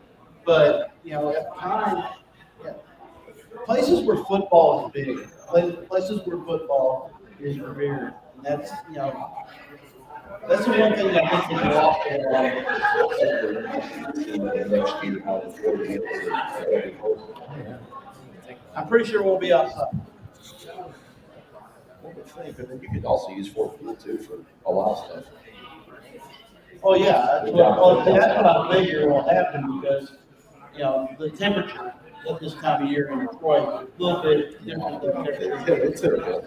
I'm not just saying this as a Hoosier, but Indiana does a great job hosting something like this. Yeah, I've got to get up there too. I've been trying to get up there to a game, just to experience. It's one of those places where everything is so close together. I mean, there's so like when they hosted the Super Bowl for it was fantastic. I skipped school for an entire week. It was great. 125,000 people attended night one. I wonder how they counted it. One guy out there going, 1, 2, 3. It's not going to reach Nashville levels because that was about 600,000 for the whole draft. And it was also right in the middle of that. Right. I mean, right in the middle. That was a perfect storm. I mean, that's what makes Nashville so attractive. Because everything is right there on the strip. All right, still going. No pick in. So there's and the pick is in. So no pick. All right, so here it is, the last pick of the first round. The pick is in. Do they go wide receiver or do they go? You think they do? That would Makes too much sense. That does make sense. That does make sense. Said that a lot to you. This is That's true. It makes too much sense for it to happen. Yeah. Yeah, I mean, just giving him more weapons. Their line is good, their defense is good. I could see him going defensive backfield. I mean, maybe they look at another defense edge because they've got a I mean, Joey Porter Jr., is he gone yet? No. So I could see them going. Yeah, that was very surprising. But Pittsburgh is right there at the next pick. They'll leave off tomorrow night, and I can imagine. And another team that I didn't mention as a winner today, not because of this, who they drafted tonight was Yeah. I mean, they signed Lamar to that amazing contract that works for both him and the franchise. And then you give him a weapon like Xavier. I mean, 180 million guaranteed. 180 million guaranteed, 266 million overall. So I mean, it's a monstrous contract, and I mean that just really shows that they're invested. Maybe about that 2 weeks ago.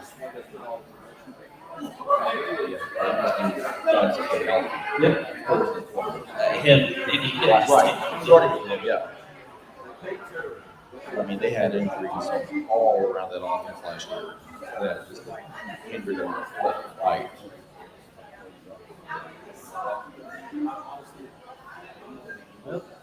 And the NFC or the AFC North might be the best division in football overall.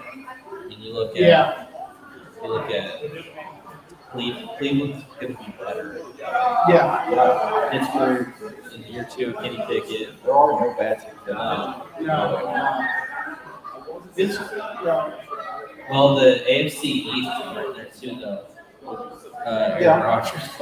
Yeah, I mean, a lot of the talent is matching or something. I think, but it seems like all the talent in the NFC is basically on Tom's team. Yeah. The NFC is basically it's Philadelphia, it's San Francisco, and who's number 3? That's the race this year. I mean, And if San Francisco doesn't get the quarterback situation sorted out, who's number 2? right. I mean, right now, Detroit and Minnesota are. I would throw Carolina in there Yeah. right now. Just what they've done this offseason. Dallas is too. I mean, I don't know about Dak. He's had long enough to be in it.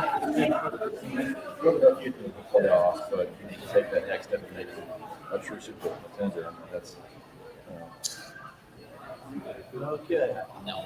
yeah, that's my thing. I think he's a great guy.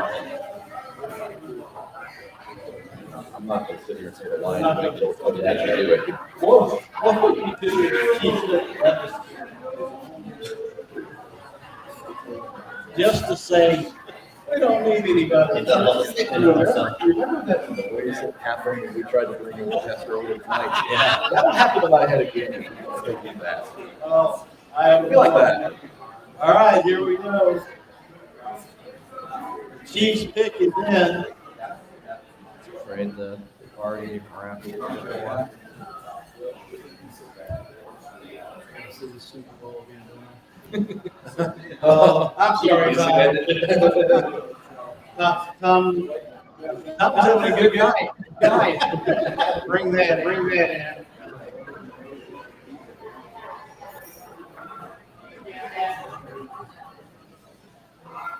And the Chiefs pick. Looks at a DK who's going to Kansas State. Wow, defensive end. Yep. Like rank placement. Yep. That's exactly right. Well, wow. So we got through 31 picks. Sorry you didn't get 32, but Dolphins screwed that up. Miami had the cheats. Tom, thank you so much for allowing us to do this here. We appreciate it. We're happy that your Philadelphia Eagles had a good night. Look forward to I'd love to do this again next year. Absolutely. Well, we appreciate that. Next year, do it again. All right. Sounds good. Thank you. Thanks.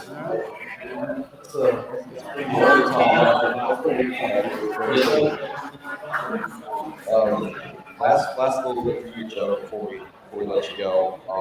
We'll finish up this conversation, about what we thought we might see this year with the region. What's something else that stands out to you that you've seen so far? Oh man, it's a lot. It's something I'm excited to see how it all gets out. Friendship is a team I'm going to keep on just to kind of see how they go. A lot of changes there. Just there's a lot of, take away the Oakland, the Alcoas, the team you expect from the state title. Every other class is wide open. Every single class. Like CPA, I think they're probably, I think they're right there. Like you said, CPA is right there. They're going to be a favorite for the state title. But it's going to be fun. It's going to be a lot of fun. I think 4A is going to be fun. That's the best team. Pearl and Haywood should they really make it. And D2, AAA, that's the one I'm looking forward to the most. Personally, for me, as a fan of recruiting and all that, that's where all the big guys in the state are. The Baylors, the Captains, the George McIntyre, the Academy can't take that next step in the BA to where NBA was last couple of years. Martell can't even win that state title. They're a play away from being a state champion. And George is only going to get better. He's picked up a ton of offers here in the offseason. He was on 10, 15 more pounds. He's going to be it's hard to tackle already, but he's going to be hard. You mentioned it earlier. I think George is really the future. We look at guys that we couldn't see here being first-round picks in the future. George would be my pick. I just think he has all the tools, he has the size, he has the box, he's got how he translates to the next levels to be seen. But he's the guy I'm really focusing on next year to see how he develops. Year one as a starter, only 2 interceptions, year 3 where that league gets so much better than what's going to happen. And that's a game I'm going to try with all my might to be at the plate. That's going to be a lot of fun. So I'm really excited for this upcoming year. I think it's going to be a lot of fun. It's fun to watch these kids go from high school recruits to getting drafted in the NFL draft with NFL Greens.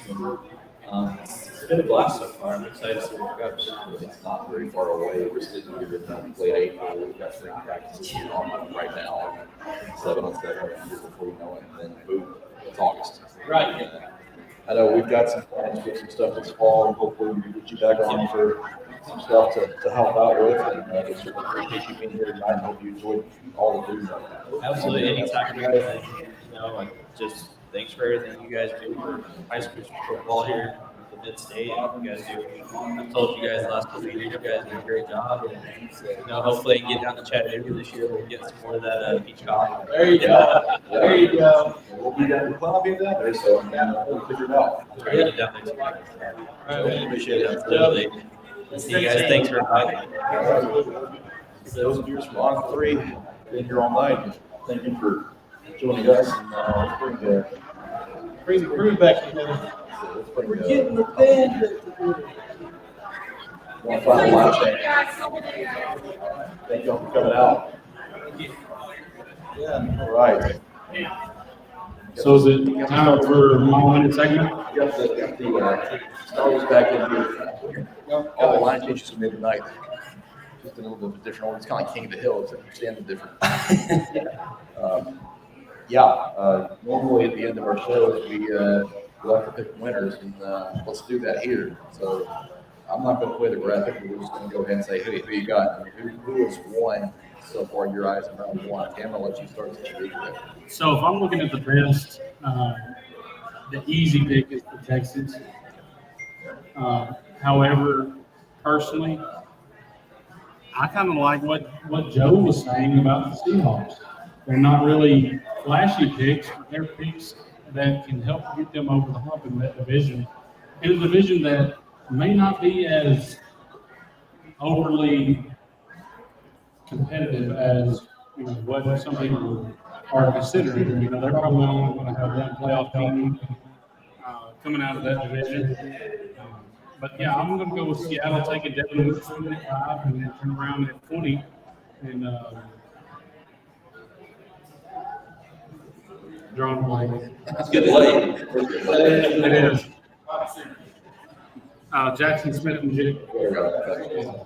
Other than maybe a little bit of a hamstring question, that dude is a bona fide stud receiver in the NFL. So I'm going to go with the Seahawks as my winner. Well, at the risk of being, it's really easy to say Houston, and I should, but I actually like what Troy did in the draft and getting Jack Campbell late in the game was huge.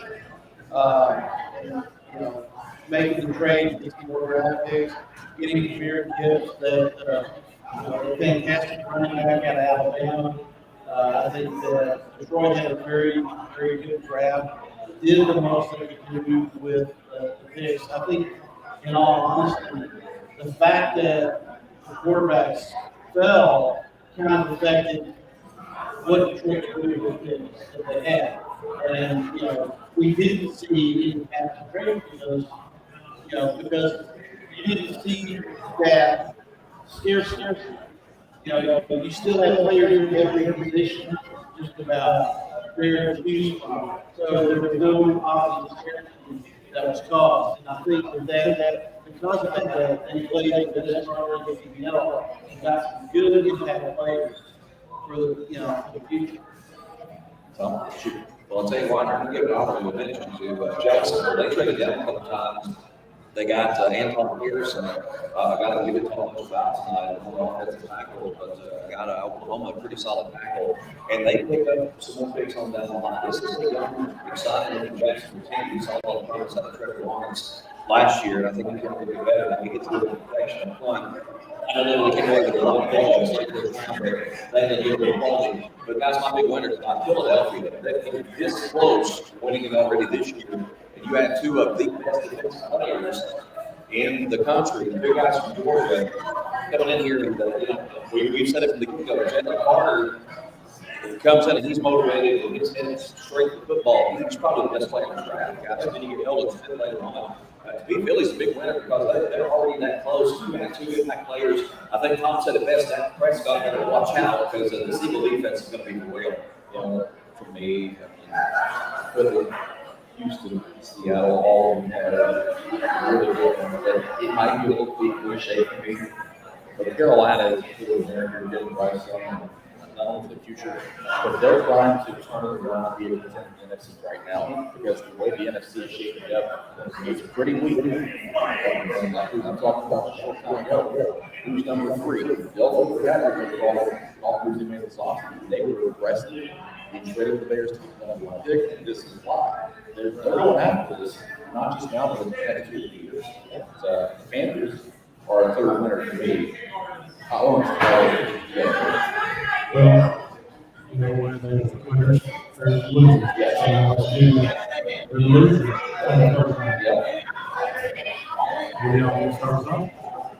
You know, I will do that, and I will start with let's. I mean, it's automatic. You thought you were going to be a top 10 pick, and you're now sitting at number 2, waiting for somebody to call.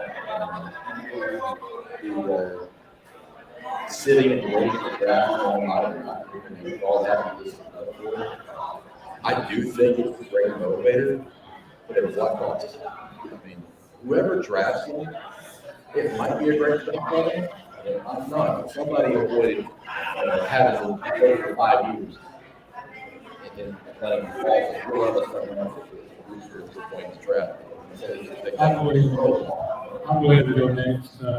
My loser is going to be William Brown in the Jets. Just because they're a good team. Just desperately needed to try to get a tackle. And they can't help that Pittsburgh jumped in front of them. But they had options to trade back and maybe take 25 years at that point. So, yeah, my loser is going to be the Jets taking Will McDonald at 15, the guy that was consistently off the league. First round, early second round, so I'm going to go with the Jets. Yeah, I was kind of thinking along the same lines as Campbell. I thought we go for, I'd say, probably in draft B or tight end. There's a lot of talent there on the first draft now, but whether it be by need, design, or just the way things shake out, there's some good tight ends that are still left on the board. I think they go here early in the second round, but the fact that they're still there, I think that there's just a lot of still a lot of good items that deserve You guys all had some great days at this office in the second round. Watching them in the green room all night. Good thing he had his girlfriend there. He was up there. Tough night for that young man. You touched on tight ends. That's where I was going to go to the spot. Certainly, I thought we would see more out of that position tonight. I said the same thing for the 49ers. I know they didn't have a pick in the first round, but guys, their quarterback position is questionable for next year. I mean, Brock Purdy, talk about, trading in this language just totally left my brain here at 11 o'clock at night. Thank you, but not addressing the quarterback situation, not looking to make any kind of move, any kind of trade, and maybe they do something tomorrow. Maybe they just don't feel like it's such a sense of urgency. They needed to do something tonight, but San Francisco came away with absolutely nothing going on for tonight, and they're another team that's very close to making a Super Bowl. That's a good point. Mention it because they've got 3 picks representing the third round. Depends on 3 selections, 91, or 1, 2. They've got 3 picks there. They can move up into that second round of need be. If they want to try to go over, they will let us bring it over.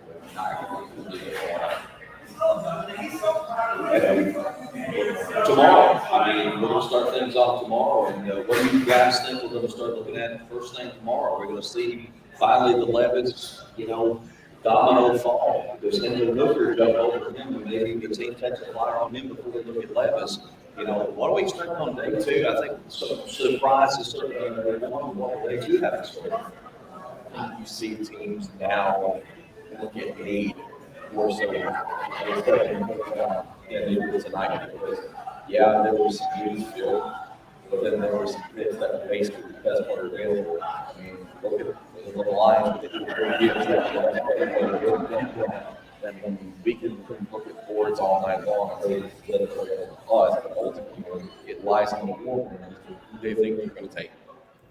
Yeah, I think there's a lot of teams, when I say a lot of teams, probably 3 or 4 that within the first 10 picks, they're going to try to trade up to try to get their guy. A guy that maybe they have a first round grade on that they think will not be there when they pick. Yeah, I'll be surprised if the second round doesn't start with really good 40 years to Pittsburgh.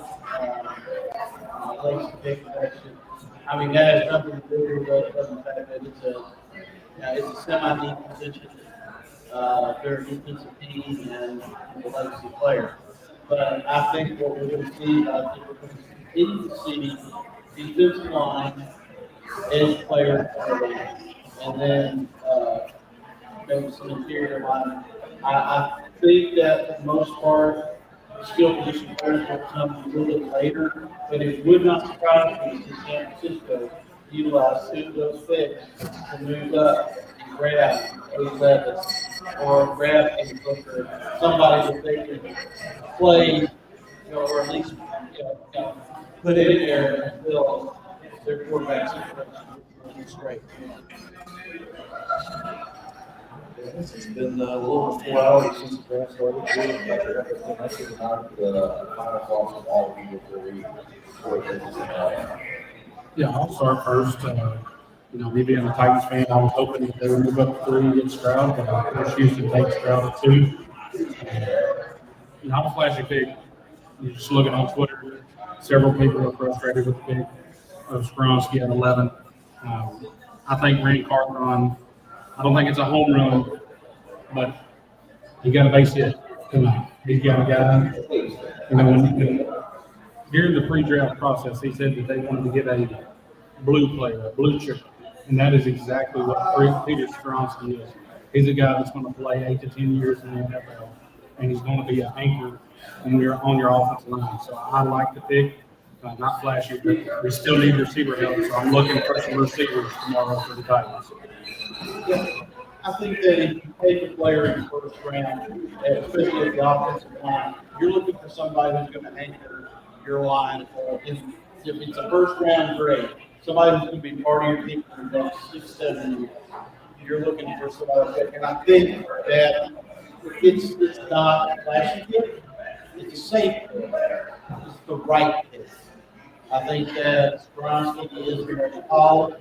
I think he's one of the smartest linemen out there. He's got a few knocks on him about arm length. I don't know what that means. If he's got a fast step, but he doesn't get rejected first. Hey, if I think he's guard at number 11 and he's not guard on the right side of the offense for the next 8 years, that's a position you don't have to worry about. And so I think as far as the local teams, I think the Titans didn't go crazy. My final thoughts, I want to thank everybody who came out and packed the place. We actually packed the place. You did. I appreciate that. We have some great giveaways from our sponsors and other friends of the show. Can't say enough about Buffalo Wild Wings and their hospitality and the way they treated our guests. This is a dream come true being able to do the draft from Buffalo Wild Wings. I live this place anyway, and not having to do that.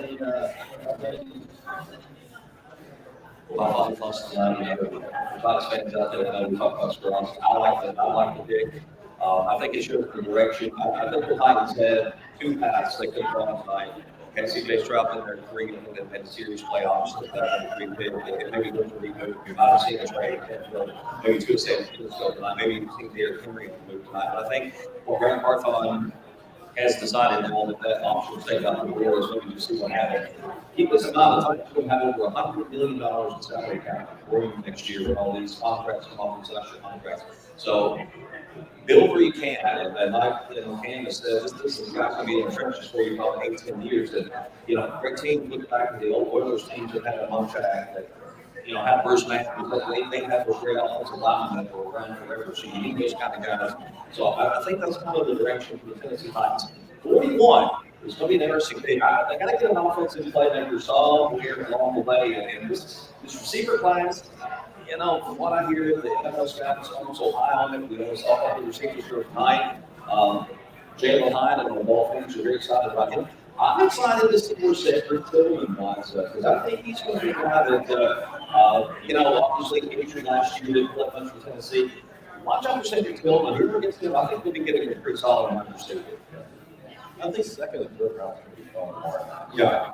I think Tate they need an return, and he is a returner. And he's a good slot receiver, but he's a special team. He's one of those players that Vrabel likes. He's one of those, you know, you can do anything with him, and he's got speed. He very well may be a big. If he's not a big in the second round, he may be. They may have to do well in the Well, Tankdale for sure is a possibility. Another name that has been consistently linked to the Titans, Jonathan Mingo from Ole Miss. Similar build, similar skill set to A.J. Brown. So that could also be a player tomorrow for the Titans. Great point. I want to go back to when we all sat down and thought about this plan. This event came together in roughly about 6 weeks. We said that basically plotted this up from scratch and to put it together quickly and have it go off the ground. It's really a good thing for us to do this. Certainly, make up the lines. Hopefully, we can do it for the next year. And Bob came out, great crowd. Yeah, there was a little glitch on my part. First, as far as tomorrow night, the second and third round for a lot of teams. As a Lions fan, I'm interested to see what they do with this second round pick they pick from Arizona. Getting in there at 33 or 34 is going to be huge. And where they go, they go in a number of directions again. Some people are not going to like it here to give Texas their message to running back as well. And so what? That's the good thing with them. Each guy, they're good. That running back got a whole injuries this year. Definitely be more effective. And they still need defensive help, but really glad of what they're doing up there. I think they're going to make a good thing tomorrow night and really help keep the momentum going in the right direction. As far as the Titans are concerned, I'm like you, it's strong, big, it's not sexy, but it's the type of pick that builds you for the future and sets you the foundation that you've got to have and that you have to have if you're lying to the NBA level. I agree. And one of the last things I want to say is we'll have people that watch our show on YouTube after tonight, if you are watching after the live broadcast, please subscribe. It is 100% free to subscribe. We appreciate that. That lets us keep our content free to you, the viewers. You're benefiting us and benefiting yourself as well. So the next time you hear from us would be in July, and we just start getting ready for the high school football season here in Tennessee. We'll have a preview of the end of July. We'll have scrimmages and our showcase on August 11th. If you were with us here tonight for the East Robertson Jamboree is now a part of that event, and we're super excited about that. And then mid-August, those are on for real, and it's going to be a fun year, guys. I'm looking forward to it. We got some things that we're talking about for the season that we can do with some folks, and if you're watching for the first time, thank you. I made one because what was good that battle number because the revenue stream was a pretty good thing. Well, that's it. So it's been a good night. Actually, we've got a lot of talking.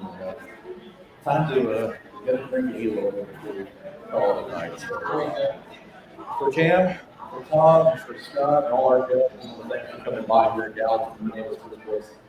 Thank you so much for joining us. We'll see you next time. Here with 615 Take care, everybody. Good night.